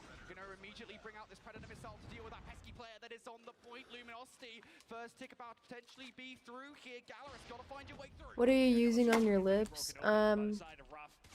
So I'm using a Dior lip liner with the Dior like it's a nourishing like chapstick kind of thing. They're like tinted color. It's a very light pink tinted color. But I use like the lip liner, and then I use like the tint inside, and then it like blends the lip liner in and it makes it look like it's all lipstick. Cartel's trying to get something going here. Gallerus only have 4 lives remaining, but they just need to hold on sight. One player on the flank is going to not be dealt with. That's going to be Raf to find hand. 3 versus 5. Boki now going to be taken down as well. Lukashin can find 1, but Pabzera has also brought out the war machine. He needs to find some value. I like to see LG doing this. This feels good. Nice. You just have Lucas, which that's not yet. Let's go LG, let's go LG. That was a scary one for a second, but they get the job well and truly done. Very well played. Yeah, and it's the exact same strategy twice there for Luminosity consecutively, right? They get Raf through the middle of the map, they get in a position where he is cutting. Cartels always does such damage, like high damage. Him and Kings, and Raf, and S-Thug, just getting outplayed by that. LG with the strats win them that round number 1. Now they and Rezz sometimes. Just kidding. What's up, Mordor? Gonna bring it out to play. Not finding any value just yet because Gallerus made their way towards B. Gallerus have freely walked down the B street. Estog well placed to Pabzera, and now all of a sudden LG can start to think about trying to get. Yeah, I was scared that they weren't gonna put Chick-fil-A sauce in my bag, and they didn't. But that's because, the reason why I was scared, I'm not scared though, is because I bought the bottle of Chick-fil-A sauce. Because I knew it wasn't going to be in there, so I was like, fuck, why don't I just buy it? No players really spawning in for him to deal with. Everybody from Gallerus wasn't really finding the kills that he needed them to find. And I think more to the point here, Gallerus haven't actually done anything off the back of that, right? A was totally clear. Now they're preoccupied with the Luminosity players that are trying to retake the point. No progress made whatsoever. Now Raf coming in from behind, having the help of Kings with him. Also Jez on the other side. Jez at the very least will be dealt with, but now the spawn trap coming through from LG. Gallerus, I think at this point, the 4 players that are alive, you've just got to kind of stick to this point. Oh, they've lost a couple of kills as well, and that's going to create a little bit of chaos. Are they going to have enough help to actually get out of this spawn trap? No, they are not. Estog finds 2. He's going to be left on his own to try and keep things going. Lives-wise, we are leaning towards Luminosity ever so slightly. They'll deal with the players who were there on that. I like Chick-fil-A sauce, but that just smelled like straight mustard. A has been captured though, and Gallerus are working on plenty here over towards the B side, whereas Luminosity really focused on the spawn trap. It hasn't necessarily worked here, bro. Yeah, I think they committed just a little too much resources to that spawn trap. I think they had 2 or 3 players in behind enemy lines while nobody was keeping an eye on the middle of the map. Fortunately enough, Raf is there though. S-Thug, I think, forced to invest the Predator missile here to clear things up a little bit against Gallerus. And Gallerus will be sent back to square 1. But they have a lot of time here. They've already got 1 tick down on B. Luminosity, their entire backline is reliant on S-Thug getting these kills, and I think that's the route that Gallerus are taking here. Will it work? I think Raph with the jump. Damn, Raph pulled out the Karen. That's what's happening. If Raph can find something else here, that will be huge for him and his team. He knows this player's there. He does actually manage to find Mihawk before going down to Lucas Jin. You can see already Gallerus are starting to work on some sort of flank if they can. Mihawk and Code trying to get something done. Stug is the one watching it though. He can find one before he gets taken down by Foki, but here come the rest of the team. But now they're going to be distracted by the fact that Foki is here. He's pulled out the equalizer, but he's going to have so many players in and around him. But is that going to open up the door for the rest of Gallerus? Or can Foki just deal with them? He can only find one. But is that going to give them the room on the other side of the map? But it's the exact same thing that we saw earlier on, where Gallerus, you're getting a player in that position, but you're not doing anything with it. You can't just follow that with another flank. And that's the attempt here. Cartel's in behind, able to get the team shots. There's the finisher. Pabzera down for the count. That's a bad decision from Gallerus. If you're going to get a player with the claw into the spawn trap, you need to have players ready to capitalize. What's been working out for Gallerus still in the search and destroy with these 5v5 fights, and that's what they're going to have to force here to try and find themselves around. They're down 4, now 5 lives in total. Can they manage to find a way through? Lucas Jin will find one, 5-0 will find another. They've got to try and be flawless. They cannot. Cartels find something, and it should be the round for Luminosity unless 2 players from Gallerus can do the impossible. Not going to happen. Luminosity giving some life here in this series. 2 to the good now.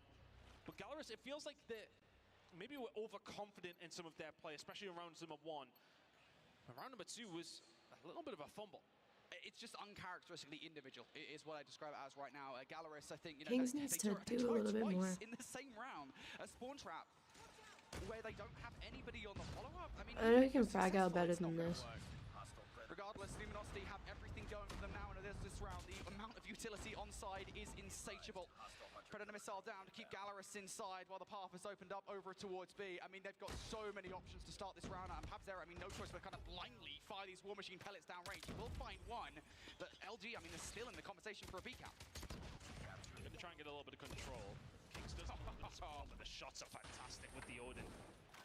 Posted up with that. It's a dangerous prospect for the side of Gallerus. We'll find something over towards Lab, so Mihawk could potentially cause some issue, but Luminosity, as soon as they got a hold of it, they haven't let it go, and Raph now just trying to press the issue if he can as well. They want to secure B, they want to secure this map. It's looking more and more likely as time is going on. B is lost, you got A locked down here with Raph as well. This game may well be done before it's even started. Yeah, it feels like it, doesn't it? LG are investing everything to get this one done and dusted. A in control for them. Cartels now looking to keep these guys away. I don't even know if Gallerus can touch this point in time. Let's go, Cartels. Like the only coat in behind Fuck, what the He's fuck? gonna get cut down. Gallerus knows What the fuck was that? the smallest of choke points to keep this game alive. Facing down the Annihilator from Kings and all the bullets and weapons of LG. Kings with a double. That should surely be it, and it will. LG Let's go. keeping this series Let's go, alive. LG. Let's fucking Control go. is theirs. After looking flawless in their regular season, they bring it to the world stage as well. Arsenal Control gets them a lifeline in this series. And something to talk about for the Gallerus coaching team and players. All right, we thought we had this one done and dusted, and that's what it felt like in round number 1. When they came out the gate, they found 5 or 6 They're still in this straight from bitch. that. But that was Let's all fucking you go. noticed, really, from Gallerus throughout the entirety of the map.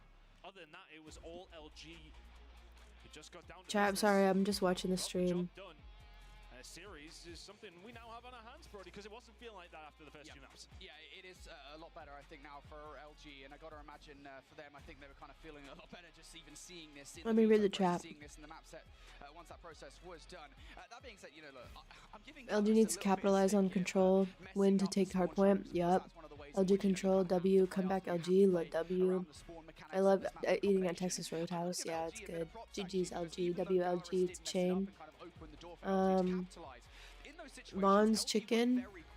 I don't have one. Is it a local thing? Kings is incredibly overrated.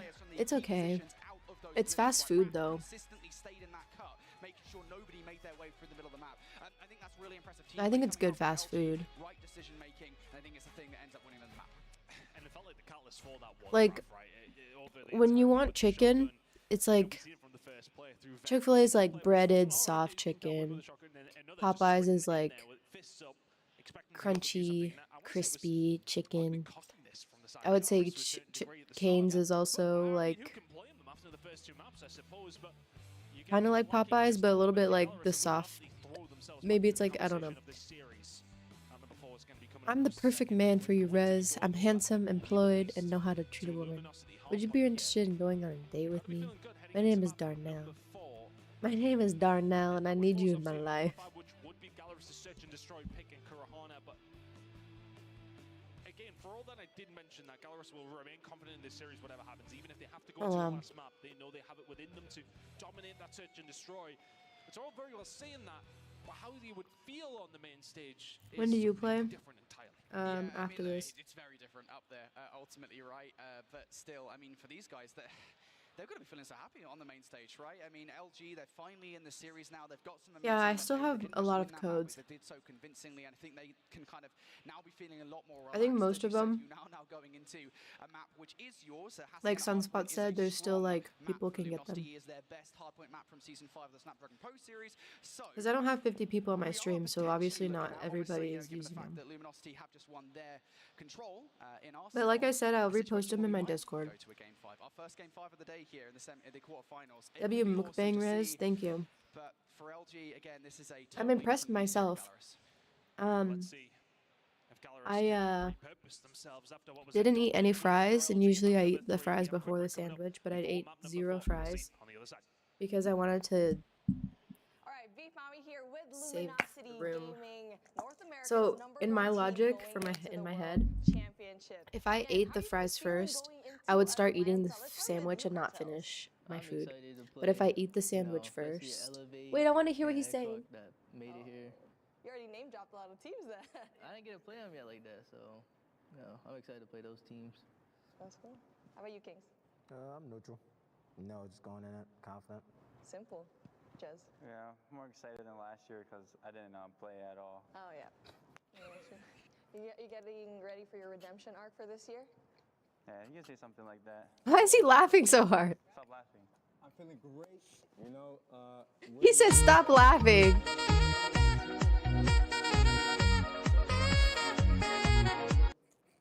It's going great. I can't hear us, Slug. Of course. What do you think sets LG apart from the other NA teams? You got me thinking now. Oh, yeah? I got it. Oh, okay. Simple. He got it. It's simple as this, you know. Stage 4 MVP from last year. This guy is a prodigy, I'll be honest. In my honest opinion, the best AR in North America right here. Jez, 2022 World Champion for a reason. And we got my boy Estug, probably the most talented, best player of all time in NA. I know it's a big take, but I genuinely think he is like one of the best of all time. And you got me, AO Raf, the best shotgun player in North America. I can definitely claim that. I think something that really makes us great. I think he just wants to make people to laugh. These players, myself included, have something to prove. You know what I mean? Going into champs. So What pushes you forward, like as a team or as an individual? My mom, before, she did not want me to play at all, wanted me to go to school and stuff. I had to have, like, Sylvia, like, teammate him, like, see, I'll talk to my mom, to let me play and stuff, so she kind of helped out on that. No, I'm support you, so I just want to make my mom proud and stuff. pretty much the same thing, you know, want to prove to myself that, you know, win a ring, supporters too as well, so, you know, got something big to live up to. Last year I didn't play stage 5, so, and being that 2022 I got a ring, I want to be the first to get 2. Proof as a team that we can be the first team to win again. Individually, I've been doubted a lot as a player, but so that's one thing that motivates me. But even sometimes when I'm down, I look at these guys. Every single player here, myself included, is really hungry. So we're coming in with flames. This will be the best Cod Mobile Championship we've ever had, period, to date. So make sure you tune in. Well, Raf said it himself, they have something to prove. They have themselves now a series that they could potentially come back in here. I think people are thrown off with that team because they're the most outgoing and the ones who like know how to talk to people better than anybody else. By the way, Wolverine, thank you so much for gifting a member. I appreciate you. Thank you so much. I'm gonna go check who that was after I eat this. Going so far over the Americans' heads, I'm not gonna lie. But back to the conversation. conversation and LG back into this game. But do we believe that this map Playboy, they don't smoke. based on maps 1 and 2? Oh, and Lou got the gifted member. Now for LG is going to be there. They know What's up, Killer Bean? What's up, Zafar? Am I weird for always eating the fries first? No, I usually do, but I did it the right way this time. This is where your ARs are going to show up to the game. And you heard the call, right? I mean, Kings and S-Thug, two of the best ARs in North America, right? Raph has got a lot of confidence in his team. Of course, Cartel's also, I mean, he showed up in that last game as top fragger for the roster. He always shows up in these situations. Jez benched himself, though, last year. I feel like, genuinely, I know we said 3-0 to begin with, but now, of course, you know, we have the map set in front of us. I'm pretty sure. That feels fired up here. I feel like this might well go all the distance to a game 5. In the pit of my stomach, I'm with you on that, actually, because it just feels like it's such a flip. It's so many times, I mean, over just Call of Duty esports full stop. That third map in game mode, wherever it is, over the years, domination comes to the flag, control, whatever. We love you, Raph. LMAOW. I love Raph. That shit look. That shit. The food came through. I didn't even hear. I've been lurking. What's up, Asterix? He got some Co-Jones. How's your flight, Rezz? It was good, Asterix. Thank you. I renewed my membership. You got a gifted membership. You should say thank you to Wolverine. And at least antisocial gamer of all time. At least antisocial, yeah. It was Lou, Rezz. We love Wolverine. W Seth. Lou, you crazy, lol. Wolverine, literally. I'm like, what? Seth has been asking how to get a membership for so long. He has a black thingy, so he must have gotten a gifted member for a while.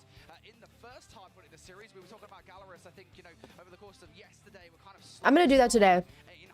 Someone hold me accountable. I'm gonna add emotes on the stream. I'm gonna fix the Nightbot commands and delete the ones we don't use. And I'm gonna add more of the badges for the membership roles. That's 3 things I need to do today.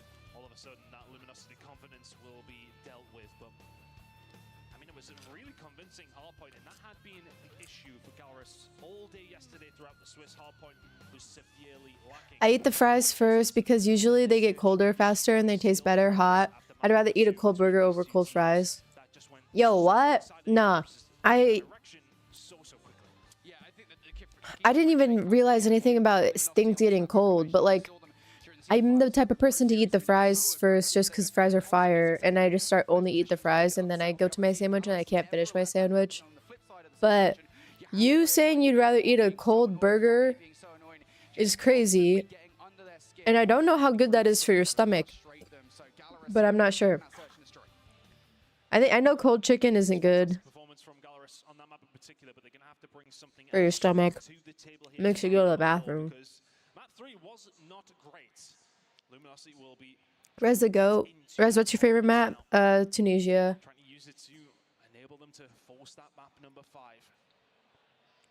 In this series, I'm sure this map is going to be an absolute banger one way or another. We should be jumping in momentarily, but I think for Hacienda, talk to me about both these two teams and how we feel about this map specifically. I know you mentioned already LG feel probably confident on it, that's why they picked it. Right. But how do you feel about Gallerus' chances on this map in particular? You know, I'm so glad you asked, Tom, because we did actually see them yesterday on this map combination against Godlike, and this is, I think, partially where our kind of talking points about a slow start. I'm gonna. I really want to mute Lou, aka Seth. Godlike started so strong. Actually, towards the end of the game, they almost brought it back. It came down to a 14-point game in the end. Godlike, I believe, were able to finish things off on. I'm over it. But nonetheless, I mean, Gallerus are capable on this map. I think if they do start the way they did on map number 1, LG might not like the Gallerus that they see. But I mean, again, it's just a question of, are we going to get that Gallerus that we saw yesterday, or are we going to get Gallerus we saw in map 1? Well, both these two teams still alive in this bracket. Stalwart and Godlike have been dealt with. Hearts out. We did have to just remind everyone by getting that little scratch through that there. Thank you to Uling for kind of doing his job. He's too nice of a guy. I would have been staring him in the eyes whilst I crossed his name out on the bracket. I feel like if Q9 get all the way towards the grand finals and there are eventual champions, there's just going to be a ton of hearts on the board. It's kind of like Alice in Wonderland or something on our on our bracket. You'll know that Ooling's been there, that's for sure. But yeah, he's a really nice guy, of course. It's actually funny you say that. Mine was shipment because I was a gold grinder. Gold. Cold Taco Bell, you be asking to be glued to the seat. Ew. You know, it's actually bad to sit on the toilet for that long. So, like, if you just, like, can't go to the bathroom, just get up. Because it's bad for your butt. Was about Lucasin and Ooling, who are the best players. But the fact that Ooling spent time of his victory speech to say, Lucasin's an amazing player. I've got so much respect. I learned so much from him. I mean, it goes to show, A, how wonderful a player Ooling is. It's a rare breed for sure. And then B, how... Why are they talking about Ooling? He's not even up there, bruh. I think we need more personalities like Ooling on the broadcast team. People to be nicer to me, actually, if anything, you know. To me, mate. Yeah, no, wow. You deserve everything. Bro, talk about LG or Galoris. What the fudge? We need more nice people. What? This is competitive gaming. Get yourself involved and see who... If you get a bit of a nice off with Ooling, but... I mean, you're not winning this level of... No, you're not winning. You're not winning at all. But let's see who's going to be joining Ooling and Q9 in tomorrow's festivities. In the map before we go, we may well not decide that between these two teams in this one. If Luminosity can force a map number 5. But Gallerus, can you... Wolverine, I still need to do all those, but I said I would do it after the stream today, so I need someone to hold me accountable for it. I'm not too sure. Luminosity will have the bit between their teeth here, buddy. Yep, Luminosity have to start strong. Kieran Hassie and a hard point again. It's a very... Do I have an ace emoji in my server? Because I could just download it from there. If you send me one, it can't be a GIF. It has to be a still picture. They're going to have that kind of rotation towards P2 in the back of the mind. That's why you're seeing Luminosity back up just a little bit, making sure that nobody from Gallerus has kind of gone through. All about the rotation, though. It's going to be coming in pretty shortly. I'm just curious to see how some of these opening gunfights are going to go. Very even across the board. Yeah, Moon, I remember. It's just it was an animated one too. I can find one. I have to make that. I can download a picture or something. Luminosity actually winning some of the fights as well. I was a little bit concerned that they've let too many Gallerus players already in towards Lamborghini.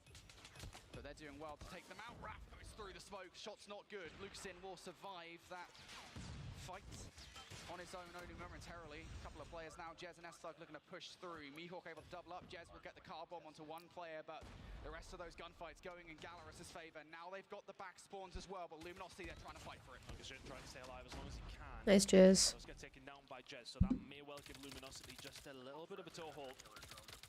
Over towards this hill, if they can even get anywhere near it. Gallerus right now are just about keeping them at bay. Operator's going to start coming into play. Oh, let's go, Raph. Come on. To find something there, though, Estog is the only one who can... He's in point. Let's go, Estog. Period. Kill Lucasin. He's on the outside. Nice. One more. Actually, 3 more. Throw that shit. Let's go. What? Sorry. How did he die? Don't even push that point. Still a couple of players hanging around here. Fokke over the top will get shut down, not able to connect with the R9. So LG will get that scrap time. And actually, to be fair, they might have a good look at the rotation as well. Estog has snuck through. He's getting some shots in towards Mihawk. Mihawk trying to play his life. That's not going to happen. And if Estog can find even more... This map is a hard map, I think, for hard point.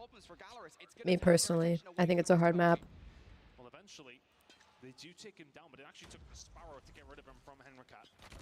All of a sudden, this rotation that was... Damn, Estog, period. Luminosity have come through the front door. Estog has come back with his own Sparrow and said, yeah, okay, I can do this too.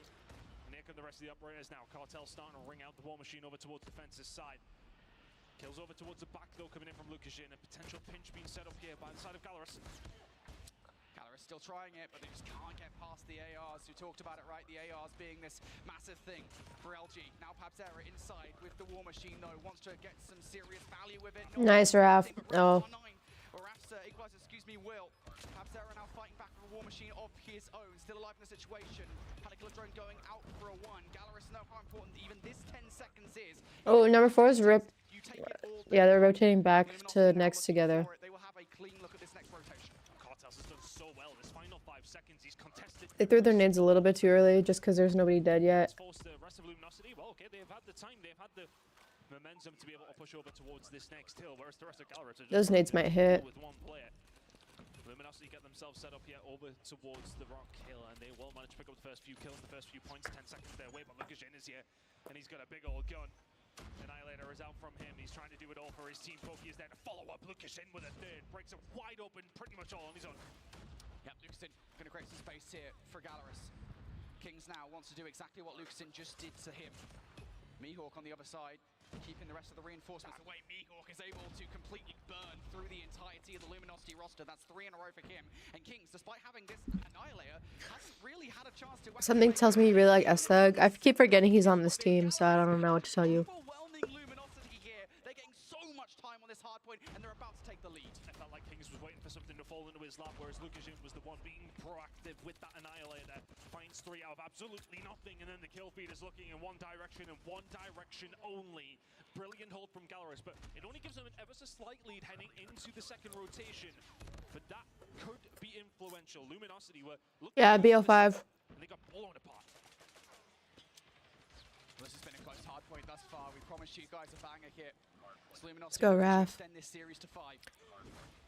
Now I want to try and take the lead once again. P1, mixy as ever. Pabzera trying to garner some kind of control of this top side. The ARs for Gallerus are going to want to step it up a notch if they do want the map control around here. LG, look, they're going to be in here for the moment.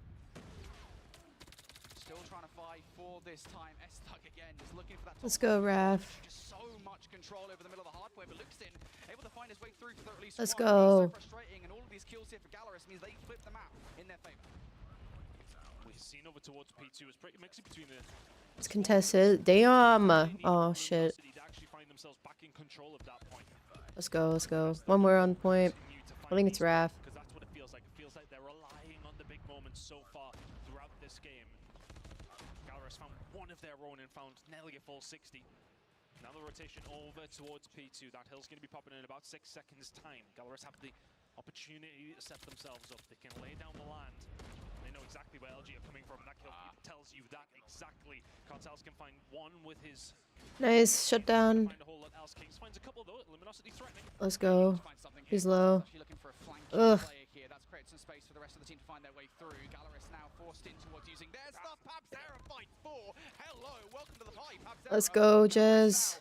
Full investment here to take this time away. Luminosity split spawns round the back line. Looking to try and take it away from Gallerus. Foke Damn.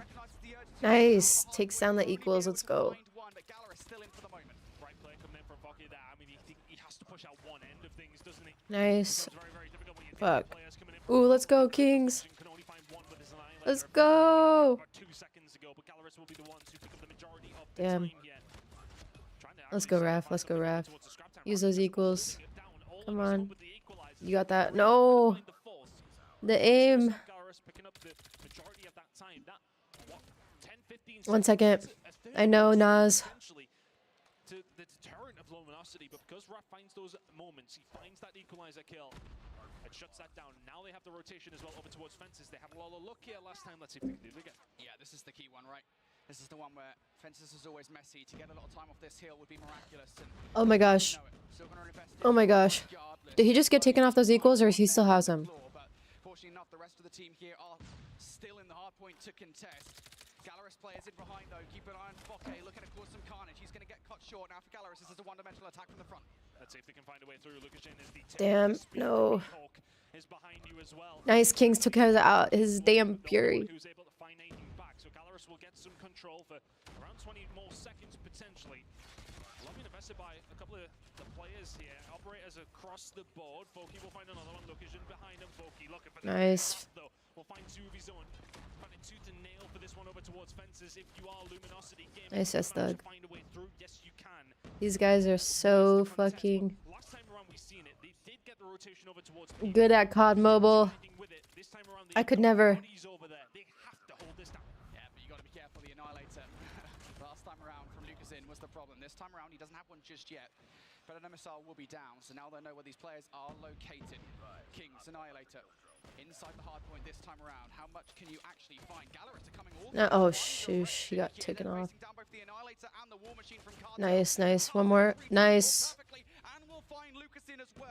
Perfect reads. Except they're coming down from the other hold of their own very, very shortly, though. You would like to think. Oh, Usage, you one are more. absolutely right. So efficient from Cartels and Co.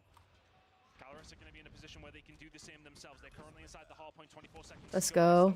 He's got a Sparrow of his own. He threw that trophy down hella quick. Damn. Yeah, Galoris is Latam. Latam versus NA. West versus West. Still holding on for this one. Meekor, can he get anything done with the purifiers? No, Raph on the other side. Meekor's still alive, by the way, with that purifier. What? For the players to go through the middle of the map. He's not Cartels took him out though. Period. so as we go into the second set, or the first set, excuse me, here, Luminosity. Come on, Raph. Come on.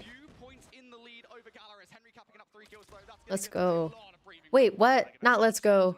Too much blue in the feed. And we do see teams pick up decent chunks of time on this Fountain Hill. Oh shit. Initiate to be able to do that. Setting themselves up, still continue to find the kills. Luminosity maybe need to take a step back. We've got a dead even game. And it feels like Gallerus are probably going to have a lot of operators available here. You can see already Henry Cat has the Sparrow out, trying to do what he can with it too. Nice as thug. Cartels is in the point. Raph's coming through.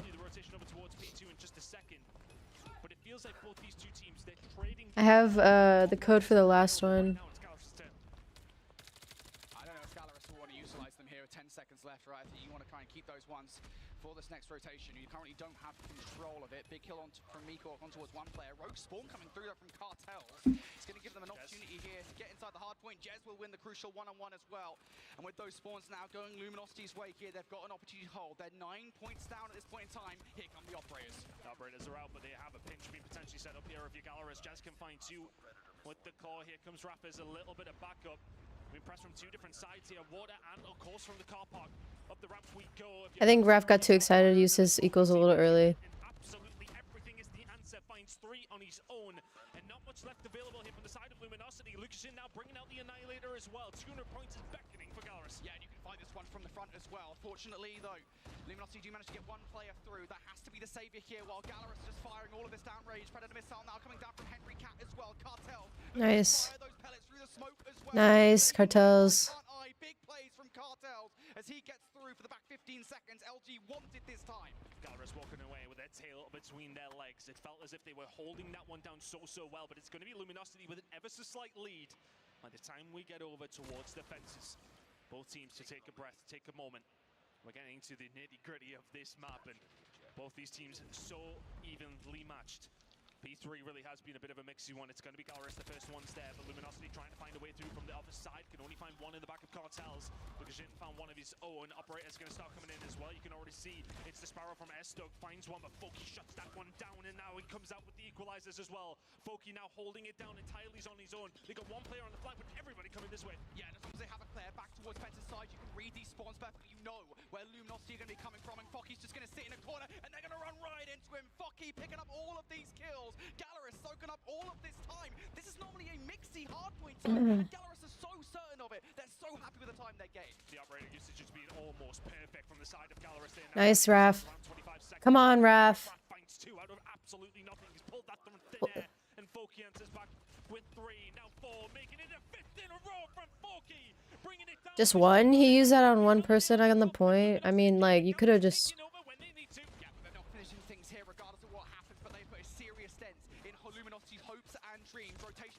Come on, come on, come on. You guys gotta go next now. Fuck.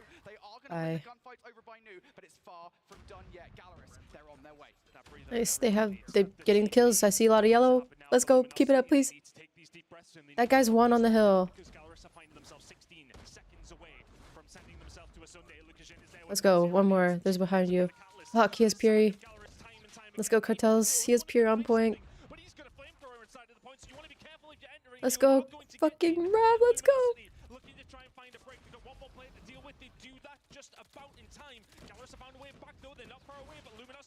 Oh my god, let's go.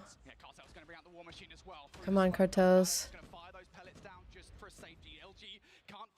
Yep. Come on. Perfect. There's like another... 1 more below you. Come on. but neither team could finish it here. Oh my goodness me. That was really good hold. Let's go, S-Thug.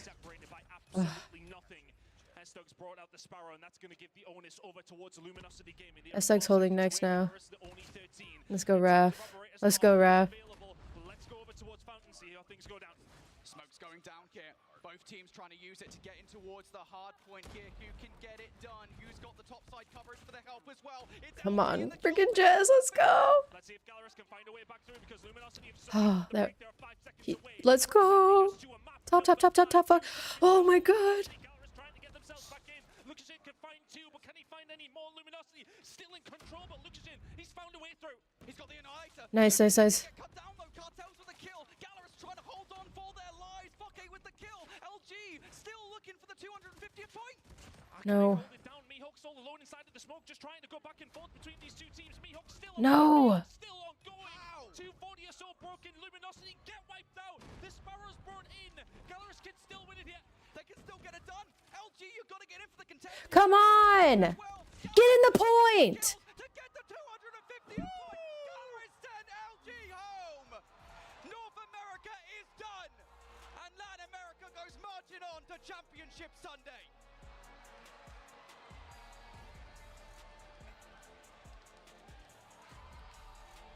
My goodness me. What a map. It's a 1-point game win for Gallerus. Luminosity. We're a breath away from sending us to a map number 5. What an end to this series. And what has been the best series of the day so far. My goodness me. It just felt like it was just utter chaos throughout that final hill. It was back and forth between us. I didn't know when it was going to end. You didn't know what it was going to end. Nobody did. It came down to some final moments that we're going to have to see again. It's just constant. Gallerus just constantly got another play. I think it was Mihawk, right? He managed to get in towards the kill there, towards the Ken to keep the game alive. I got to see that again. I got to see what kind of crazy plays we just saw.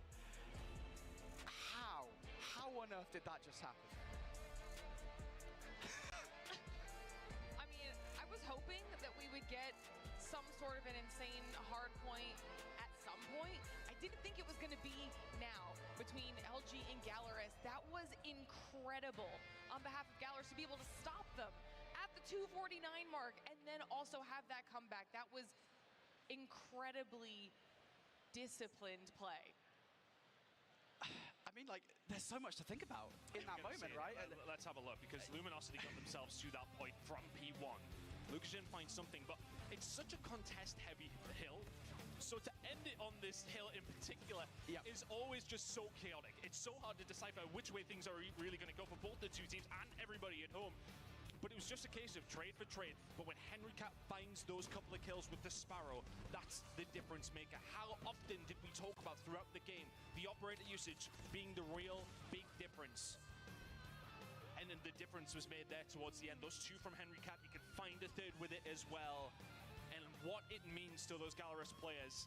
Their hard point, frankly, has sucked over this tournament so far. But for them to find two maps like that, it truly puts them into the conversation. For a map like that as well, gives you so much momentum heading into the semi-finals. And I know we've been talking a lot about Gallerus on the whole, right? Everybody has been doing their part, not just today, but over the course of yesterday as well. I think now is the time to talk about Lucashin. 52 kills, with over 90 seconds inside the hard point. This is why Lucashin is considered one of the best players in the world. And you saw the reactions on behalf of the entire team right there at the end when they were able to clutch that up. You can tell just how much this means for the team, not only to get the win, but continue on in the competition. They're now officially going to be top 4 in the world. They've made their way through out of quarters into semifinals, live to see another day. They get to watch the rest of the competition and reassess how they're going to attack tomorrow. Now, you've said, everyone's been saying it a couple times, they started off potentially as an underdog. Every time we watch them play, they get a little bit better every single time. Push themselves. No, it's because Lucashin has a good team this year. Honestly, I know we've been talking a lot about China as like the region to be feared, right? And I still think that's the case, right? Obviously, we've got Elevate versus Wolves. The winner of that matchup will be facing Gallerus tomorrow in the semi-final. Honestly, I would not be sure that either of those teams would. Last year, Pabzera and Mihawk needed Lucashin. Well, I want to hear Now they had a players, especially after a match like that. If I'm not mistaken, I believe we have Beef Mommy standing by with Lucas and Mihawk ready to chat. I'm here with Galoris, Mihawk, and also Lucasin. Let's start with you first, though, Lucasin. Mihawk is kind of hot though. Right now, especially for this tournament, you've been at the line of 50s this entire time when it comes to the kill count. How does it feel to finally be here and move on to the grand finals? Como é que você se sente estando aqui finalmente, ganhando tudo que você fez? Como que você se sentiu durante todo esse jogo? Olha, esse jogo foi sensacional. O que a gente foi da metade pro fim da partida foi insano. Nosso time foi absurdo e, cara, eu tô sem palavras até agora, não entendi muito bem o que aconteceu. Só que, graças a Deus, conseguimos sair com a vitória e, finalmente, no top 4, depois de tanto tempo, representar o Brasil desse jeito, com essa seleção absurda, é um sonho. This was a great game. I'm still speechless. I didn't know what happened yet, but we're very proud of what happened. And I'm happy for Lucasin. All our team. For sure, a really good He has a good team. for the Western side. Alright, this is this code for the spray. If you guys didn't get it earlier, I'm gonna repost them. That's the code for the spray for today. This is the code for the weapon camo for today. This is the calling card code. Oh yeah, I have like a 10-second, 15-second delay. Forgot. Here's the weapon camo code for the DRH weapon camo. And then here's the final code. It's the operator. It's the Sila. Nosso time aqui, a gente se mantém calmo em qualquer momento, então na hora a gente já estava se organizando, onde que eles iam vir, então eu consegui me organizar muito bem ali com a equipe. E foi isso, cara, sinceramente, nem sei o que aconteceu, só Deus estava do nosso lado e foi isso. Yeah, I still don't know what happened yet. The only thing that we prepared to stay there, it didn't matter from where they were coming. I knew that I was prepared to help the team.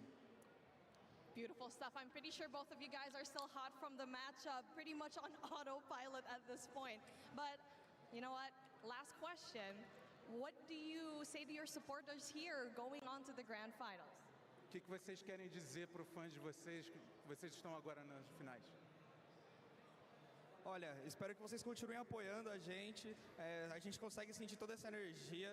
É sensacional estar aqui representando mais uma vez o Brasil e continue apoiando, que se Deus quiser, coisas melhores vão vir e vai ser totalmente diferente igual foi os últimos anos. We want to keep feeling the energy of you. We thank you very much for the support and we will give our best. And I don't think we need a translator for this one. Boys, you deserve it. Oh God.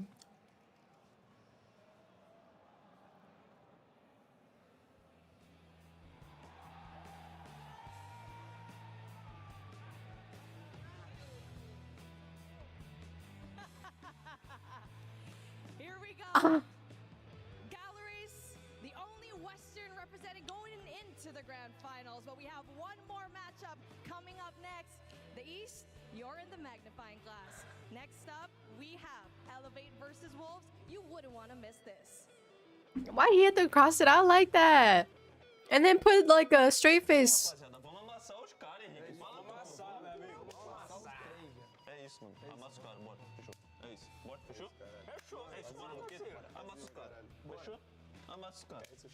Vamos, rapaziada, amassa o cara que é galo, rapaz. The Snapdragon Pro Series is brought to you by Snapdragon Elite Gaming, Monster Energy, DHL, and the United States Air Force.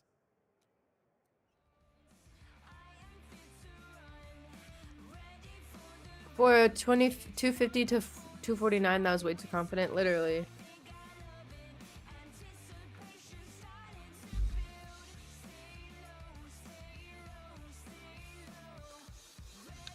I'm gonna say something.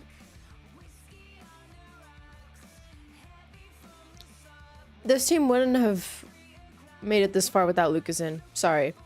That's all I gotta say.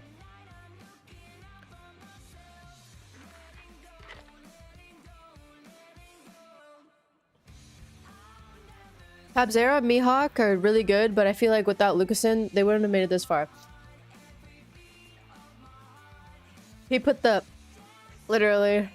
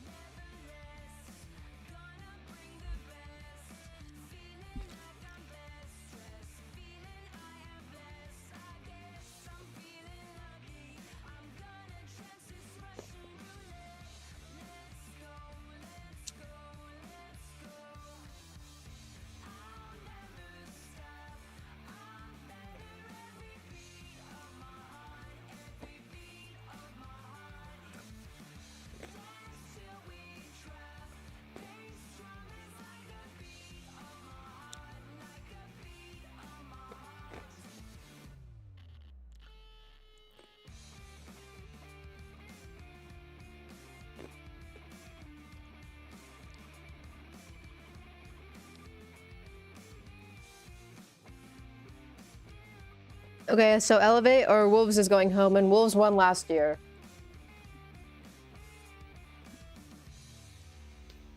So...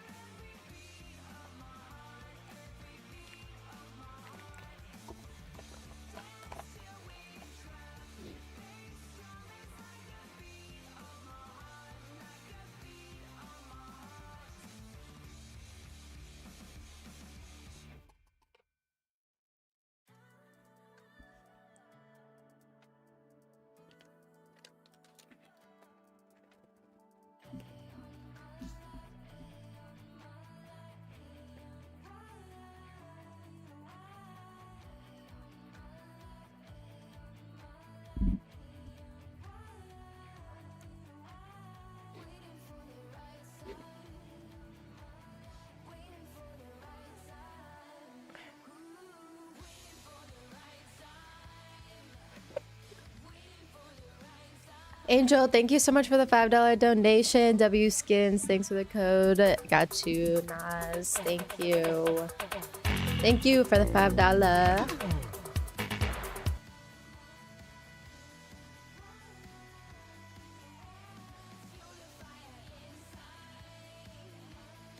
I'm sad. I wish...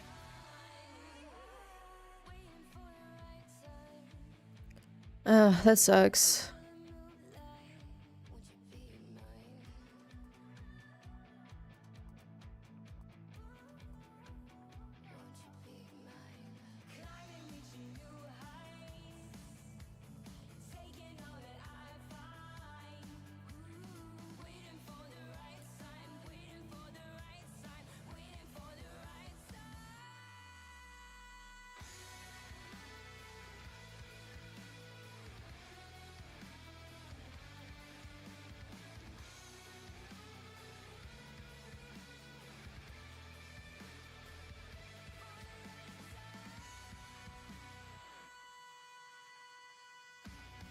Rev said it's the end for him. I mean, like, he...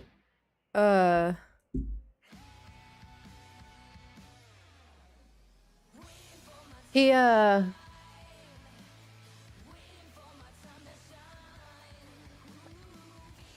he has other priorities, but I think he's still gonna compete. Or not compete, do content.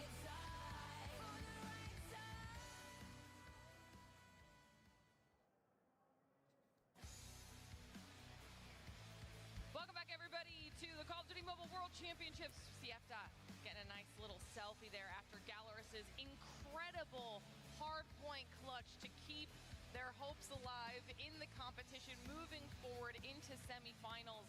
And now we have only one more match left on the day to determine the last. Bro, if Wolves clutches, they have all of their spots in finals tomorrow. This is going to be a great match to close everything out because it's going to be between Elevate and Wolves. Elevate being one of our undefeated undefeated teams, like we were talking about at the top of show, through that Swiss bracket. So this is a big match for both these squads. Wolves obviously being the defending champs. Yeah, I mean, look, if you're slated to have a banger to close out the day, it might as well be Elevate versus Wolves, two teams that did face off each other not too long ago. This is a reprise of the grand finals of CDSI as well, and well, it just wasn't really that close. No, it wasn't. It was a 4-0 sweep, and I think I have to eat my shoe on this one because I went out on Twitter and said that there's no way Elevate beats Wolves if they don't properly veto, and they blew them out of the water. So I get my get back. I'm not going to eat my actual shoe, though. That's a Those are nice shoes, man. I didn't see that happen. I think I could eat them if I had to, though. We have a whole other day. You're going to need to be able to walk around and talk about Elevate, though. Okay, let's start deep diving these teams. Tell me a little bit about the squad. Yeah, look, again, like you already said, Elevate, they go through the Swiss bracket undefeated, 3-0. Search and Destroy was probably their weakest. They did finish 1-2, but they did win both controls, naturally speaking. Hardpoint has been a strong suit, to say the least, about Elevate. They put Karina on the map going in towards this entire event, and everybody had a massive target. Looking at Elevate as a whole, you could pick any one of these 5 players that could pop off at any point in time. Everybody wants to take down Elevate and make sure they know that they are truly #1. And that's the thing is, like, this Elevate team wasn't just impressive from a month ago, not even when they were at CDSI, but they also had the most difficult Swiss stage. They had to go through Godlike, Q9, and Stalwart. So all 3 of their games were versus teams that made it to the top 8, and they only dropped Search and Destroys. And in the process, it wasn't just that they dropped a couple of searches, they actually looked really good across all of the respawns, winning with some convincing margins in Hardpoint and a couple of really solid wins in 2 controls that they had played. So they're really knocking, I think, on every single door they need to go back-to-back in terms of championships. And then, of course, on the flip side, we've mentioned it a couple times, we do have the defending champs in Wolves, but maybe not as strong as we saw them last year, just based off of the level of competition we've seen across the board. Yeah, I mean, this is a shell of the former name that was your 2023 world champion, of course, but they obviously do have their strengths. That's why they still find themselves here. And to be quite frank with you all at home, they did have a fair shake when it comes down to their matchups, having to go through Gallerus, having to beat Luminosity, lost that one 1-2, and then beating Vitality as the final match that we had on the main stage is no easy feat. They went the distance, but nonetheless, they can definitely find a lot of improvements between then and now. Yeah, I think the interesting thing about this Wolves team, you know, kind of looking at China last year, we had 3 squads, 2 of which we really looked at as being like, ooh, could be either of these 2 teams, that being Wolves and Q9.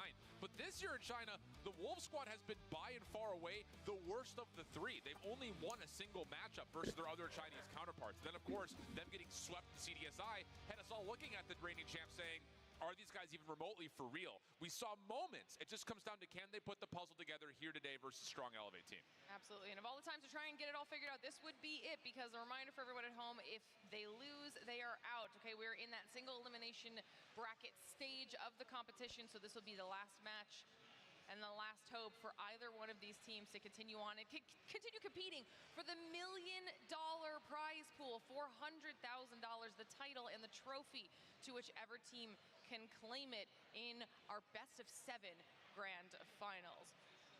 All right, now we gotta start talking about it. Next piece of the puzzle, we have to talk about this map pool. Who do we think it's gonna benefit? Who do you think could potentially maybe start off a little bit stronger? I'll start with you, Shift. I think the mind games from CDSI tilt a lot of natural advantage to Elevate because they were able to defeat Wolves on Summit, which was their most played map. That was one that I looked at and said, if you're Elevate, you got to get rid of Summit. I know it's one of your best, but you can't allow Wolves to have their most played map. It's actually Wolves this time who veto out Summit in the process. So we get a Hacienda and an Apocalypse. Both hardpoint maps are great for Elevate, but then we also have the Kurohana in for map number 2, which is also, I think, more beneficial for Elevate. So just basing off of what we have for picks and bans, I think Elevate have a major advantage in this best of 5. Especially because Hacienda was played in that CDSI Grand Finals. It finished 250 to 189, and albeit a respectable scoreline, you're going to need every bit that makes you a very good team in Wolves to take down Elevate. Whether that's giving them their first hardpoint loss, whether that is taking advantage of their weaker Search and Destroy that we have seen across the weekend, something has to give. You're going to need to find themselves in championship form early. This has a Grand Finals match written all over it, and we have it here. One team is about to go home. And all day we've seen some pretty dominant series so far, right? We start off with 2 3-0s. We just finished up a 3-1. So talk to me about how you think this could potentially be playing out for everybody, because are we going to see another dominant performance, or will this be a little bit more even? I think this is going to be pretty dominant. I think based on the recent results, which was very convincing in favor of Elevate, plus it just doesn't really feel like Wolves are playing at the same caliber as they had last year. I don't know if it's because of the meta Hold on. with the Odin in play. I don't know if it's because their Search and Destroy just hasn't been as polished as it was last year. Regardless of it, maybe a combination of everything, it does feel like Elevate holds a major edge, which feels so counteractive to what I was trying to say about a week ago or so when they were playing at CDSI. Let's not forget, especially for Elevate, benefit. That's so crazy to me. They finished 3 matches and they were gone. To go back and immediately learn from what they had been faltering on all day yesterday is in their Search and Destroy. So it's going to be a completely different team that we're going to be getting in this series today. I'm alongside with Shift. I think this one's going to be rather dominant. All right, well, we'll have to see if the other casters agree with you in just a few minutes as well. And we'll ask everybody at home the same question. And we're going to give you some time to think about that because I have a little bit of an update that I'm being told from production. We're going to run back a clip of what I'm talking about. We have a slight delay, okay? Because when Gallerus won, the desk was punched, and it was punched so hard that it literally broke. We have to replace the desk in order for the competition to continue. So that just shows how much passion, how hyped Gallerus were when they won. That is one powerful Vamos. That's Mega gets Giga Vamos. Giga Vamos. That's different. I've never, in the amount of COD esports I've watched, have I ever seen an actual desk break. Not in the challengers pits, not in COD Mobile pits. This is the first.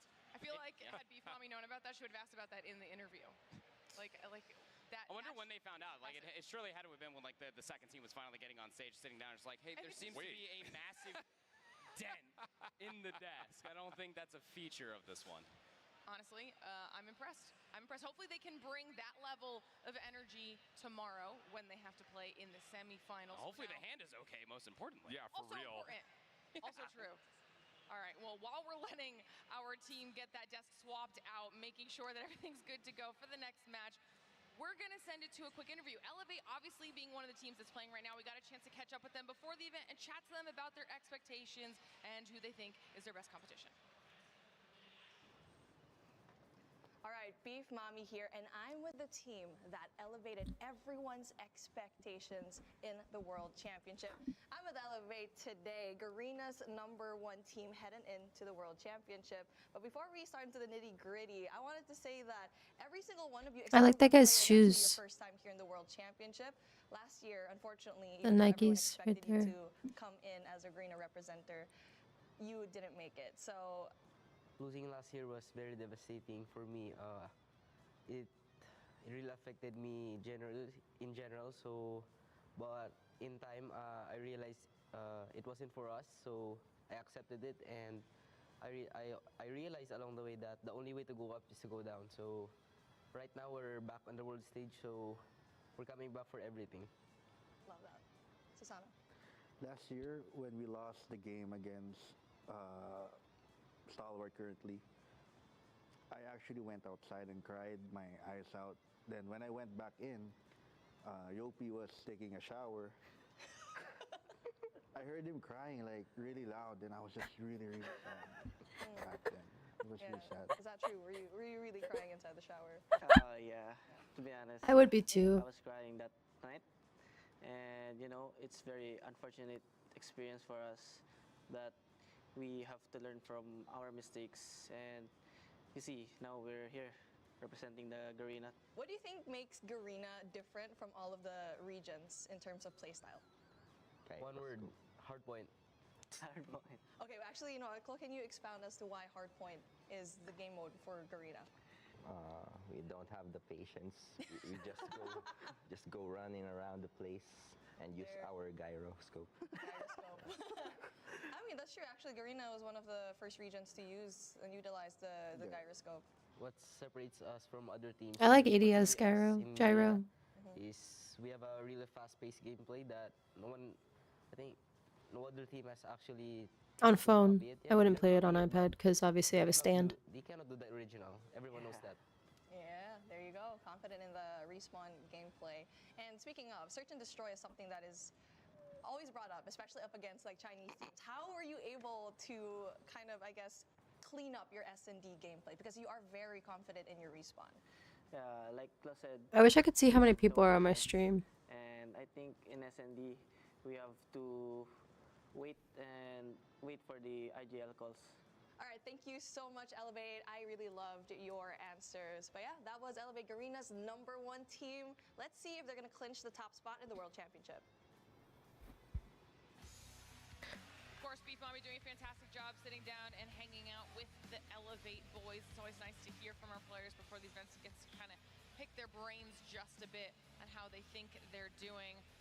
Reminder for everybody at home, though, we are currently waiting for a broken desk to be swapped out so that we can continue on to our 4th match, our last match here on the day. But if you're just hanging out and you're waiting with us here locally in Atlanta for DreamHack, while you're waiting for this swap, make sure you're checking out the floor. There's so much cool stuff to do here. A broken desk. Who broke the desk?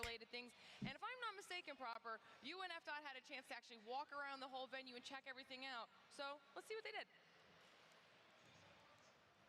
What's good and welcome to DreamHack. Call of Duty Mobile World Championship is going on right now. Last year we were here. This year, well, we're back. So it's going to be a good. This guy's back too. Come here. Come here real quick. What's up? I know you're hungry for competition. How's everything going? You ready for this weekend? I'm definitely ready. We're definitely confident. Oh, what's up?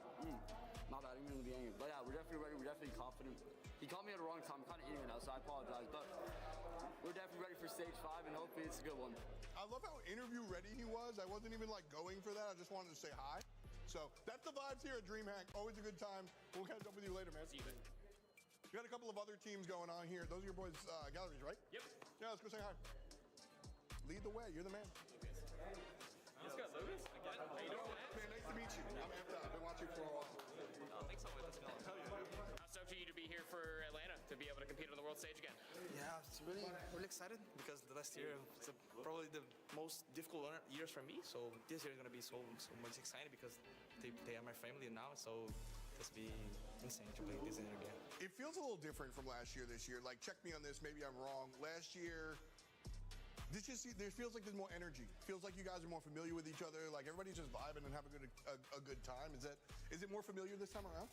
Yeah, bro, because the chemistry we came together, so it's really different because that makes us more strong and make more powerful, you know. So Bro, why is he asking hard questions to somebody whose first language is not English? And everybody else, or is it more just your team? Yeah, we can do the both things because we are so much. I mean, like, he's trying, but I don't know. I feel bad. Talk with anyone, so it's good. That's good. That's the cool stuff, man. Seems like there's a nice little community happening down here. Yeah, I mean, I haven't been back in as far as like the players' lounge is concerned. Is there a ping pong table back there? Are you gonna like smoke all of Q9? There we go. There's a real question. Table games that you're gonna take a lot of money in, or what's up? Yeah, I really want to try it because I like to play. There's a ping pong table over there? I don't know. I haven't been back there. Yeah, that's what I'm saying. Yeah. Where's that food at though? Because that well, here's the rest of that. Oh, I thought he was.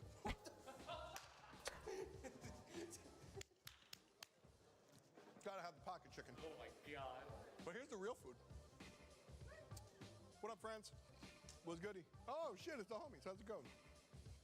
Good to see you. Take what you can. They're not refilling, so what is They're your not here? oh, okay. No, it ended 30 minutes ago, so they're a good We have spread. char grilled flat iron steak, caramelized shallots, sun-dried cherries, and port wine jus. We also have nothing. And there's plenty of vegetables left. Welcome to Call of Duty Catering. Eat your vegetables! What the f? What you making over there? A little bit of mid-medley for the voice. Why aren't you so the way you are? I don't know. I'm classy though. I'm in Arnold Palmer like a real man.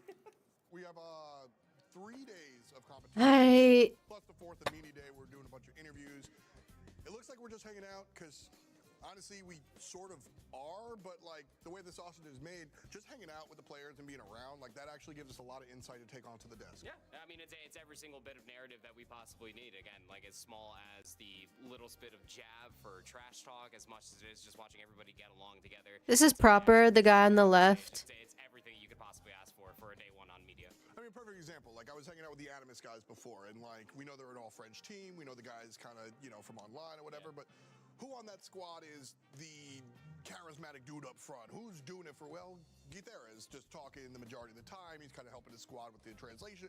he's the guy in the server that's also doing that. You're not going to find that on Wikipedia, but you'll find that by hanging out. And I read a book once about commentary, and they said the most important thing about baseball commentary is showing up for batting practice, just so you can be around the guys, right? You got to understand their characters. I mean, they're more than just a bunch of competitive professional Call of Duty mobile players. Like, there's a personality back behind the phone. Well, he's doing the opposite. The symbols that they wear on their fingers, like there's a whole lot of personality back behind there, and we're going to be seeing a lot of that as the weekend continues to unfold. Yeah, last year the guys, I think, started to get a little bit more familiar. This year, you heard us talking to Lucas Gide. Everybody's just friendly now, you know? You see in the tribe guys, like, high-five the European guys, like, man, it's been a while. You know, there's some language barriers with some of the squads, but really everybody's just excited to be here. Real community-based feel, which I think is generally the idea with what we do at DreamHack. Just show up, be a gamer, have a good time, and let it rock, which is exactly what we're doing here in Atlanta, and that's what we're going to be doing all weekend long. We crown a champion on Sunday. Be there.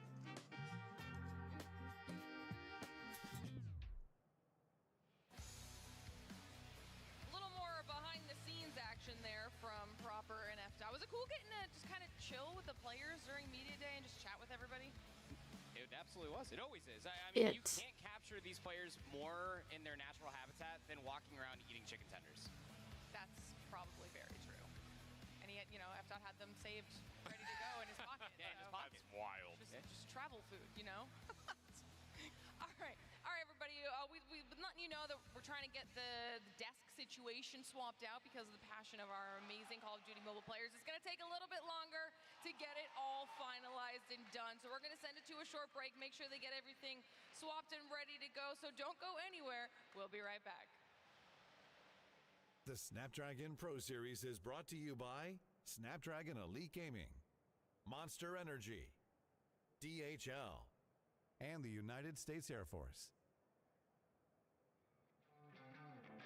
Since the year double O, we was out to get more. Bunch of really real G's, burning G's till we low. Sitting by 45 like I'm Jordan on the floor. Here we go, against the grain is what they say my name for.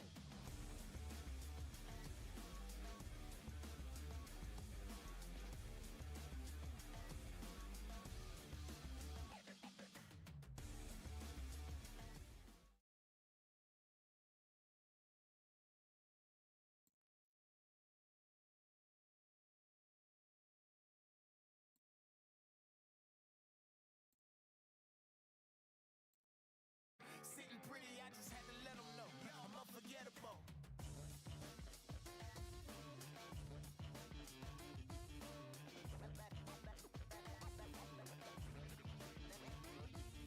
I'm unforgettable.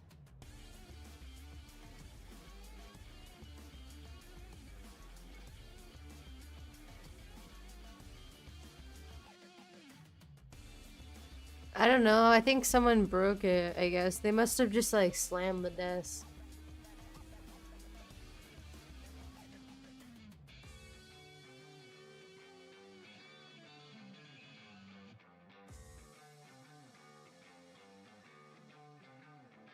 Since the year double O, we was out to get more. Bunch of really real G's, burning trees till we low. Sitting by 45 like I'm Jordan on the floor. Here we go, against the grain is what they say my name for.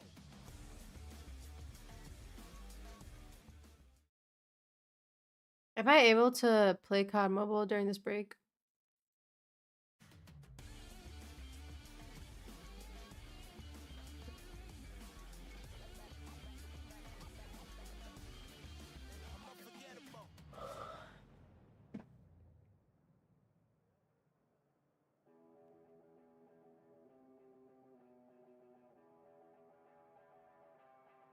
Are you ready or not? Hi, chat.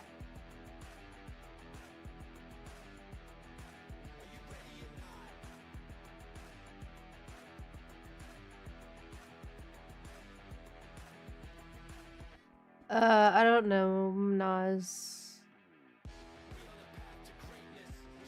I'm kind of mad because I only have like, well, now I'm a little happier because we have 30 viewers, but earlier I've only had 20 viewers, so I'm like, what the heck is going on?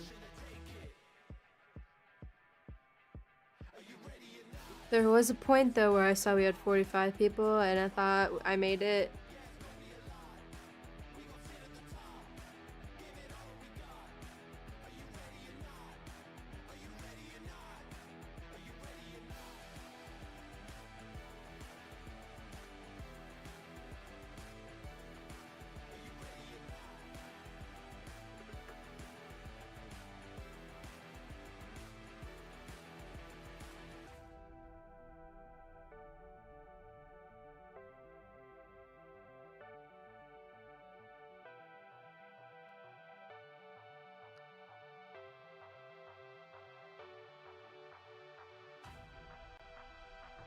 Rezz, pie in the face is for the final day. Can you do a muffin to the face? There's like not gonna be any like frosting or anything. It's because everyone's streaming it right now, but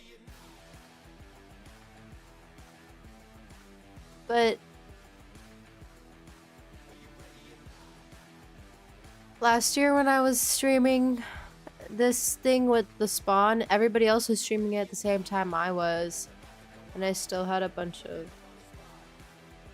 more people.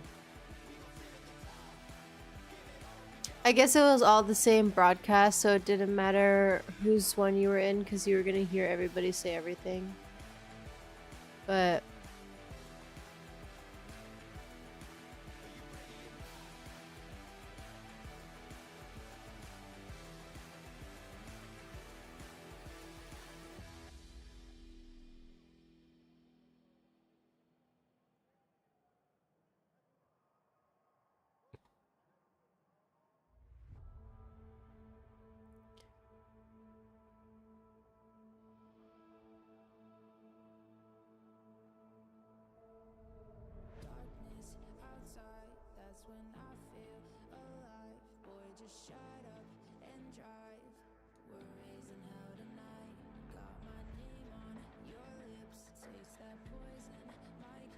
yeah, but it is what it is, Rezz.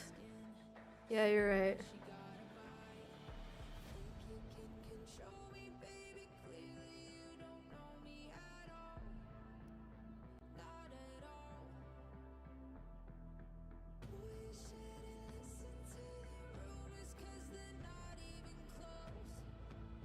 You have a good professional stream, it's cool. Really?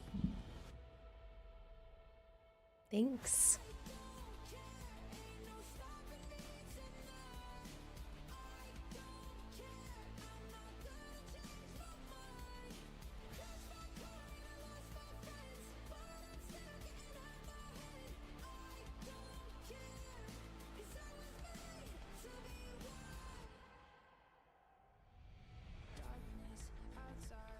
If it makes you feel any better.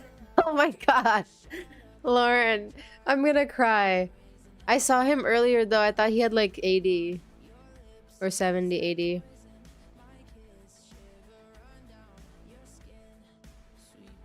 These 70 are the loyal. I don't have 70 right now. I know I have like 20.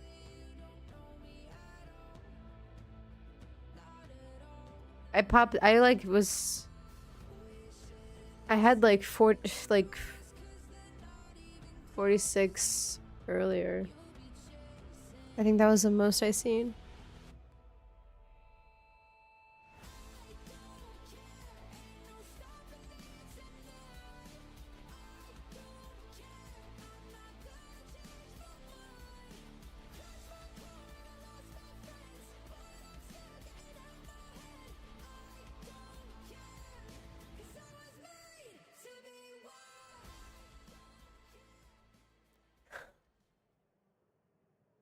Hey guys, Infinity here at DreamHack Atlanta for the Call of Duty Mobile World Championships 2024. We're here for yet another interview, and I have the reigning champions, Wolves Esports, here. What does it feel like to come into Champs as the reigning champions? I think Nyan is sitting down with we know we need to put in even more effort to defend our title, so we're still under a lot of pressure for this year's World Championship. Were dominant. You only lost maps to Q9 and Godlike. Do you feel like the field of competition this year is a little bit more competitive? Last year we lost a couple of rounds even though they didn't cost us the championship.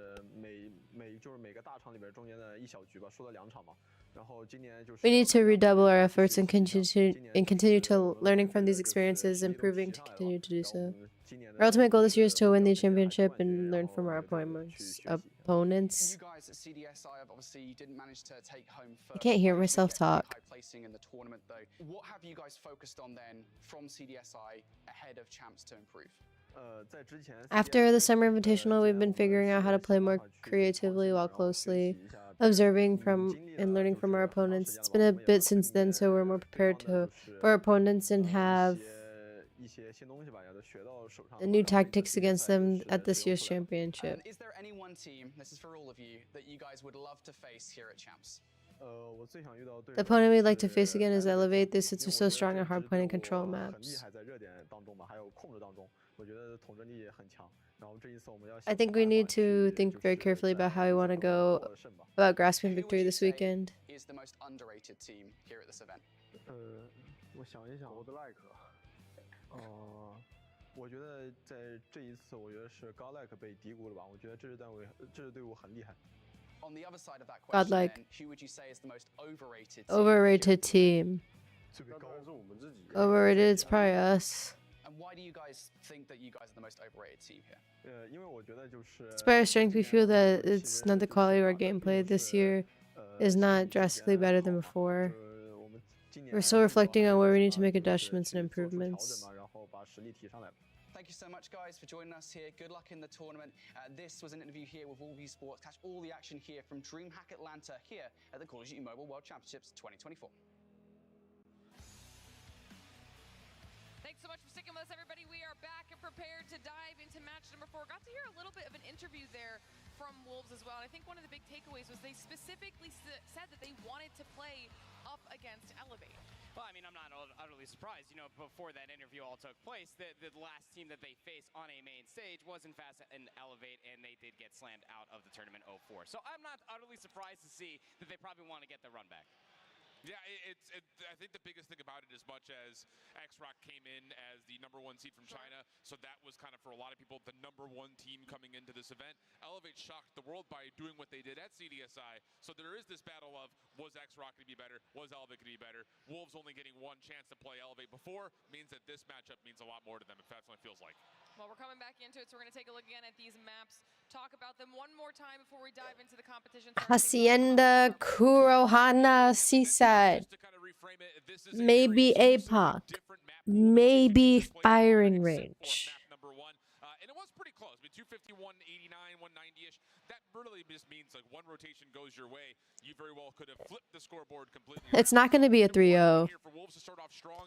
It's going to be like a... Resource management is obviously everything as well, going back and rewatching that grand finals.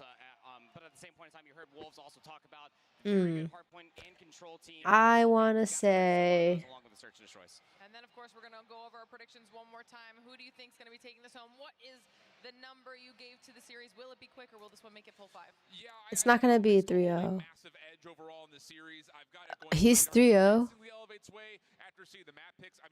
3-1. I got a 3-1. I think the search and destroy might still be. I want to say 3-2 Wolves. To hear that search and destroy versus Vitality was very good. If we get that same search and destroy out of Wolves that we saw versus Vitality, that might be a map that they can take. All right, well, Brody agrees with you with the 3-0 as well, and then Tons on your side with the 3-1. So, well, it's either way, it's going to be a really, really close matchup. If you're at home or you're hanging out with us here, jump in chat, let us know your thoughts. Who's going to be the 4th and final? It's going to be a 3-2 Wolves. Because that is what is on the line right now. Elevate versus Wolves. Will it be one of the other 3-0 teams out of the Swiss, or will it be the defending champions who continue on in this competition? We're moments away from finding out. Man, I'm just hoping we get a Hacienda hardpoint that looks a lot like the last one. 250, 249. Sign me up for some of that action. But this is the biggest point. Both teams are defending champions. One, the defending world champion. The other, the most recent champion at CDSI. Only one of the two will make it to Sunday. Let's get it on. Well, I'll tell you this much, Wolves are definitely aware of what a banger of a Hacienda ending can be. Let's not forget about that map one yesterday versus Team Vitality. 250 to 231 was the last time that they played this map mode. I remember Zai, Nyan, and Peg from last year. And then XQing as well. XQing was on a different team, I think. They split up their rosters like crazy. I don't even know whose team is who, but XQing is good, Zai is good, Nyan is good, and Peg and Peg. They're able to clear out the hard point, plus also win some of these window battles. Trying to jump back on in at one moment in time was Peg. That gets shut down, and we've got another 50-50 battle as Wolves will spawn over towards fence side. It's a good spot to have for yourself at 20 seconds. It allows you to try to hit through the upper hallways and then maybe try to set up somebody inside of Lambo early, but you do have a couple players represented in blue. That is Elevate. Starting to push push said upper hallways and already thinking about the rotation towards next at the same point in time. 19 to 12 is pretty standard when it comes out of P1 on Hacienda, but this rotation is where things might break off. Yeah, and Elevate do a nice job here, I think, just controlling spawns through the majority of P1. Most importantly, as things start to move, they're spawning over towards well side and taking the quick route through lobby to contest the back spawns for Wolves, plus also try to win them in their own right. So, these in battles, very important. Neon, he has not been as loud as he was last year. Definitely a key player that Wolves needed. He gets shut down over towards the elbow. That's enough for Elevate to lock the spawns and the hard one at the same time. Yeah, where we haven't really seen much of Neon, Zai has been stepping up in a massive way for Wolves Esports. Already up to 11 eliminations, probably going to be the first on their team.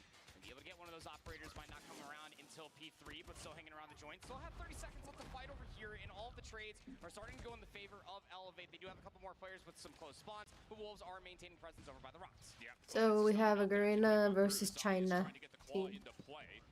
Zai has 13 kills. 14. So really not super worthwhile. Kendi, your CDSI MVP, trying to work his way in with the War Machine. Shut down almost immediately, but there is enough damage dealt for Elevate to still work their way on in. Last members defined are on the corner, and as Zai drops, Elevate will at least be able to keep this hard point contested every second, and now a chance for Elevate to try to work their way over towards patio for new. You just have to make that expense worth it, especially with Zai throwing the claw into what was supposed to be P2. Previous to this, Neon actually pushed all the way over by the well side, and I do love the heads-up play from Kendi just to try to push for the back spawns here at Garden. Is able to get those. That means that elevator in first. Fight from the front, though. Rage is on. Yopi, Sparrow out. That's going to be decent. A little trade back and forth as him and King go to battle. And it will be won over by Elevate. Now trying to push forward is Yopi, just trying to put a little bit of a buffer in front of this hard point. Smoke contains the left side. Here comes the hit along the right. Susano, not sure of where he needs to get this claw into play. He's outside the picture, but as he steps into the winery, that's enough for once again Elevate to come with the proximal spawns and win the hard point again. Susano with his claw. I mean, you are just walking straight into the meat grinder. 18 seconds. You feel like Wolves Esports are starting to get a little desperate on trying to hit for this back 15 seconds. Nobody's even trying to cut the middle of the map for the rotation. They are all aiming for the back 10 seconds, and Elevate still have the back spawns. Yeah. They can keep this contested so much easier than Kendi. With the Hunter Killer drone, is going to be able to clean up 2 more, and Wolves are just too late to read the room to try to rotate towards new. They are down. Isn't Susano like the the Itachi eyes clan, the Itachi clan eyes thing, like the max like thingy? Also has the War Machine in play. That will clear everything from the front hand side, and Elevate will have to reform, trying to work through this War Machine and Purifier combo. In possession, Purifier gets shut down. Squeeze me, Yopi. Well, at least collect that 1 kill, but 2 more in response there. Zai King able to find a couple, but still got players nearby, just over by the boathouse. Wolves Esports holding on for this back 28 seconds would be a lot ahead of the second set. And they just need their ARs to start waking up right now. I mean, flat out, you've got Zai putting up a good stat line, but Neon's only on 9. Whereas on the other side, you look at the AR players for the side of Elevate, they are all over the kill feed. So it's just been one of those things that Elevate are just controlling so much space so early that it doesn't give Wolves a chance to do too much at range. Finally a good moment here, but it comes at the cost of Zai's second claw. That is not bad at all. It will clean things up from the front. Scrap time goes the way of Wolves, so they'll bring this back to within 7 points, but still, the trend, the pattern's definitely favoring Elevate. I mean, like, if you have one giant elephant in the lobby right now, it is Zai up to 26 kills, and you would think that that'd be something you could rally behind for Wolves. More space for their ARs to get in position to be able to lock down these lanes and deny Elevate for the routes that they're taking, but it's just not suggestive of what the scoreline currently is doing. Elevate, fundamentally strong. The rotations that they've been able to have for themselves within the first set just have Wolves lacking in the macro. Yep. Kill feed again, favoring that of Elevate as we set back over towards B1. Yopi, good patience, able to clean out the topside windows. That takes his attention back to the hard point. Nice double out of him. This is a tough battle up top, but he's got good assistance. And wow, what a set of kills from Elevate. They are dominating the high ground, and again, just gives Elevate the continual numbers advantage, continuing to happen on both fronts. Down low on the hard point as well up top in the windows. Elevate looking really clean. Split spawns are going to start occurring, though, from all the positional advantages that Elevate just previously held for themselves, and it might be an opportunity for Wolves to maybe try to collapse around P1, but most importantly, we just need to send somebody on rotation. That seems to be what they are starting to do. They do have those well spawns, so they're not exactly right next to the upcoming Lambo hardpoint, and that gives Elevate at least an opportunity to send a couple numbers that way as well. Pred missile also being called in by King. That will give them a lay of the land. Sparrow out for Yopi, trying to get some damage done from the front. Not connected with anything yet, but he sees the players dropping out over towards the water side. That's good for a double. Back over towards the Fennec. He's able to to stay alive a little while longer. Clo waiting for help, has the equalizers out, knows that there's explosives. I'll feel bad for Wolves, He waits for his teammates to clear it, and then he but finalizes the rest of the kills to allow Elevate to get a very convincing. we need a Garena team in finals. Keeping head on a swivel, equalizer into as well. Clo's actually going to start pushing all the way out. The equalizer runs dry. And then maybe there could be more Garena spots. Away with a lot of more positional advantage than what was previously held. Elevate's lead will continue to grow. 25 seconds strong. Even PJ holding the Purifier outside of the window hop will be good for a handful of more kills. In Wolves, desperation truly setting in. They have the well spawns. They have a couple players spawning over by the rock. There's 12 seconds remaining. Is it worth it to hit for this old time, then get the spawns for new? Well, we're using War Machine as well. This Wolves team is just not showing the same decision making that we really gave them credit for last year.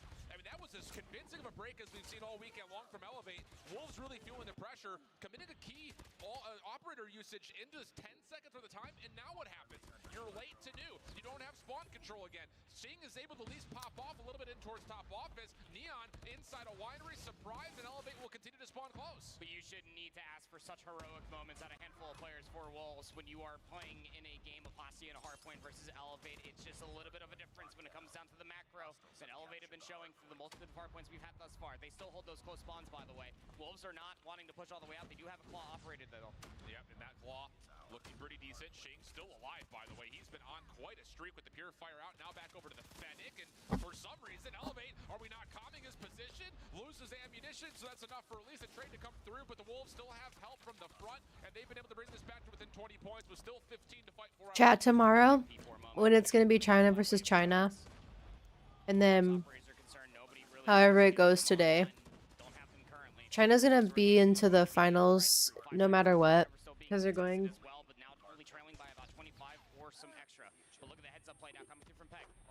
Because whoever wins X-Rock versus Q9 is runner-up. For the second year in the row. Now all of a sudden they're the ones spawning over towards boathouse side. So again, it's just a little bit of a flip-flop, a teeter-totter of spawns back and forth. Who picks up on it fastest? I wonder if it lets him. With a double from Zai, have a little more clearance. But as soon as I say that, now Elevator hitting from the Lambo side. It's just, you got to have your head on a swivel, and King's going to be able to assist with the Sparrow out. Wolves looking decent here to start this last hill. Split spawns coming through for Elevate, though. Pulls through. Because they're going to have to play either Wolves or Wolves will drop. 25 seconds to fight over here towards the end of the second set, and Kendi Elevate, depending on who wins. thought for a second he was about to just completely foil this hit from Wolves, but Kendi, the one that really puts this thing. And if Galoris goes against Elevate, 12 seconds to fight for. Elevate starting to grow their lead. that's going to be a sad game. Because both teams really want to be in the finals. Also getting the high ground, and that helps as Peg finds a nice keen double. So one player lurking, that was Yopi dealt with. It's just they try to hit for the last bit of junk time. But it is a steep ask for Wolves to come back from this far of a lead. They have definitely enough tools to be able to do it, including Peg having at least that Pred missile and operator in the back pocket for them, plus Neon. Need to be timely and showcase better operator usage here in this final set comparatively to what we've seen so far. That's a massive Pred. It gets 2 on the hard point, and it actually forces Yopi into a weird spot to where the Sparrow doesn't really find much value. Clo from the low ground at bottom bar, only able to find damage, no kills coming through. Susano trying to commit his life into the hard point, but the smoke is making a mess of it. Elevate trying to follow up on this, but the kills continue to tilt in favor of Wolves. Yopi trying to assist, but once again, the high ground windows looking good for Wolves. Yes, they're down 60, but they're making the right plays, and they're waking up big time in the map. 12 seconds remain. We really need to start seeing someone from Wolves starting to position themselves, maybe try to come through open staircase, but they're all just focused inside of the time. And Elevate are able to reap from such a benefit as well. It's going to force a north to south spawn on the right side of the mini-map, and at the end of P1, Elevate will clean house. That gives them the first rotation to new. This is the game right here, but Wolves at least have 4 of their 5 operators to play with on this break. It has to be perfect. Zai has 43 kills. For PJ. He'll be responsible for water, trusting that his teammates can clean things up from the back. Nyan's better in Search and Destroy, so not too much on him, chat. That's now Zai in the mix. Okay, this is starting to work out. Wolves breaking from the front, but they costed them 3 of their 4 operators. But Zai is good in both S&D and Hardpoint.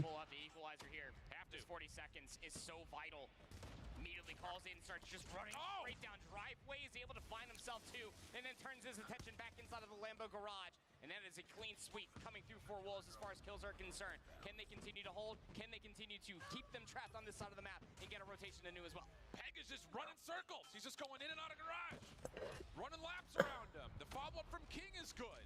14 seconds of scrap time. Looking decent for Wolves. Elevator committing to the scrap time. They're not rotating over because they still have well spawn, but someone has to make the move on spawn to go. Wolves are still winning every single gunfight. Now on rotation is Zai. He's going to take a bit of a 50-50 battle on the backside. Wolves should spawn close as Elevate hold the lead. They will get those back off the spawns. But now you just have to clean them out. Pred Missile going to be called in there from King. Doesn't find anything besides PJ, but it needs to be the space to work for this pinch as well from Xing. It's looking decent. The timing of this pinch is looking solid. Kendi from up high has the war machine, but can't see anything. The smoke in his way. Susano down low with the claw, though, cleans things up. 226 to 196. Spawns will flip. Elevate now holding from the high ground. Streak starting to be earned by Kendi. Klo off the pitch with the equalizer. May have just put the nail into the coffin on map number 1 as Elevate wiped the floor. One more hit for Wolves that has to come from behind. They're all going to be trapped back behind of this garden house, and they just need to pull out all the stops to try to break through. Shots are good from Yopi Sparrow. Last couple of Wolves members dealt with this. I'm eating a salad, Thomas. 15 more to fight for on the hard point, and Yopi's got his attention in the right spot as the Pred Missile locks things down from patio. Elevate gonna take map 1, 250, 196. A lot closer than what it was suggested of being at the end of the first set of hard points, so that is a massive prop. When it comes down to Wolves, let's not forget, within that interview, they said that they wanted to face Elevate once again because of how strong their hardpoint in overall respawn prowess truly is. And we got to see that within the first set. I mean, Wolves, they look lost out there with some of the operator usage, the expending of a multitude of resources at the most inopportune moments. Elevate were rotating circles. Good shit. Wolves consistently through the first and, candidly speaking, through the second set. That's where we started seeing Wolves at the end of that second set transition into a more macro development throughout all these different hard. I wanted Wolves to win, but I think I'm okay with Elevate. Elevate. It was a good back and forth, but just a moment too late for Wolves. Yeah, I agree. And I think a lot of it was Elevate. They were cycling out their operators really nicely. Equalizers finish, purifiers right. Bro, I'm not gonna lie. Sparrow finishes, war machines up. Godlike last year and Wolves last year. It's like the people they are this year are just like two different teams. Good changes in terms of how they were tempo-wise playing around the map, but it definitely was $8 short. Also, does it help that? Like, I'm imagining the final match of Wolves and Godlike, and they look like two big scary teams. Elevate's making them look like they don't know what they're doing. No, it certainly is, and you can see that just the discomfort when we get to Neon's POV, and I know it probably says a lot because Zai is technically at the top of their leaderboard, but he did technically slow down when we're looking at the kills that was being put up on the screen, but it should never have come to that point. Again, former MVP last year, Neon, just really needs to come into their own here, needs a solid regain ahead of the search and destroy. Former MVP at the bottom. Yeah, like, what the heck? You know, an interesting point here, and maybe something that Wolves, it's hard to do now because this is your last lifeline, but Elevate in their interview are talking about how one of the reasons they feel like they're really strong at Respawn right now is because they're running faster than most teams. Yeah. They only had one Odin in play. That one moment in time, the Grau was still being used by Elevate. So they're really going for this more automatic pressure with their ARs rather than just locking down with double Odins like we've seen a lot of teams do. And honestly, yeah, it's kind of the SKS conversation from a couple years ago. Sure, your instant TTK advantage by running an Odin when you hit shots is really high, but if you're not hitting shots, it's okay to use things like a Type or a Grau or another MG. Just get something more automatic in his hands if he's struggling with the single tap weaponry. Yeah, no, I agree. I think it's also just the comfortability when it comes down to the weapons, the average proximal distance for these gunfights as well. It's where a lot of people would rather have the MG being the bolt hose that it is. The margin for error with the MG, even comparatively to the Odin, is starkly different given the single tap and its nature of the Odin. But something does have to give. You almost feel like that this isn't the moment in time where you're just going to say, screw it, change everything, use this weapon instead. But You guys want to know how hot it is here? You match their pace if you're Wolves, or you try to 90 degrees for October. Global warming. At the very least, is you just have to hit those shots forehead. Yeah, it's just really interesting that that evaluation hasn't come through yet for this Wolves team. Now, to be fair, you know, kind of watching them through Chinese Masters as well as at CDSI, they were, I think, on this current map pool, the most successful hardpoint team out of the 3 Chinese squads because, again, Slums was being played, Raid was being played. You know, they were really deferring to playing a lot of Summit and a lot of Hacienda before this event. But against this type of speed, they're not finding the same kind of success that I think they were hoping for. Now, that told, we can transition away. Look at the Kurahano Metro. I love this call for Elevate to get this in the pool, or at least allow it to be picked in the pool, because flat out, you just don't want to play Wolves on Tunisia. You really don't want to see firing range versus them either, but you put them on a map like Kurahano or Takeoff where they have not historically had a lot of reps, it should tilt in favor of Elevate in a major way. There are some reps and potential of some VOD to go back and think about when you are Wolves preparing for this matchup, and honestly some fellow countrymen, because let's not forget that Elevate yesterday did face up against Q9 on Kurahano. They did lose to them 3-7, so there is some data to be able to walk away from it, and again, going back to the overarching conversation from the patent aggression that comes out of this Elevate squad and why they found so much success in recent time. Moon, if Search and Destroy on Kurahana could offer that snail the you can slow it down pending that your sniper rifle what's it going called? over and egregiously chow through some of these very longer lines of sights. Like you can manipulate the utility to really dictate the pace of those 3 different what are lanes. like the It'll be interesting because we've also seen a lot of teams that don't have a lot of rehearsal reps on this map just default to saying, let's play the sniper battle at mid, see who hits their shot. So we'll see if that roll of the dice comes through here. And I think in particular, you have that conversation, and your first chapter of that book starts with Neon. Can he light things up like he had all last year? That was one of the main reasons that he got his MVP, was because of his performance in Search and Destroy. Wolves have to have him show up right now.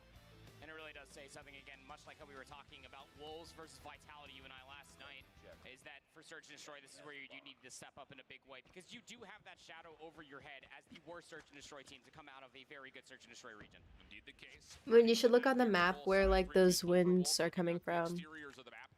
Because then it'll show you. They like moved. Trophy systems are also like deep on these mid cuts between A and B, so it looks like Elevate want to try to stabilize the middle of the map and use that as potentially a retake contest and not take these long range. I think so, Moon. You should look up where they are on the map, because they've like shifted.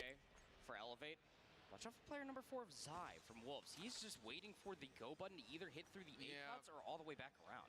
Honestly, if you're Zai, you're just trying to create noise. Chat, I might have gotten too big of a shirt, but I'm gonna check if it's made out of cotton and put it in the dryer. Mid-window for Wolves as they're trying to feel things out, but honestly speaking, Elevate still hold a major advantage on the map. They're trying to play a B defense that will allow them to cut through B Street. And it's going to be expensive for Wolves because they've had to use so much utility just to clear this out. Deep smoke comes through, but again, Elevate not going to be affected by it because here's the crossfire. Close just playing for the timing. Plenty of the sound as well. Zai's going to start spraying some guns, but he has actually pulled 2 to the different defenders, so Wolves do have numbers on this side of the map. That stun, though, coming out of the middle of the map should be enough to alarm this Elevate defense that they're playing on to be. First contact, good though. PJ will drop at mid. Same will be said for close. So this defensive setup leaning towards playing deep on the B site. Not going to work out. Sniper shot for Susano. Nice. But does connect on the second attempt. Wolves get in the plant. Post-plant setup can be deep here, and that's an issue. Elevate responding to it by trying to play through mid. All going to have to be a double stack together through mid. Maybe try to coordinate a pinch, but it's going to be delayed now. It's going to take a lot of time for Susano to read position. Yeah. Peg can just play an initial. Can I have your jacket?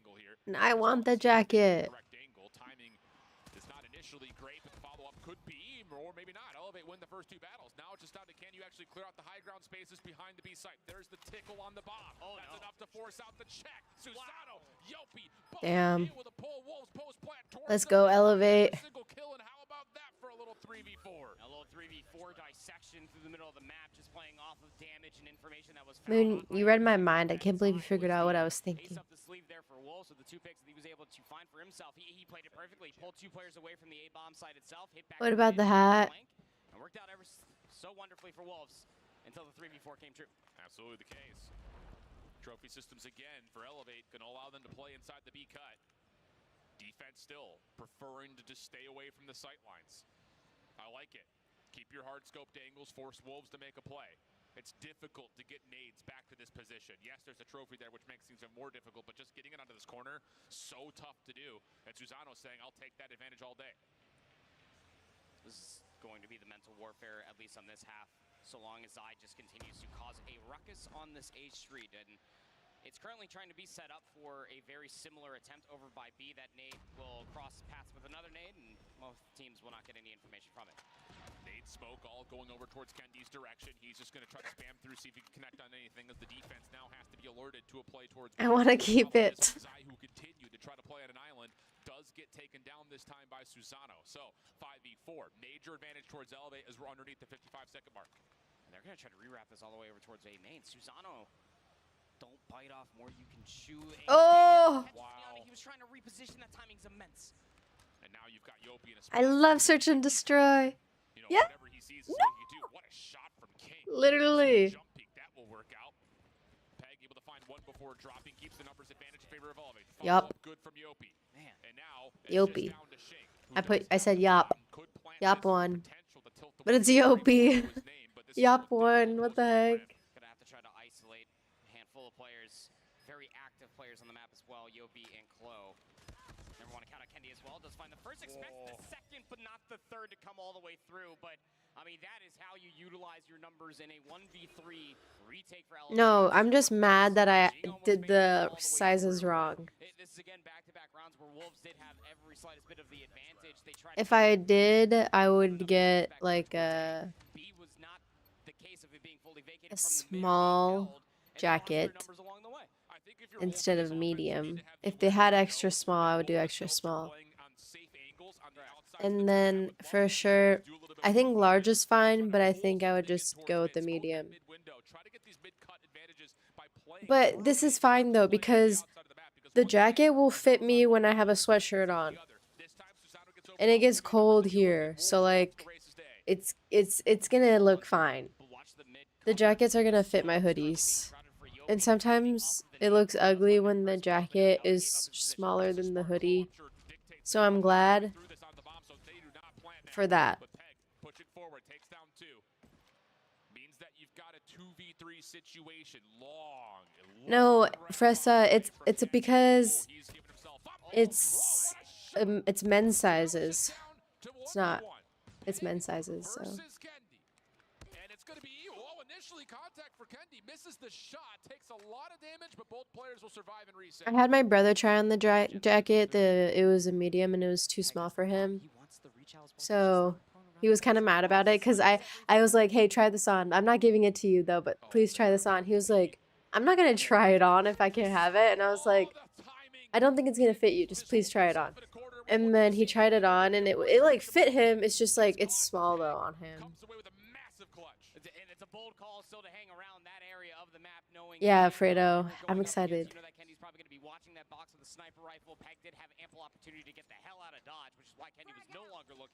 If it was women's sizes, I think I would go with like an extra large t-shirt or like a large. I don't know, I like them big. But for a jacket, probably like a small.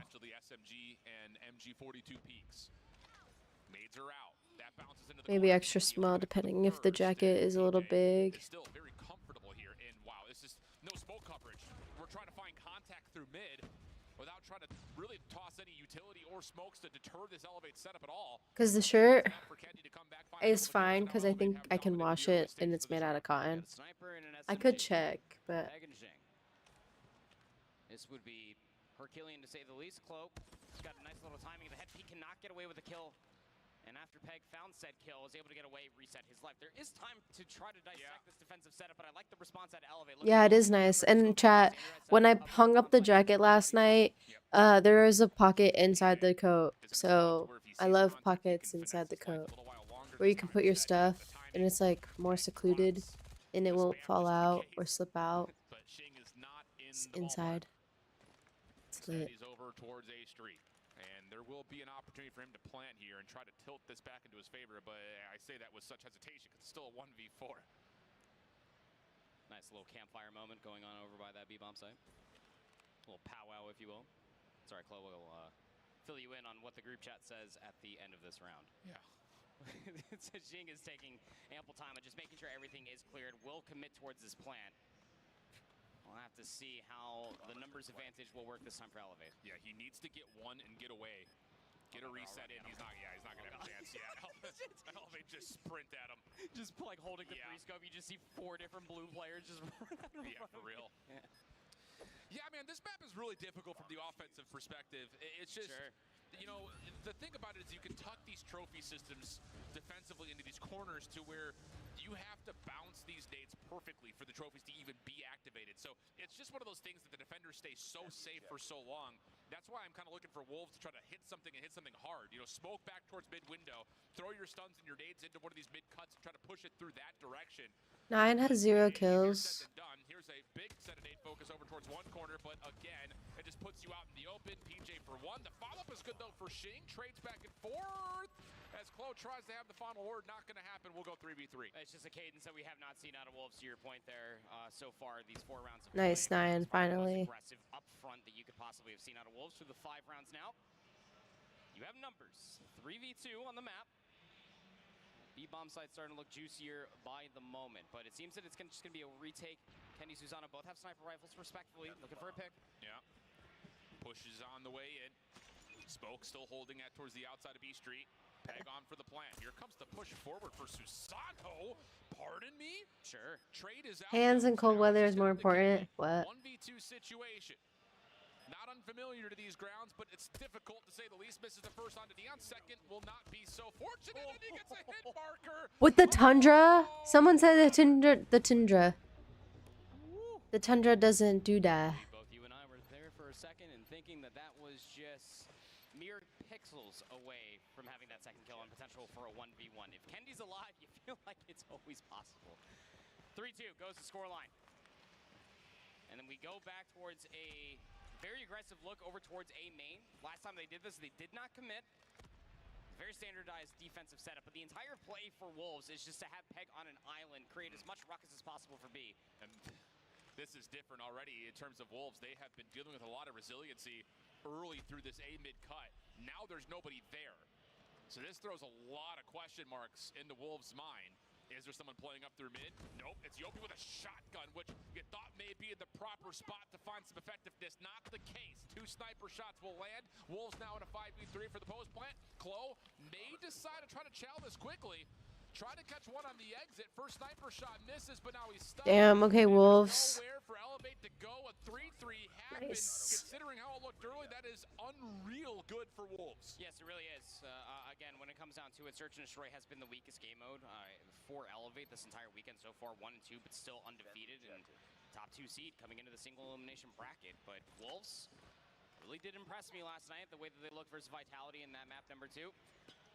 They can definitely get in your heads when it comes down to the aggression and how accurate they can be. 3 kills for Zai is not the sexiest KD ratio in the world, but he's setting his team up continuously. There's a lot of free space for Elevate to work over. Did he just say sexiest? Trophy systems down as well. Wolves are just letting them have the map essentially. And you don't want to let Chloe have the map, because then he starts to do stuff like that. Smoke on the way in. Wolves try to use this as a chance to retake and contest this bomb plant. Shing on the corner doesn't quite get affected by the stun like Elevate had predicted, but the What? Damn. Elevate just run through it. That just went so quick. That's the aggression that we were asking out of Wolves. We saw a bit of it when they aggressively hit through mid to B, but it wasn't anything like that. And again, Elevate has... Come on, Wolves, give me that free skin. Man, F your skin, bruh. I don't even have, like... Vitality's gone, bruh. I don't even get this chance. Possibility. These early stuns and nades need to be timely to be able to get the information, but it seems instead of A Street, why not go down mid? Shoulder had been seen by Kendi. I love this call, but time's going to run out on this play as that smoke on the A cut is going to dissipate. So Elevate need to make a decision here. You don't want to be stuck at mid. And Kendi is just going to play the Vanguard, just contact checking with a Tundra. You think he's feeling himself? A little bit. I'll say. Missed the first. Oh! Oh. Go 1 for 1. Still tucked in a corner at mid is PJ. He doesn't get checked. And now all of a sudden, Wolves get caught on the rotation, and it's a free play for PJ to move in towards A. First sniper. Oh! This is for King, and PJ finds a second. I don't even know who I'm going for. PJ should be dead to rights. Here comes the cavalry, though. Rest of Elevate swarming around the A-bomb site. 2v4 now. I like some of these players on Wolves, so like I'm happy for them when they get a kill. First shots are clean from Zai, looking to double up. Knows he's got players a little bit deeper. Neon on his secondary pinch. That lands. They know they've got one player nearby. Elevate, back off. was Yopi who was close initially. Now he's tucked into a corner. And against an Odin and a Tundra, it's just do not give them the angle. Yopi able to take down Zai. Neon now in trouble. There's the shoulder from Yopi. Does he see him? Shot misses for Neon. Follow up. Ah, let's go. Let's go elevate. It's fine. I just seen last year Neon shitted on Godlike, so I want to see the snipes, but let's go elevate. Even though I said Wolves is winning 3-2, I want Elevate to go into the finals because they're a Garena team, and I don't care for 3 China teams to be in the finals. Trying to survive through the stuns. Not going to work out. The SMG's just too quick, too confident. Fenix ringing out through the B site. Wolves in trouble, but King fighting back. And Peg, he wants to challenge this. What an explosive challenge from Chloe. Chloe is insane. Breaks the camera. Slides on him. Leaves it down to King. 1v3, and he's got too many corners to clear. Elevate just rushing through Wolves, now up 6-3. Trying to make this offensive half a little bit of a speed run. I tip it out of you, Elevate, but again, it almost feels like anything you can do, we can do better and faster as well. Just the speed that they are just covering these sites. There are no party tricks. There's no bait plays. It's just nades, take space, gunfight. That's just game plan right there. That's the GP on GD right there. Game plan on game day. Looking good for Elevate. Here comes the rush. Damn, they just all in there. Wolves try to hold on to the backside at B. Do well to slow down the play from PJ. Chloe also has to give up the angle for just a moment. Help is on the way. This is completely enveloped. Now it's just down to who hits their shots. First shot misses. Yopi trying to follow up a little bit deeper. That will work. That's going to scale this Elevate offense deep into the B side a little bit more. Wolves have to be worried about that. And as Peg what? The shoulder, he gets punished. It's all down to Neon. We called him. He needs to show up in a big way. Let's get him a kill. Goes awry. 1v2 for Neon. This is a wide peak from both players. Shots will miss, and damn. Will finish it out a 7-3 stat line. Elevate If Elevate wins another game, Wolves is out. Wolves needs to win their next game to keep it going. They themselves in their interview were very, very much so admitting to how good Elevate are at respawns. But when Elevate get to a Korahana where we had some question marks, it was going to be a very good look for them regardless. For things like that, when you don't see a body, you don't even connect with any information off a stun, they don't even hesitate. Not even just to confirm the information, but just to get in your face and run you over immediately. The ability that Elevate have been able to showcase at CDSI, here at Worlds, is nothing but respect for how quickly they get in and how quickly they work together to get those team shots, to get the kills, to get the bomb planted. It's fundamental COD, baby. And I think the thing about it, kind of hearing the conversations around the community about Elevate in the opening moments of CDSI, their search and destroy, it's like, brothers, we kind of figure this out. But by the time they started getting into the playoff bracket, hey, let's just get a good game plan for our map pick, win that, and then we're good to win the series because our respawn is so good. That's been the case here. This was their map selection. They looked very well bred for it, especially from the offensive perspective. Yeah, can't say anything but just amazing things. I mean, for a 3-3 half, just to waltz on into your offensive half. And ow, my ear hurts. Eviscerate the Wolves along the way. Some very close calls and some very clutch moments. You look at players like Kendi, like Susano, the aggression from close, spearheading a lot of the mid plays were Yopi and PJ. It's just a well-oiled machine at the end of the day. Even Callie can't help himself, but just absolutely love it. My ear's in pain. It's clean stuff, man. It's clean stuff.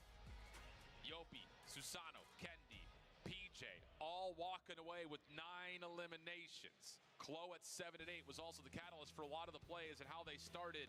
So again, it's a good 5-man roster putting together an even effort across the board. On the other side, yeah, the sniper rifles not impactful for Wolves again. Bottom 2 fraggers are your 2 scopes for the Chinese squad. Not what we saw from last year. They were the 2 that really carried them through a lot of the S&Ds. And you were really hoping for the bounce back from Neon. We always set it up. Maybe a better. I think it's from the headphones. Yeah. Like, it feels, it just like, I need to like relax without anything in my ears or like whatever. Teammates that are coming through from Elevate, very difficult to do even at the highest level of Call of Duty Mobile. So it's do or do not now for Wolves as you find yourself down 0-2. And now you have to reverse sweep Elevate. want to say they've been here before because they absolutely have, but it finished in an absolute sweep. Now they have to reverse it. And the control has not necessarily been a staple for Wolves, No, let it has alone on not. the fact that they have to play it on Seaside, which they played once at CDSI. They were able to 4-0, but that was Standpoint, who are not here. So, again, it just kind of comes down to how the map veto selection has worked. Elevate, because of their dominance and control, continue to hold edges in this 3-map pool set. So, they get the Seaside. They have the choice between that and Arsenal. You take Seaside because you don't want Wolves to go to one of their strongest overall, map mode combos. And again, it looks pretty clear that Elevate should be able to run through this and get a 3-0. Yeah, it's starting to look that way, right? I mean, even as far as the comparisons that we've gotten through both maps 1 and 2 at this point in time, the slaying prowess and just being able to manipulate whatever map that they're on. When I think of potential spawn trap in disastrous situations, specifically when it comes down to Seaside, I fear for what Elevate might honestly do here. Yeah, and the other side of this conversation in terms of putting together the second step of the reverse sweep, then you got to go to Elevate's map selection of Apocalypse Hardpoint. Yeah. Yeah, and that doesn't feel necessarily all that great based on the results that they put together. I mean, it's just been one of those things, and the numbers say one thing, but I think the narrative point overall is you go back to CDSI and you combine that with the Swiss, and now so far through the playoff bracket, Elevate have only lost 2 respawns in that time period. That's a lot of maps of respawn that they went through. Only dropping 2 is unbelievable. Yeah, I'd feel pretty confident coming into this entire tournament if I were Elevated. You can't necessarily blame that once you go up a handful of rounds. The jump challenges, even when they were down by a round or 2 out of Kendi, Susano feeling the swagger as well. Everybody has a target on this team. There's no doubting that. You did win the most recent major tournament at CDSI, so everybody wants to try to beat Elevate. Garena is now officially on the map, and it's nothing but just bright eyes, just trying to see who is going to step up to the task and try to take them down. Yeah. Well, with that, we have some comms, I believe, from the previous 2 maps. We'll check out some of the sounds of the game to this point.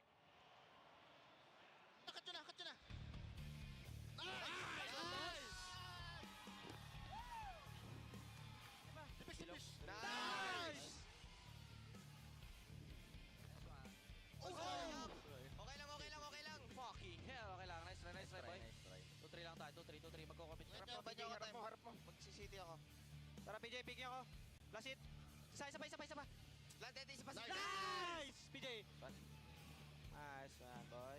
Backside tata. Baka kung ano kung... Kilang, hawak ko, kaliwa. To side. Yeah. Nice! Last 2. Let's go. Nice. Last niyan. Niyan lang yan. Sige, plan siya. Pag kayo matay. City. Platform. Kaliwa. Hapel. Kaliwa. Nice! Energy high for the Elevate boys, and why not? Up big 2-0 so far in this series, with the swing map going, again, very favorably towards their direction based on the history. Seaside for our control coming up here. And it just feels like by how we've seen Elevate play this map over the course of their region qualifiers, over the course of CDSI, they've got a really good handle for it. Oh, absolutely. I mean, you're looking at just the usual suspects coming through for Elevate, and why they've been able to find so much success. It's going to sound like a broken record, I'm sure, to you all at home by the end of the day, unless you're like us and are just such a massive fan to be able to see this Elevate team do super well. I think that it's just, when you're as confident as ever, when you go back, because I'm sure that they've also realized the simple stat that you just said of only losing 2 hard points across a very short and yet elongated time period, yeah, you're going to be feeling pretty darn confident going into the Seaside. Everything pans in your favor. Yeah, been really convincing stuff, man. So, who knows? We may have another region claiming the crown of the best Cod Mobile team in the world. Started off with North America, really dominating the conversation. Last year, India on the map, with China taking what felt like a trophy that was pretty much going to go their way eventually, seeing how things trend. But now all of a sudden, Elevate really coming into form for this Garena region. Definitely a chance to see them escalate in towards the #1 spot, not just in the Eastern region after CDSI, but in the world. And that's after, by the way, again, their Swiss schedule was stupid hard. They played 3 teams that all made it to playoffs and beat them all. So, Wolves, a team they've already seen before in the last couple of weeks and have dominated. They're looking to really cement that if they could put them away here at the 3-0 tally. The 2 games that went all 3 maps yesterday for Elevate both ended on raid. It's the first time that they're playing Seaside all weekend long, but to Shift's previous point, not exactly an unknown venue to them. No. Well, it's going to be PJ on an R9 as Elevate defensively going to have to respond to the quick pressure from Wolves, hitting the U stairs already in towards this bottom B point, and it's looking pretty decent. Even kills to this moment, but 2 ticks of progress locked.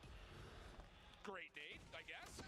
I mean, it works. It bounces right into the lap, and there will be enough contest. I believe the second tick did get locked, but still, Elevate will reclaim control of the zone, at least for now.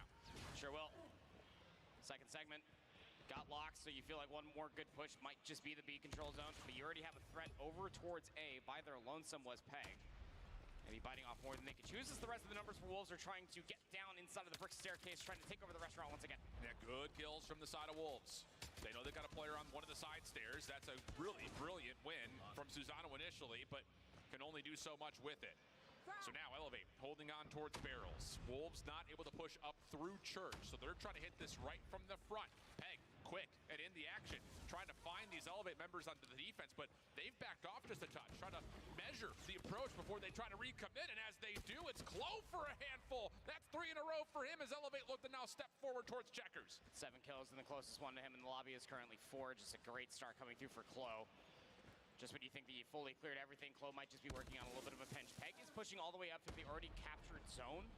And one thing that you are benefiting from Wolves is that there hasn't been all the space taken away from Elevate winning those previous gunfights. Yeah, and Elevate are very aware that there could be a push forward on the overextension. They've dealt with Peg initially. Next contested would be King in that department of the map, whereas the rest of Wolves are trying to stack themselves up for a hit from the front. Susano really well done, as again, this front cupboard is being locked down by the Elevate defense. Wolves trade things out, but it's costing lives. 14 plays, 10 minute, 12 on the clock. Got one player just pulling so many different numbers from Wolves. That's going to be Clo again, who's just finessing his life. Look how many numbers for Wolves. They do not want him in this position. Finally taken down. And I can shift their focus back towards the front. Just under a minute left to play, 12v10. Good opening from King, but they can't clear out Secret. Kendi, R9 in hand now, as they know that this defense is likely going to have to be resounded from inside the barrels. Susano deals with Peg. And where is the hit from Wolves? They have yet to even come close to hitting anything in any sort of concentrated form. How are you guys? Moon, Angel. What are we doing here? I think Neon still had a scope out. I mean, we're fighting inside of barrels. That doesn't get any tighter than this. Here comes the play from Clo to clean things out. Equalizer is tilting the advantage. 7v4 situation. Clo's not done. He's not done in any form. How about the spree from Clo? 6v2. And I'm not gonna lie, Neon needs to put away the frickin' scope and get involved. Zai's last alive, 1 of 2. You know exactly where they're located at now. 1v4, not enough time, you would think, to isolate the last 4 remaining players, but a great call for Clo. Just exploiting the one thing that is lacking from Wolves, and that is a close proximal gunfight around barrels and inside of this A control zone. Zai will finally fall. Elevate will only allow 3 segments to go all the way through, which is massive for them. Should this even go 5? Hi, THC. Yeah, they are, Moon. That's good, Nas. That's good, Moon. Good, Moon. I'm glad. You got your chips and cheese. Hi, Thomas. I don't bet Sunspot. And you've got explosions all over the map. War Machine, Sparrow, all being used on either zone here. So you've got tons of trophy systems down for Wolves that counteract one of the 2 threats, but not the other. Clo in mid-map at Church is just going to kind of play a pivot point as Elevator looking for the spawn trap. Trying to work it. Any kills coming all the way through. Going to be into the waiting hands of the Purifier with PJ. Already finds 1 Predator missile. Sends Peg to an immediate spawn screen again. Well, this is going to be interesting because now all of a sudden the Wolves have cleared out their spawn and they're putting together a spawn trap of their own as we jump into a Wolves listen it. 我帮你们断教堂。往前补，往前补，让后面的去。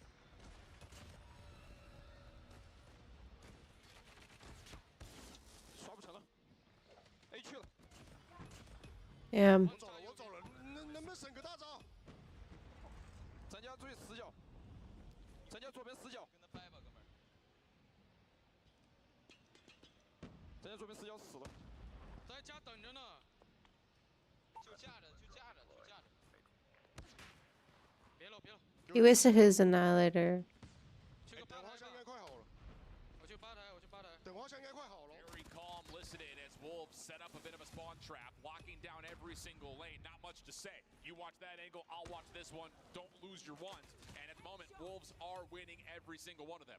Elevate now working on a little bit of motion through checkers. They're going to find a way to try to enter on into the site.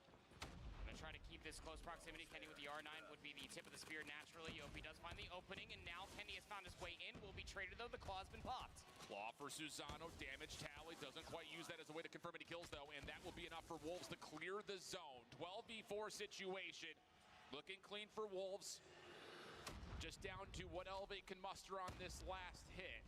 If they can do it cleanly, there is chances to hold this very convincingly, but the problem is how do you get rid of this stack over towards the front stairs at checkers, and the answer is you don't. Peg finds the kill.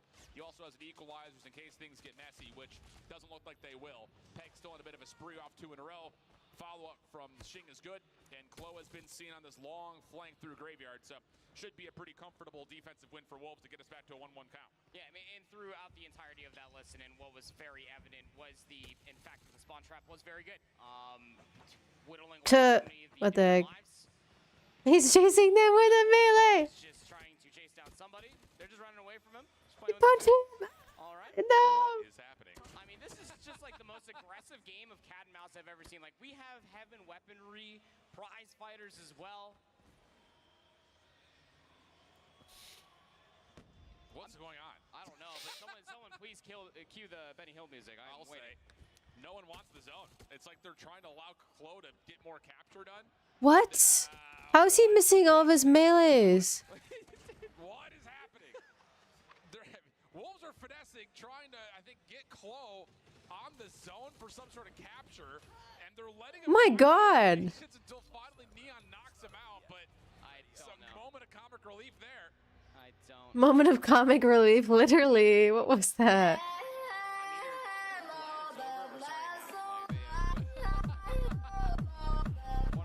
4-12 for Kenny so far. Thanks for whoever subscribed. I don't see it. Any segments over by A, so we're all tied up there, 3 apiece. Damn. Klo is OP. Elevate trying to stand tall, but Xing has pushed themselves through. War Machine just trying to lock things down in case there is some sort of a pinch, but not to happen. Elevate's trying to set up the spawn trap. It's going to come at the cost of a free A zone, though. Will that actually play the difference maker? Because honestly, Wolves can still fight out of their spawn, and if they still capture, they can rotate quickly to B, but Elevate's defense from behind clear out the point. That will be enough to deplete the third tick progress. And it allows Klo and Susano to try to get into a nastier position. And since losing 1, 2 more have now replaced a fallen Elevate member. Good heads up, peek there out of Susano. The Odin not going to be able to get the better of Xing in that gunfight at the bottom side of the stairs, but you still have presence from the team in blue on the opposite side of the map. Yep. Well, here we go. Wolves now on their next approach. Do you get the extra 60 on this attack? Close by himself over towards B, so in terms of defensive status, Elevate is really putting a lot of investment towards holding on towards the zone itself. Sparrow part of the picture. The hit towards B starts to develop those. Wolves find the solo defender there, and they will quickly realize this is a wide open zone. Enough for at least Xing to stop the clock at 35 seconds, and now he's going to try to hold his life with Sparrow out. This is good control coming through from Wolves, albeit down by 7 lives now. Xing going to pull out the Hi, chat. himself too. Kenny pulls out the War Machine just as a response, shut down almost immediately. Second segment on the way over by B, and numbers are that much more potent on this side of the map for the Wolves. Now Xing able to win that 1v1 onto PJ, so now Elevate are in dire straits. Off the respawn, they have to be worried about mid-map. Third tick locked at B. No one in position to deal with any immediate exits. This is just about if Elevate can stop Wolves from playing through the backside on the OE. Klo from the front, comes around the corner. What? Able to get the left hand right into the face of Xing. And that now all of a sudden has Elevate playing very far forward, scaling this defense into checkers. Xing has been anchoring in their base, just expecting somebody to try to push all the way through, and by the time it finally does, Klo doesn't want any more of it. Just completely resets with the rest of his team. The defense is all centered around barrels, but you still have players trying to guard off the church. Yep, you have one member from behind. That's Peg. He's got the equalizers out. He's good for 2. Purifier to counter. King, Annihilator out as they get the shutdown onto PJ. Shot misses though. King shut down. Klo now with the equalizers. He's looking to push forward, and will he ever? 3 kills in the feed. Elevate now pushed all the way up, and with only 3 lives remaining, That guy's a goat. not looking all that potent to try to finish off this offense. Not likely. Neon does have an operator, but you really do hope that they do not pull that out. I know it's not the greatest KD ratio you got going for yourself, but you're going to need that for potentially a round 5 defense should the kills continue to rest the way that they are. How it does work, segments are currently going to be led, albeit from an extra offense. But with these 5 segments, does technically put Wolves in a better position to try to get that round 5 defense should it not end on the upcoming round.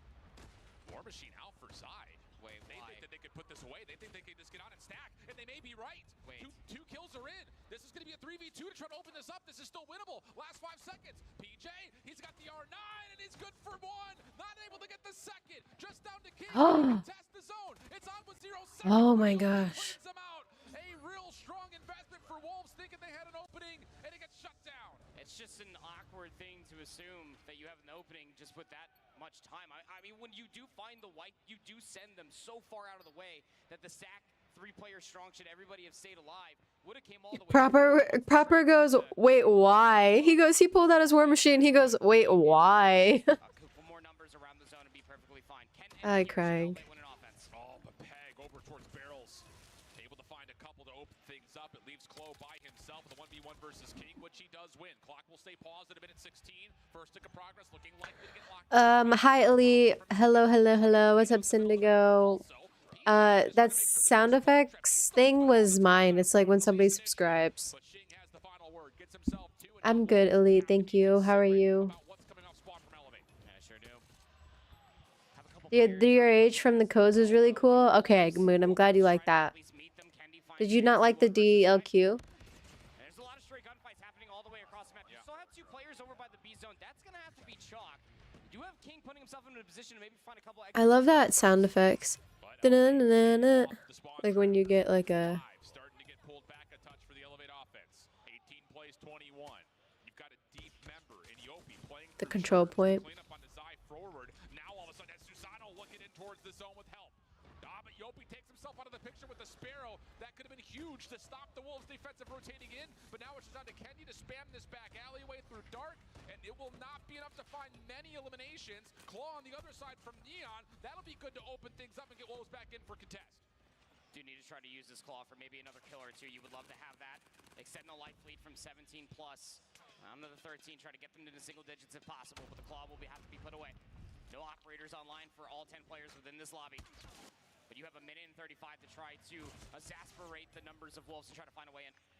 Long route on the way from PJ, but the hit from the front is not developing. Good shot from Kendi, little pixel peek from him. Shake, proactive with the Sparrow, able to find 1.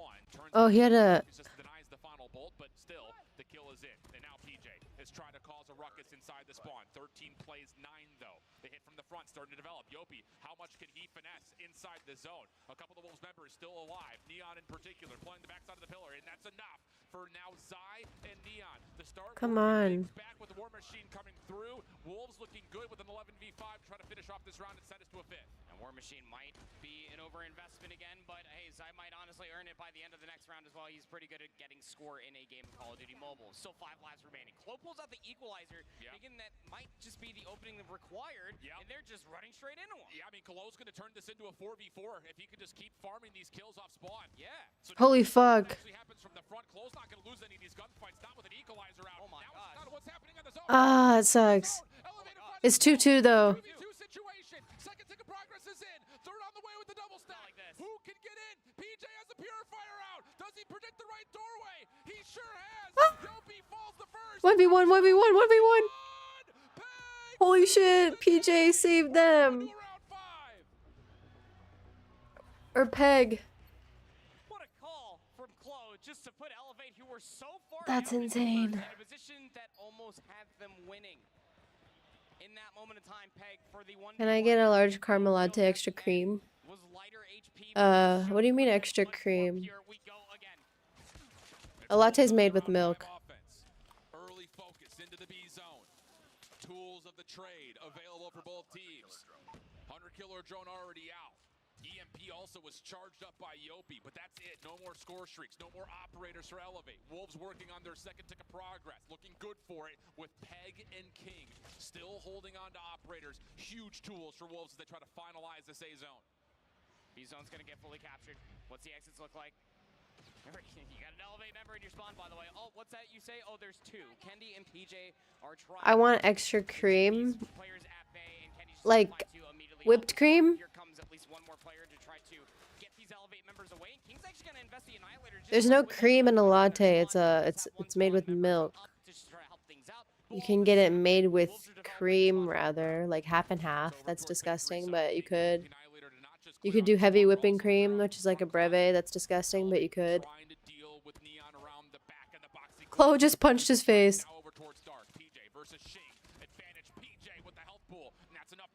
In the zone, Yopi making sure there's no hit from the front as the Sparrow cleans things up. Peg trying to get the equalizer around the back, and he's going to put some pain into the Elevate spawn. Isolated gunfight over on the left side of the map, and Chloe's actually going to be able to win that one as well. Here's payment for the coffee. Thank you, Shaq. Thank you for the $5 donation. I appreciate you. Coffee is really expensive nowadays. It's probably like at least $8. I'm just kidding. I don't really know. With all the additives people get, it tends to be $8, $9, but imagine calling your customers' orders disgusting. That's why I didn't leave a tip. Listen here, Shaq. You literally said an iced latte, a caramel iced latte with cream. It's already made with milk. What do you mean you want cream?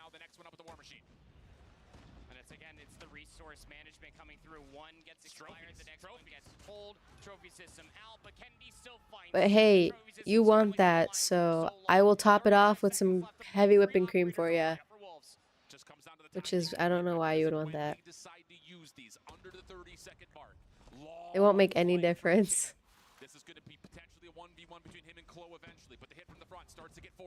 Coffees are expensive because Brazil has a severe drought and they can't grow coffee like they used to. Yeah, but that's not the only place you can get coffee from. There's like Arabic coffee. There's African coffee.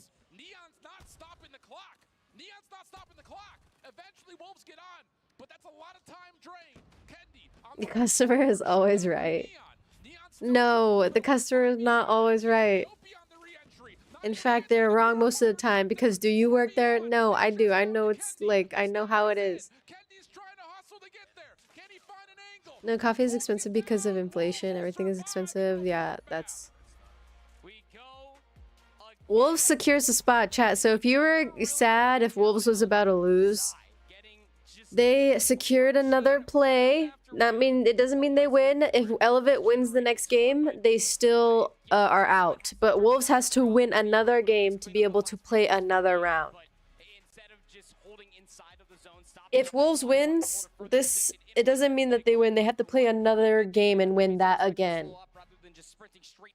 If Elevate wins, it's done. They're done. And then if they go to 2-2, if Elevate wins, it's done. If Wolves wins, it's done. But right now, it's 2-1. So many small moments. In terms of even the first two rounds, offensive wins were right at the precipice. So a very tight map back and forth.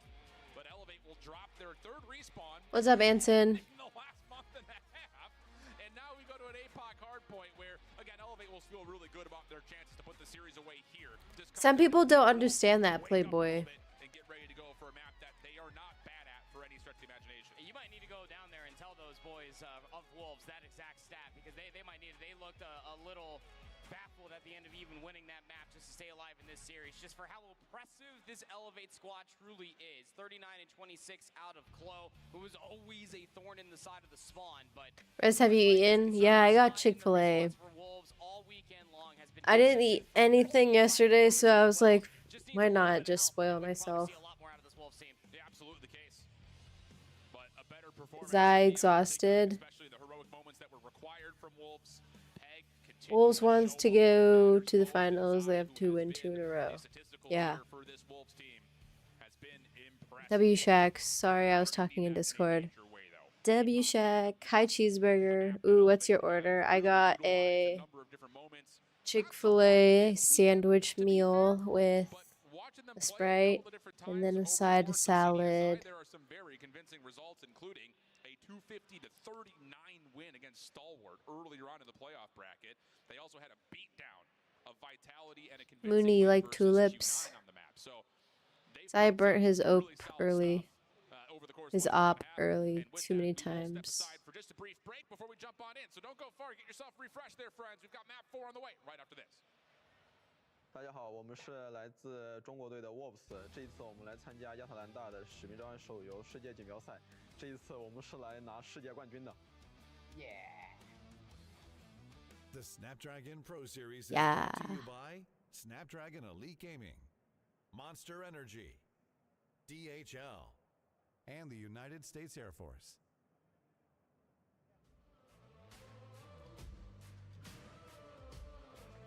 Shaq, you want me to read that out loud?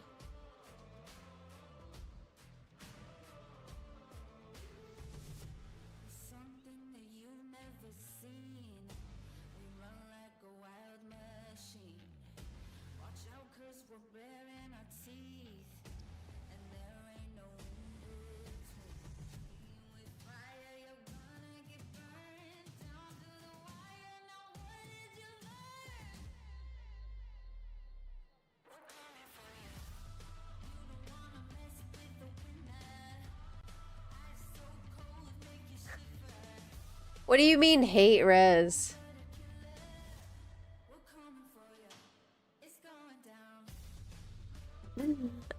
Why do you hate me that bad? My ears hurt with this headset on.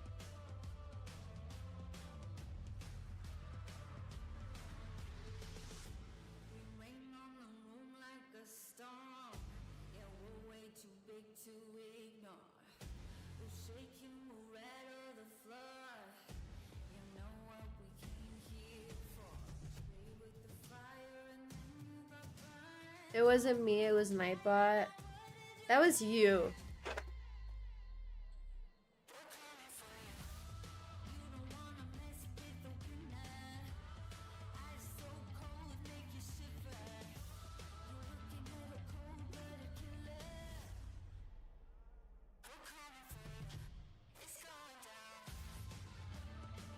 Just finding more potential. Isn't it close to hard point yet?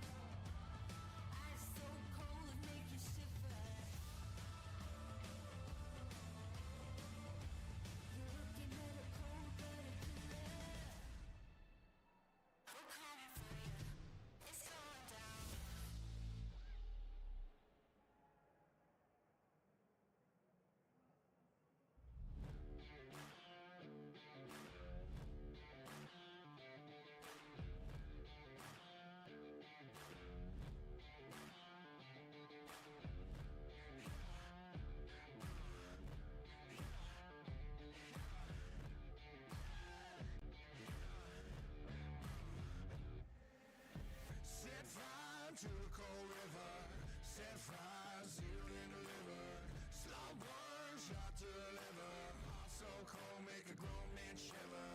Wake up, don't be afraid, make love, but don't be tame. Even the king in the crown is a lost soul, walking in a dead man's crowd. Nakakalabar. Nasi Chuklo, bar. Cut yun na. Aw, Shaq, I knew you loved me.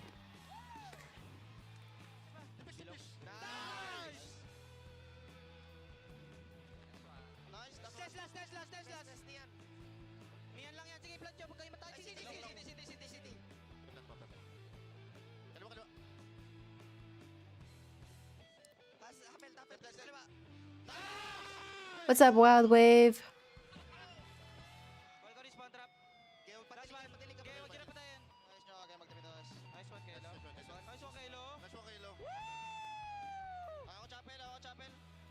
That's why I called her Noon at first.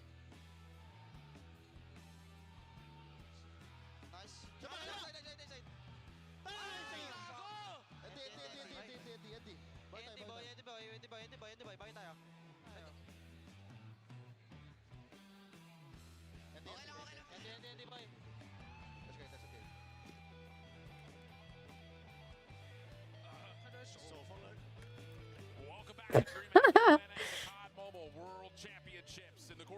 final stage. Elevate, Wolves squared up in what has been a good one to this point. Elevate started off 2-0 up, but Wolves heroics in round 4, round 5. Not bad. Has them their first map win, and what would be one of what needs to be 3 check marks boxed up if they want to pull off this reverse sweep. And it all now comes down to the focus of an Apocalypse hardpoint for map number 4, a map that tilts in favor of Elevate. It was their hardpoint selection. Time to get to work if you're Wolves. That's wrong. I mean, time to get work started back in round number 2 of the Seaside Control. You would really feel like that's where things started to shift in their favor. 2%. It's one of those things that when you go back and you fully dissect the 3 maps that are played so far, a late resurgence in the Hacienda map number 1 for Wolves, very much so could have swung that back in their favor should things gone a little bit differently within the first 3 hardpoints. So I'm interested to see this Apocalypse hardpoint for a multitude of reasons. Again, very well rehearsed. They know this venue quite well to Elevate. However, Wolves have historically, when it comes down to their overall region, have been much better at the respawns. That was indicative in that round 5 on Seaside Control. Really, for me, it just comes down to P2, P4. 1 and 3, very 50-50. Yeah. You're going to pop operators. You're going to handshake it. You're going to tug of war it. There's going to be a little bit of that back and forth. Sure. But rotational wins to set yourself up for a strong opening at P2 and to do the same thing over towards P4 cannot go lightly. You cannot just funnel through cave if you're the team breaking. So lots of things to look at, but really just rotate better and you should be okay if you're Wolves in this map. Yeah, you know, and that's what was most alarming when it came down to that map 1 breakdown. Like, the biggest takeaway, like, albeit a 250 to 196 scoreline, which was much more respectable, the 70-point lead started to grow just with how proactive this Elevate team is in the respawns. We even saw it in the control. Every single kill means more map positioning, means more terrain to be taken away from any team that they are facing. Wolves were kind of thrown into a very difficult situation where they were constantly hitting for all of 9 seconds at the end of P3 when P4 was about to pop. We need to see some more proactivity coming out from Wolves to get the rotation in their favor, anchor out those spawns, and get in better positions for players like Neon to have a better performance with that AR in hand. Absolutely the case. And then just as a reminder, looking forward, if Wolves were to find a way to take away Elevate's map Why isn't it working for Shaq? one and done firing range search. Do you guys ever like want to eat styrofoam? Just like A map that they've played a ton, but to be fair, the results were not convincing on the map coming into the event. They've played it a little bit more so far this weekend. It's been a little bit better. So could be an opportunity for a reverse sweep to come through. But I think, again, the big focus is can this Wolves team keep up with the pace that Elevate have already shown us? Hey, the first step is obviously possible here when it comes down to Wolves. You finally took a map off of Elevate, and that within its own self, it's got to feel close to a championship ring. And you gave them their first respawn loss in quite some time, and especially on Control, their first Control loss all weekend long. All of that said, it is Apocalypse Hardpoint. It was their venue to pick for a reason. 10-2 leading into this entire weekend across all the tournaments that have recently been played for Elevate. They freaking love it here. We got to get some teams laid down the groundwork, get dirty, because you never know where these SMGs for Elevate might be lurking. And with that, locking down lanes, transmitting good information. That has to be the key. Opening nade, well placed up towards maps. That'll work out for Elevate. you wanted to eat styrofoam explains a lot. I hate you. Dang moon. That's the lowest I've ever seen. Trying to get there to join him, not going to be allowed to, and Elevate will stabilize and early flip the map for Elevate. Yeah, this is a massive moment for them again. Always playing for the macro. Still plenty of time left to fight over here at 1. Great from the top down distance of being able to see how much of that smoke just covers, but it's only Elevate that are able to reap the benefits. The problem is they pushed up a little bit too far forward. They've opened up the back P2 spawns. This is those moments where you say you're actually killing too good. Yeah.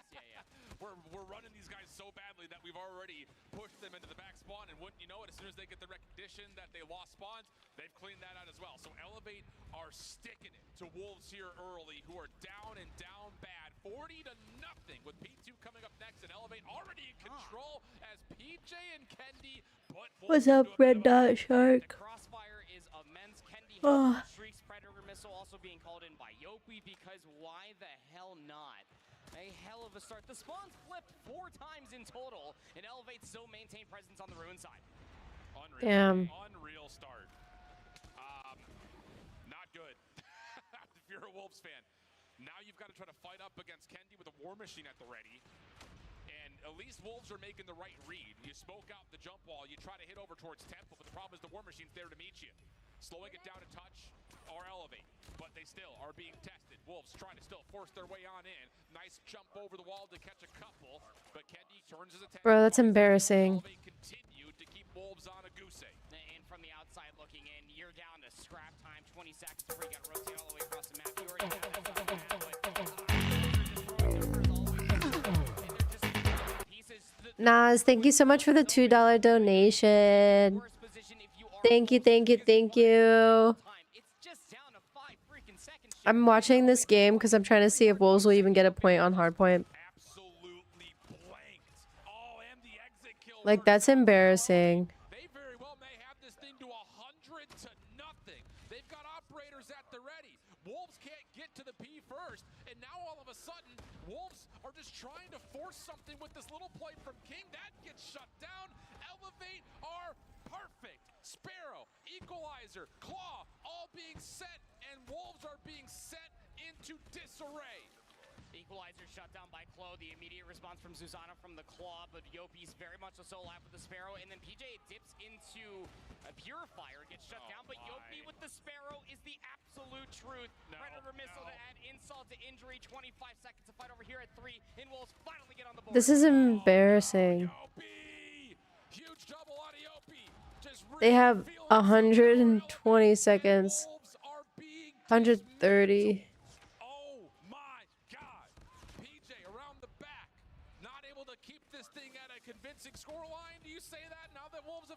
I'm excited for Elevate tomorrow. What a good team to go up against Galoris. Dude, tomorrow Elevate versus Galoris is going to be insane. 2-for-5 kill feed trade is the most convincing kill feed that we've seen from Wolves this entire game so far.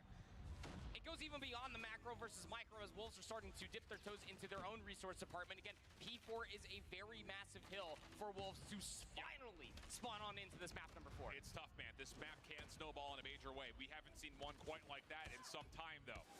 As if Elevate were to say, took one of our respawns away from us, hurt my feelings. Elevate trying to really pack a punch here as the break attempt's on the way, but Wolves still holding on. Just comes down to can they finesse this last 25.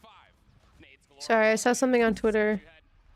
Good kill feed coming through from Elevate. Once again, 20 seconds left to fight over here on the first set of hard points comes to a conclusion, and it is a blistering pace that Elevate had set for themselves. PJ, 22 kills, 20 for Yopi. Everybody's just absolutely slaying, and Susano can just kick his feet up and just watch these longer lines of sight. But Wolves break back in. It's only for 5-second shift, and it's just not good enough. And Kendi is transferring like he's playing on mouse and keyboard. He's snapping. Yeah. But this is how it happens for Wolves, little by little. You're not going to bake up 100 points in the blink of an eye. Have to trust the process, and immediately that has to be about playing the macro of the map right here.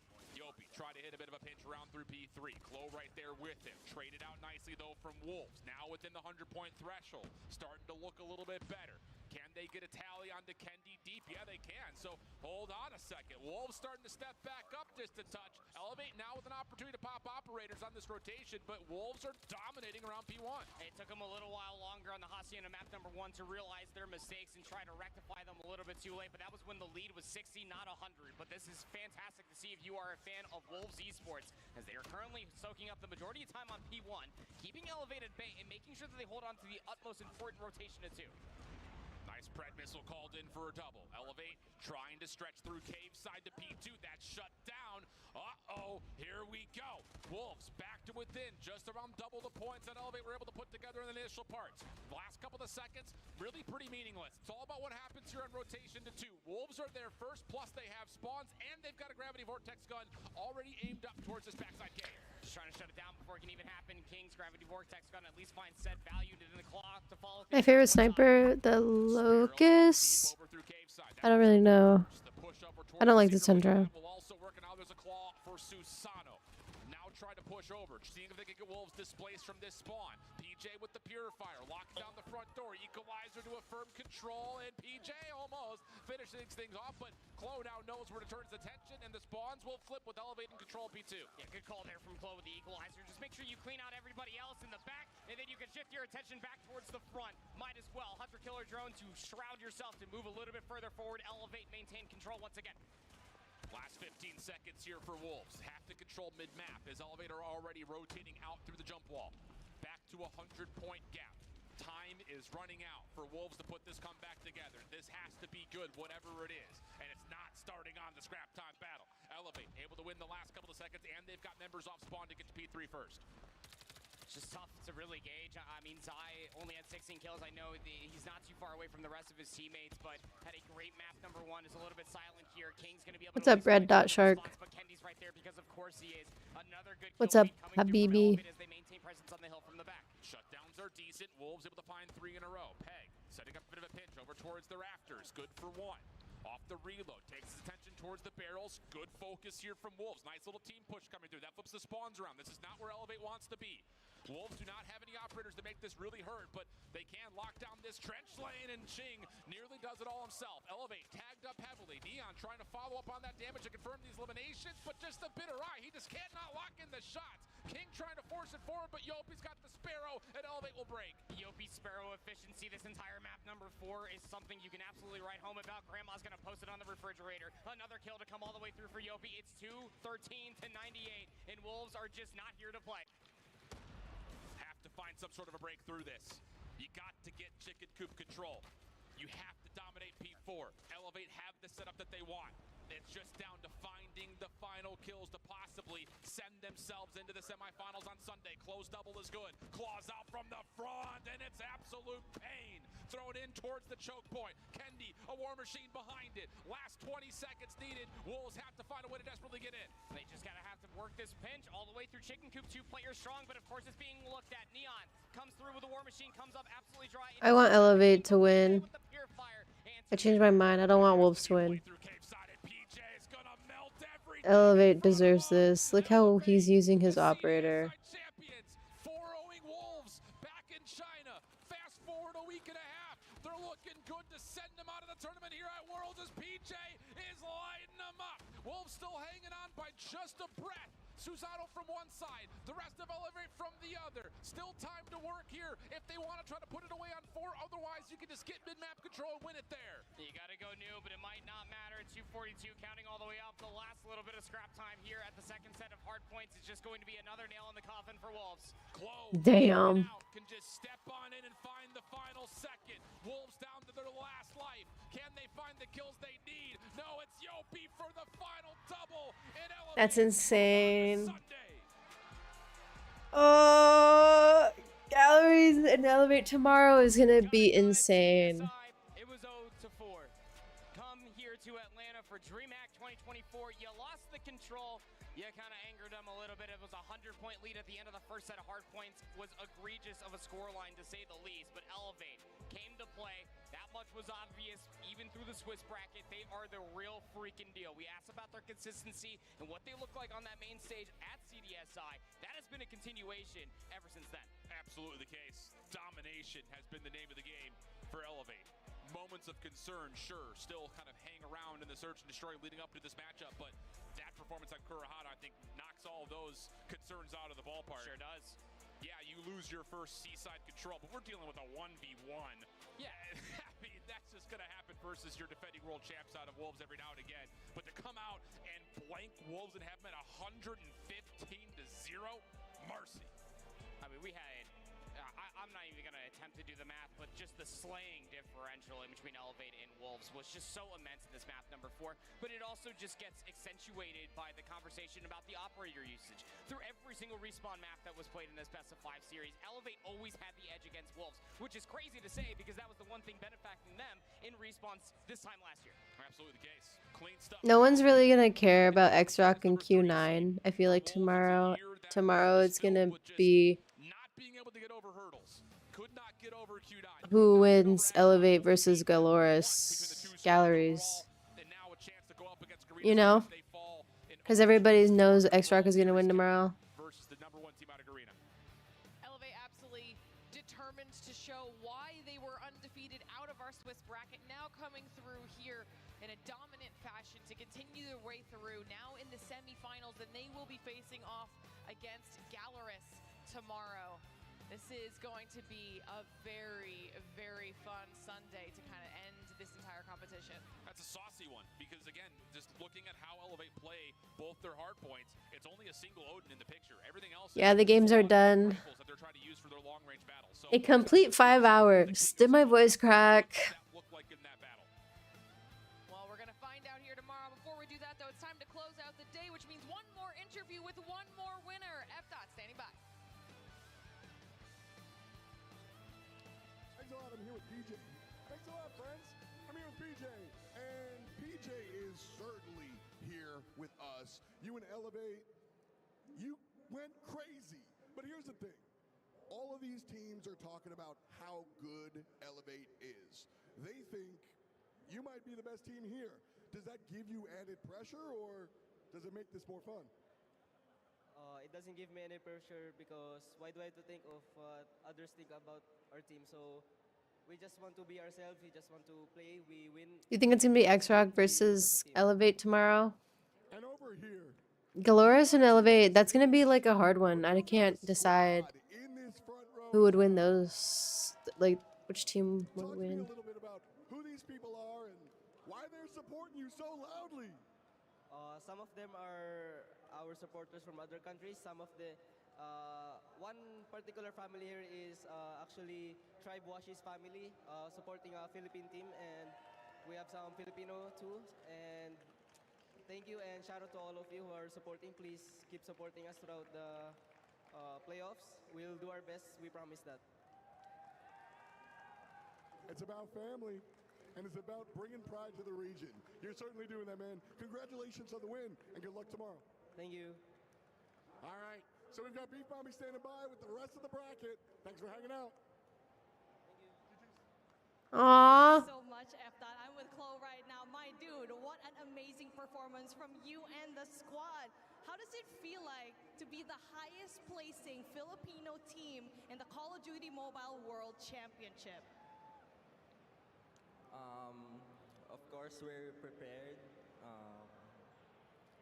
You know, it's good. It feels good, and I think I see the trophy. He sees the trophy, y'all. It's right up there on stage, but you still got to go through 3 more teams tomorrow. And when it comes to support, of course, when it comes to really hard moments like that control game, how do you handle that pressure, especially when you have to go have that mental reset? What? How do you do that mental reset? What's your motivation? Is it What? your family He said, friend on what? stage, or the family that's literally taking a video of you right now? You move on. Whether you win or lose, you need to focus to the next game. What do you have to say to the family that you have here with you, not only on stage again, and also the one that's over right here? Super cute, by the way. Mom and Dad, I love you. Thank you for coming here. Yeah. All right. Thank you so much, Chloe. You already know what to do.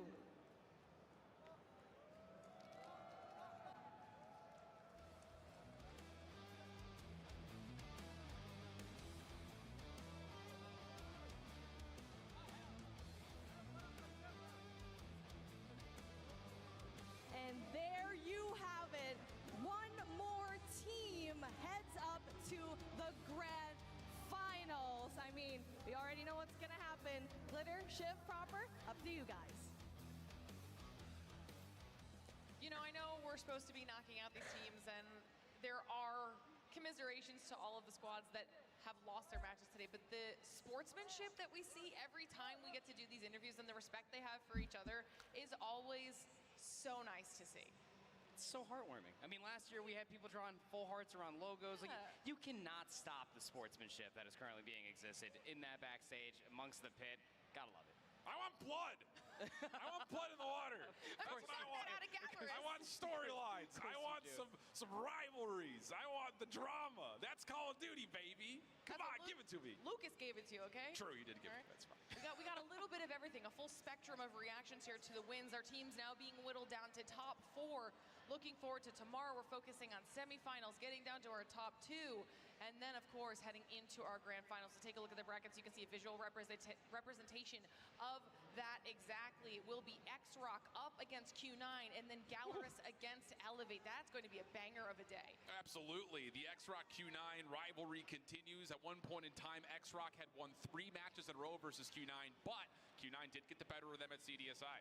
Yeah, I honestly think that X-Rock throughout the entirety of their tournament, I'm waiting to see how tested they can honestly be until either they make it to the grand finals. Q9 will finally be that test, but my eyes are all glued to be able to see what championship form does look like for Lucas. And again, top 2 players, Yeah, they. number 2. If you're not just gonna put a line through it, like the other stuff is like extra. For what we have in store tomorrow, and we're going to show you the schedule so you know exactly what to expect, what you can look forward to here tomorrow. We're going to be starting same time that you've gotten used to, 10 a.m. with that X-Rock versus Q9 match. Then we'll, of course, whoever wins that will move on to our grand finals. Then we'll have to see who comes out on top between Gallerus and Elevate.